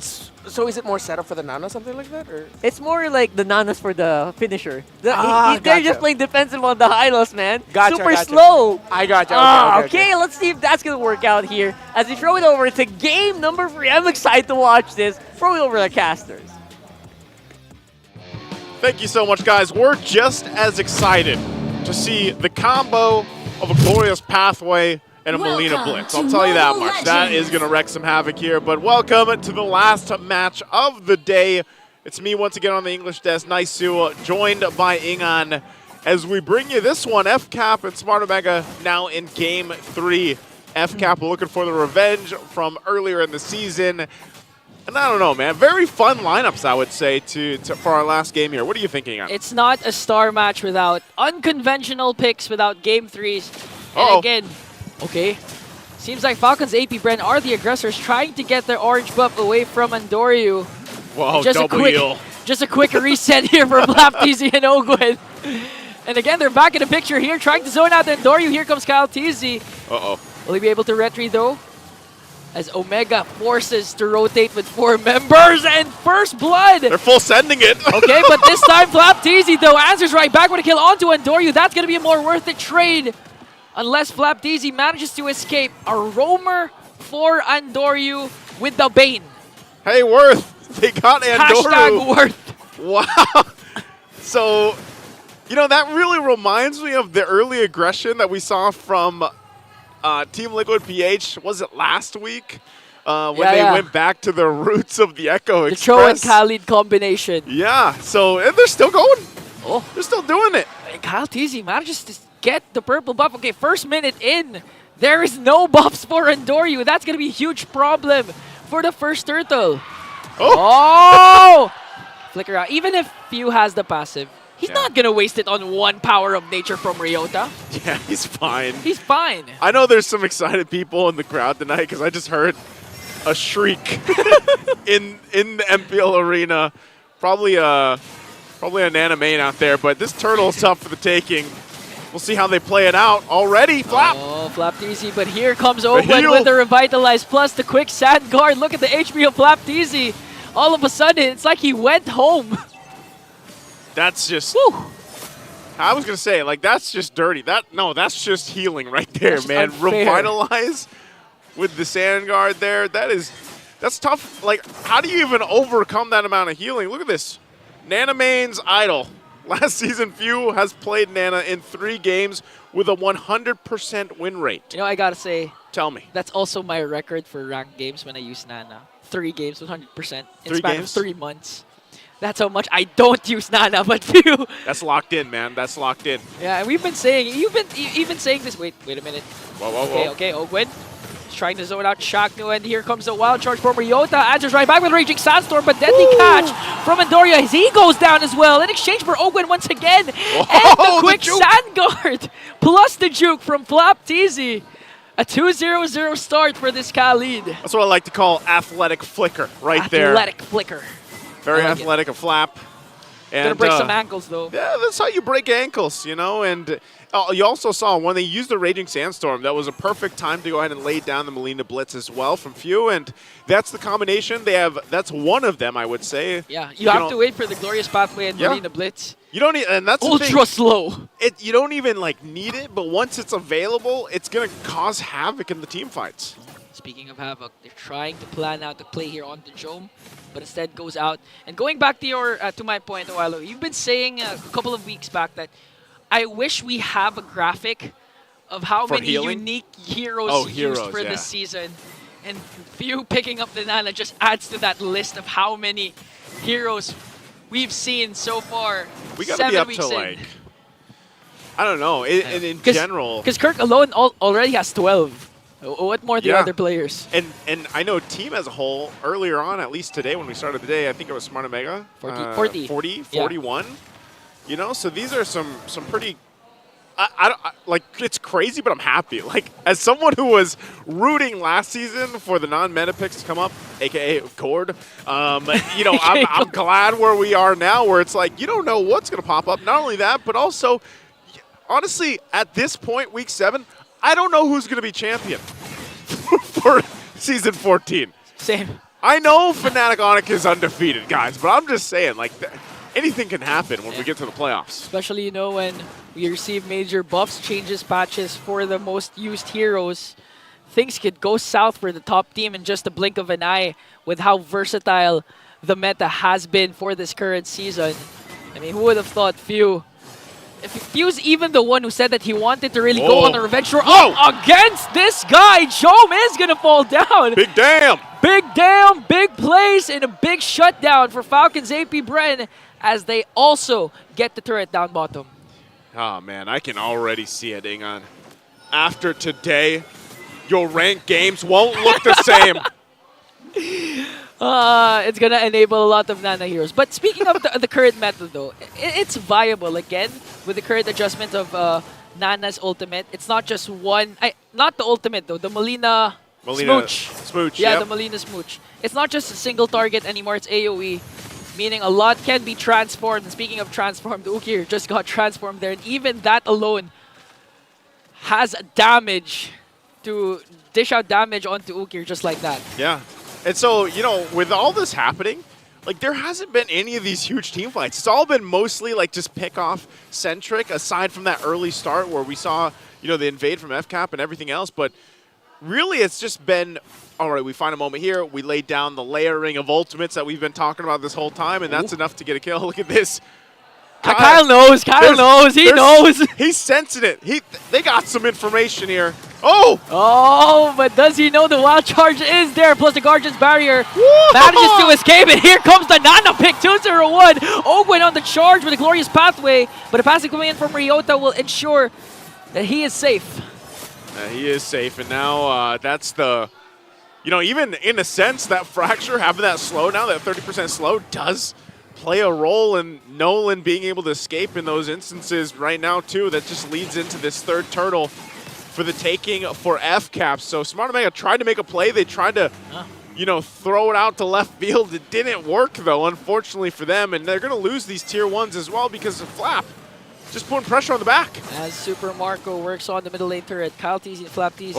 Oh, they managed to catch Ogwen, but Ogwen has to revitalize. Is he going to be alive, though? Here comes the sun. Was able to cast a glorious pathway. Now Flap TZ just making sure that Omega stays there. And now Chaknu picks up a Thunderbelt.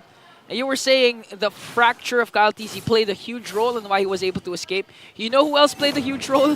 Who's that? Few. Killing Jome, handing him his second death with that boomerang plus ultimate, and Omega just really managing to get another turret here down bottom. Just trying to salvage whatever they can because Falcons APBren right now has a 4.5k gold lead. Yeah, you know, what has to happen here for Smart Omega is you got to catch up in the jungle, you got to catch up in the gold lane, and that's what they have to do to get in fighting form. Hopefully for this first Lord. Now, I would almost rather see Smart Omega maybe not contest it because they're just kind of down, you know, they're behind too much in the key roles right now. And unless they can get a pick-off potential or a great set, maybe from Ryota or even Chaknu, that would be great for Smart Omega. But right now, the way things are going, they're just kind of out-farmed, and they've got to get time to adjust from it. So if that means giving up the first Lord for now, so be it. Just defend the best you can because Jome's also got to catch up on this Claude, and you can already see Super Marco is going to be looking to do the same thing we saw Jome do the previous games with this Moskov in hand. Yeah, and not even just the gold lead though. Look at the level gap. 4 levels ahead for Kyle TC against Andoryu, level 14 to level 10. And even at the gold lane, Super Marco 2 levels ahead up against Jome with the Claude. Oh, as they pick up a kill onto this is a Gatot Kacha Chaknu, and they just bursted him down like he was nothing. That's the burst damage. Big burst. That's what we were talking about. That's Big Bursta. You know Big Bertha? Yep, I know. All I know is Big Damn. Okay, That's Big it. Damn. Right there. Lord secured. Locked in here for FCAP. They're going to be able to march in pretty much to the base turrets, obviously, from this Corrosive Scythe just being picked up by Jome at this point. so he should have those 2 items that we talked about, you know, time and time again with the Claws, but I don't know, man. It's getting iffy here because right now, FCAP playing into the Glorious Pathway just to shove them off of these turrets. And they're going to successfully take down the middle lane turret. And Few a while ago said that Falcons APBren, direct translate, just translate it for me, is the Lason against Omega. Literally, Few is the Lason, the poison, with his unconventional Nana pick, doing wonders for them. 202 KDA. So far, so good. I haven't even seen Few pop his passive. That's how much play safe Few is, but still able to dish out the damage and the crowd control. Here comes the Glorious Pathway. Kaltizi onto the back line, onto Chaknu, forcing out the Doria to use that deadly catch as the Lord pops the Holy Shields of Omega. Now they're going to work on the turret. Still going to deal with the Lord here. They're going to jump in. Oh, Chaknu jumps in with the AOG. Just try to delay the push, but they're able to burst down the inhibitor down bottom. Kaltizi works on the top lane. And 10 minutes in, a 9.5k gold lead. Now we have to go back to our, our talking points a while ago. In this case, Omega, they really wanted to reach this time the Omega timers. They still need 8 minutes or so, maybe 6 for the new season for that Omega timer. Right now, though, there's the pathway. Oh, plus the stun coming in from Ogwen. Chaknudo manages to escape. Here comes the damage coming in from Falcons APBren, really trying to work on the turret. And look at the damage from Super Marco. Just working on the minions, but manages to is it the passive of Moskov? Wherein if you hit something, it reflects the damage, it bounces the damage to the nearby enemies. Right? For Moskov? Yeah, for Moskov. Oh, you're talking about the spears? Yeah, the spears, yeah. I was like, you mean reflect damage? That's a different thing. No, not reflect. I just can't translate it properly. The spears, yeah, okay. Yeah, the spears. Get yours now. Falcons APBren recall. What were you saying? Sorry. I really just the amount of damage he can do with the spears. Yeah, I just really want to get the TLPH one, but here comes Ogwen with a glorious pathway. Okay, at this point, Omega, it's safe that they're able to go out from their base. But again, Falcons APBren will just really bring out the clash wherever they are. And that's the thing, man. They're 10,000 gold ahead. Off that one Lord, they were able to get that one turret. Maybe another the Holy Shield on top, but for Smart Omega at this point, like I said, it's really just playing into late game. That the timing's there. The power spike for late game has to be in their favor. And honestly, I don't think they fight this Lord either. Like you're not in a position to fight this, so just go ahead, get in the defensive mode, backdoor against the wall, get ready to defend the base, the push, because FCAP after this one is going to come swinging. They might even force a situation where you have to fight. And this is where that deadly combination really comes into play too. I mean, I'm sure you guys watching have all seen or at least witnessed when a Nana is in the base, right, and you're trying to defend. You can't really stack up. Then you pair in a Glorious Pathway on top of that and a Sandstorm. It's just too much. It's too much to deal with. So even the areas around the crystal here, the base for Smart Omega, you have to avoid from actually getting clumped up in that situation. So that's the question. How do they juggle that around? How do they deal with the push, of course, coming from these waves and also the Lord? They can clear things out. They're going to have to really find their own kind of setup, whether that's Chaknu, whether that's Ryota to pull it off. You can see that they have pretty respectable damage, but turrets are going to fall here. Lord makes its way into the base, and FCAP eyeing down the last turret as Smart Omega holds it on. They do clear the Lord, though, so they've already done that. No wave in the middle just yet as it walks up. Now, Smart Omega, this is their time to hold their grounds if they can. There's the pathway. Oh, but the gorgeous barrier. Woo! But look at this. Pew picks up the kill. Onto Ryota plus Kaltizi onto the backline. Going to bring down Chaknu as they work on the middle lane inhibitor turret. The base of Omega. No more inhibitors left. The push is here for Falcons APBren as they try to complete the revenge tour and get the win against Omega. You see the smile on their faces. They're like, yeah, we did it with a Nana. And now they're feeling good as well about getting their revenge. And man, FCAP, what a combo. Woo! The pathway, the blitz, you saw it. It was all perfectly laid down. Even Kaltizi with a fracture onto Chaknu, onto the backline. And just too much to handle for the Barangay. And what a way to have a revenge tour with a Nana pick by the Kapitan. Phew. This makes it exciting to think. I know we still have a day tomorrow, and I know we still have like week 8. But at this point, I don't know what to expect for the playoffs, man. Like if we're here at this point, and you know you got Nana coming through, you got the likes of all these Khalid picks, the Bane picks, everything. The Nana picks.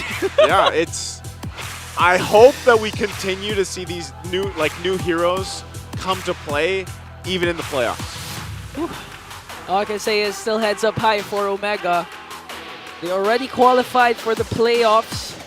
Still a good sign that they're able to go head-to-head, toe-to-toe with the reigning defending world champions, Falcons APBren. A lot of credit to this guy leading the charge for Omega. Big J! Big J. With amazing big plays a while ago, even during their Game 2 loss. He had a lot of beautiful plays. Yeah, great adjustments there. That's going to wrap it up for us tonight on the English desk. And I'm Naisu. This is Ingon. We're going to be thrown over to the stage with FCAP and, of course, our host today, Hans Galleria. Woo! Take it away, boys. Let's hear what they have to say. MPL Arena, your winners, Falcons APBren. Guys, congratulations. It was a reverse sweep na nakita natin. Flap, nice haircut by the way. Few, alright? Taking note, dun sa palag nyo ni Chakno kanina, the world champion buff really worked para sa inyo. At nakabawi na kayo, finally, sa Smart Omega. How did you approach this game? Or how did you approach this match specifically knowing na ito yung isa sa mga teams na natalo kayo nung round 1? How did you get the win at paano nyo prognosis to? Ayun, yung mindset din namin kasi talaga gusto namin makabawi sa kanila eh. Tapos, same lang nung sa lahat ng nakakalaban din namin yung approach namin. Focus lang sa sariling gameplay namin, tapos aralin lang muna namin kung ano yung ginagawa talaga nila bago kami mag-draft. And you were able to adjust and execute that in today's matchup. Congratulations, Ogwen.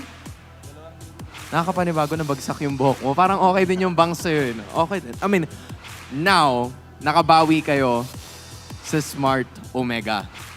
Ang isa sa mga makakaharap nyo next week, or should I say, Onic or Fnatic Onic Philippines. Currently, they are 11-0. Kung sakali na manalo sila bukas, how confident are you facing Fnatic Onic Philippines again for round number 2? Tingin ko confident kami ngayon kasi gustong-gusto rin namin bumawi sa kanila eh. Kasi last rin talaga nila, gusto namin sila makalaban talaga ulit. Now, kung meron kang mensahe sa Fnatic Onic Philippines, specifically, I'm sure that they're watching right now. Ano ang message mo sa Fnatic Onic? Brusko, wanda ka na sa akin. Parang mainit ka lately, ha? Sige, at doon na natin tatapusin yan. Congratulations, boys. We will be now taking note kung sino nga ba ang MVP of the match. Can I get some names, everybody? Sinong MVP nyo?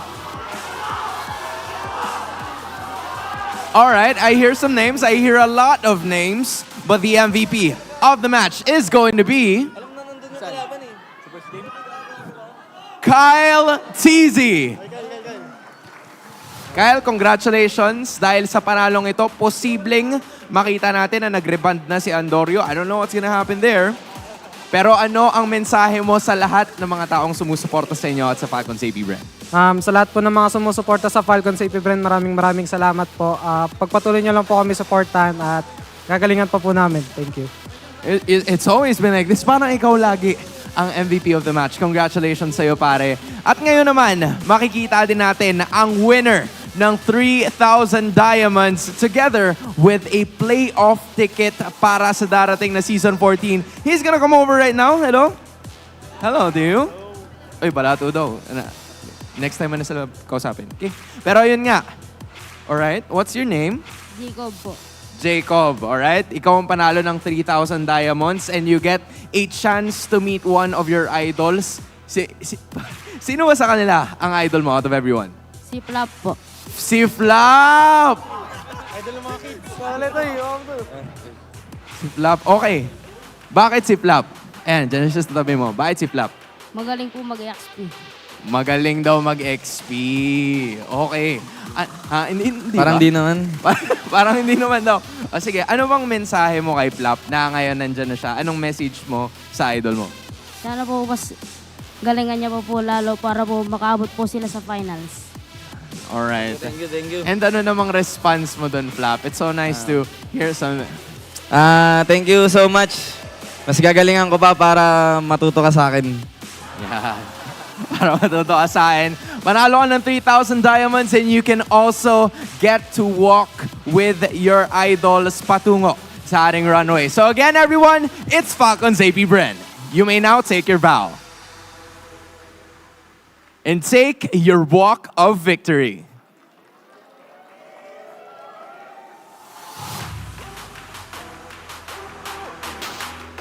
This is a really good game of adjustments para sa World Champions. We may see them down in game number 1, pero game 2 and 3, they had what it takes to take the series. Rekta na natin sa ating panel.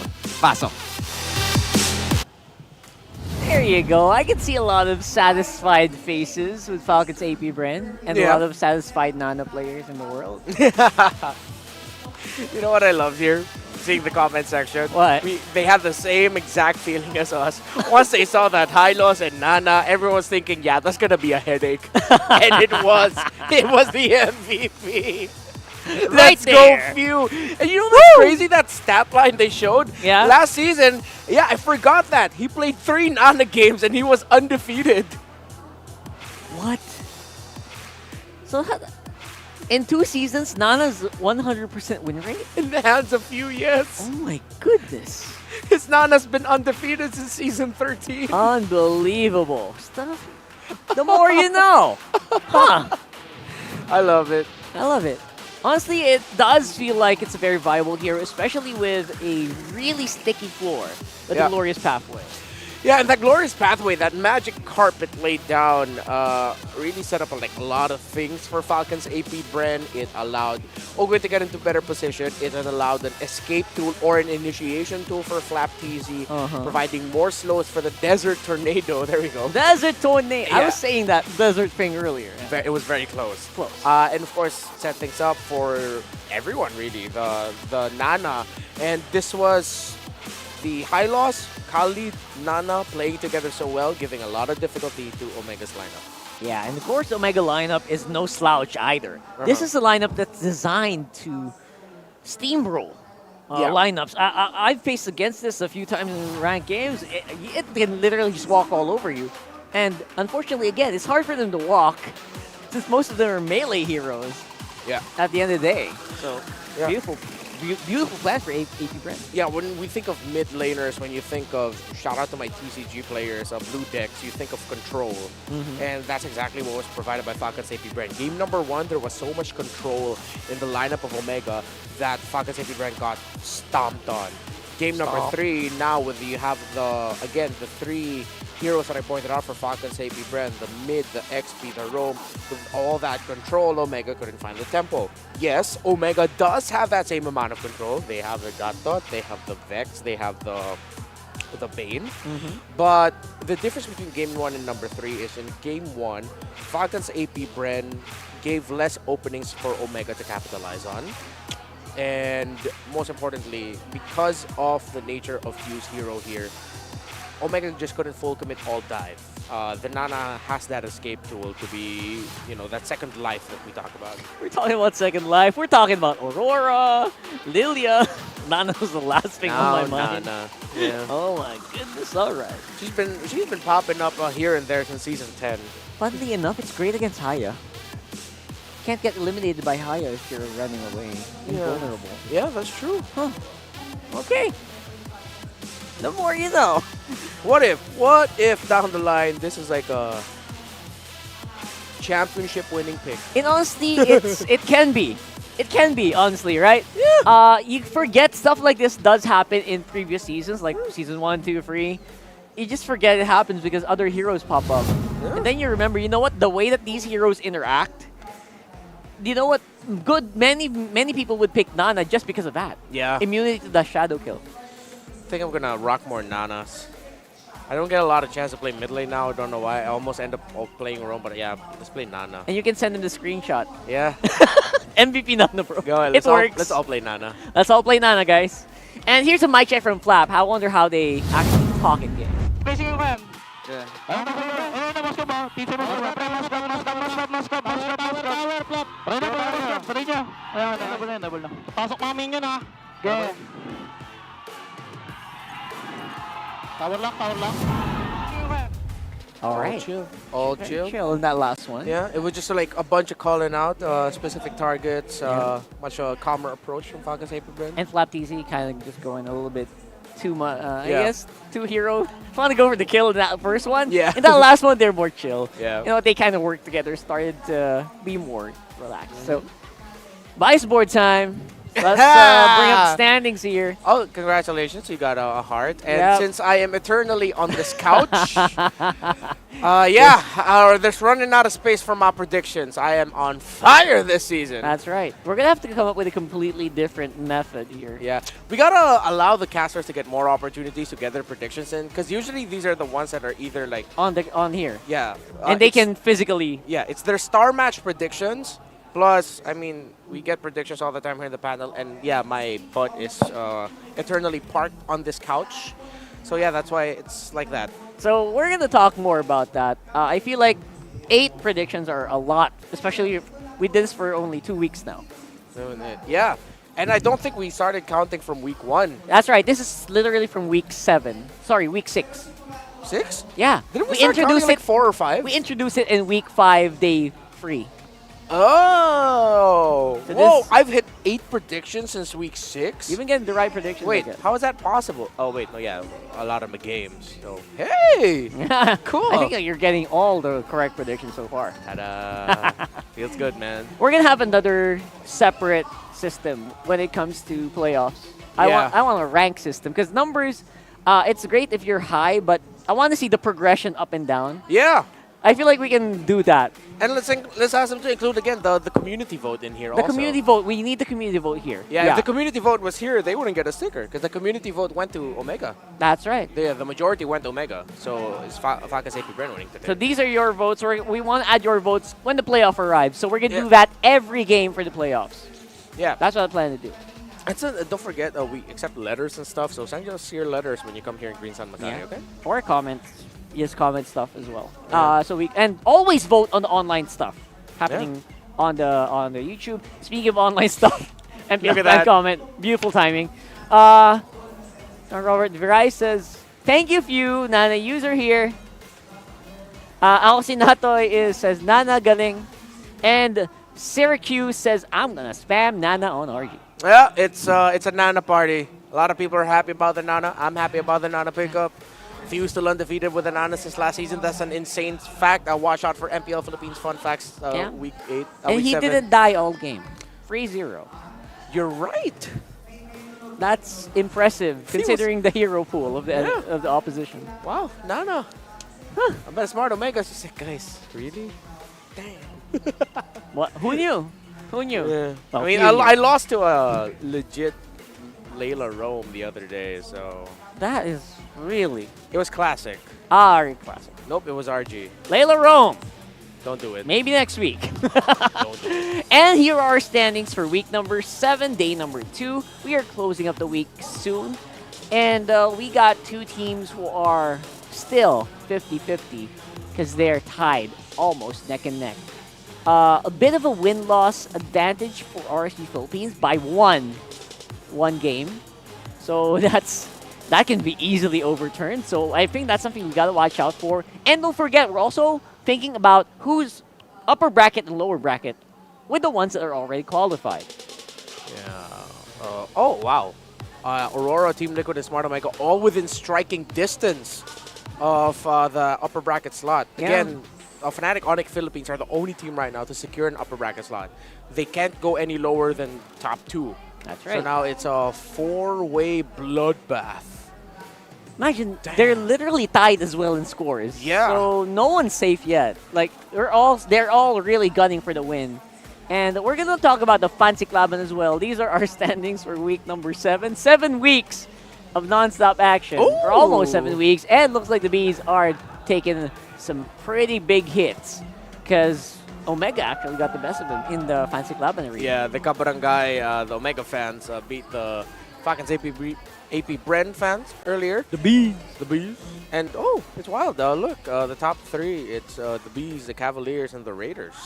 And looks like everything else seems on point in terms of match prediction, except for the last one. Yeah, but dude, it's all so close. Every week, the Fnatic Laban results are always so close. 6-6, 6-5. Yeah. Wow, you're right. That's going to be impressive to see. And again, all of these happen on site here in the MPL arena. You don't even need to wait too much. Like, you just go to their booth and I want to join. It's right there. Say that. And again, represent your favorite team. Maybe wear their jerseys that you also get. Yeah, that would be great. That would be so Hopefully cool. the playoffs, if ever, like, let's say it's a grand finals, the Give 'em a teams jersey. give them jerseys, you know. That would be so cool. Yeah, hopefully. Game marketing, you know what to do. And again, I think that boils down to the respective communities of the teams, though. for them right Yeah. there in Infinix, right? So, I guess it's been a pretty interesting day. Yeah, for sure. To say the least. Yeah. Not 9 games, but you know what? We're happy. I'm Rockhart. This is Redmar. We'll see you guys tomorrow as well for the closing of Week 7. We are down to the final spot in the playoffs. Ang naghihintay sa kanila, Fnatic Onic Philippines, Falcons APBren, Smart Omega, Aurora MLBB, at ang kaka-qualify lamang kanina na Team Liquid Philippines. Isa na lamang ang natitira. Sino sa RSG Philippines at Blacklist International ang makakaselyo ng kanilang playoff spot? We're about to find that out sa kanilang mga susunod pang laban. But that is it for now. In behalf of Mara Aquino, my name is Hans Galeria, and this has been MPL Philippines Season 14. Have a great night, everybody. We'll see you tomorrow.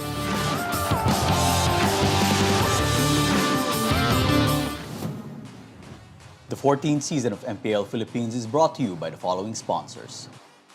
Smart, the official telco partner of MPL Philippines Season 14. The official tournament phone of MPL Philippines, Infinix GT20 Pro. Official suppliers, EMC Asia and Index Salon. Experience the TLPH Season 14 action live at Green Sun, Makati City. Grab your tickets now via official MPLPH website. Don't miss any MPL action by following our official Facebook and subscribing to our YouTube channel. Follow MPLPH on TikTok for more content. And to ensure the equality and fairness of our games, MPL Philippines is also monitored and supervised by the Games and Amusements Board.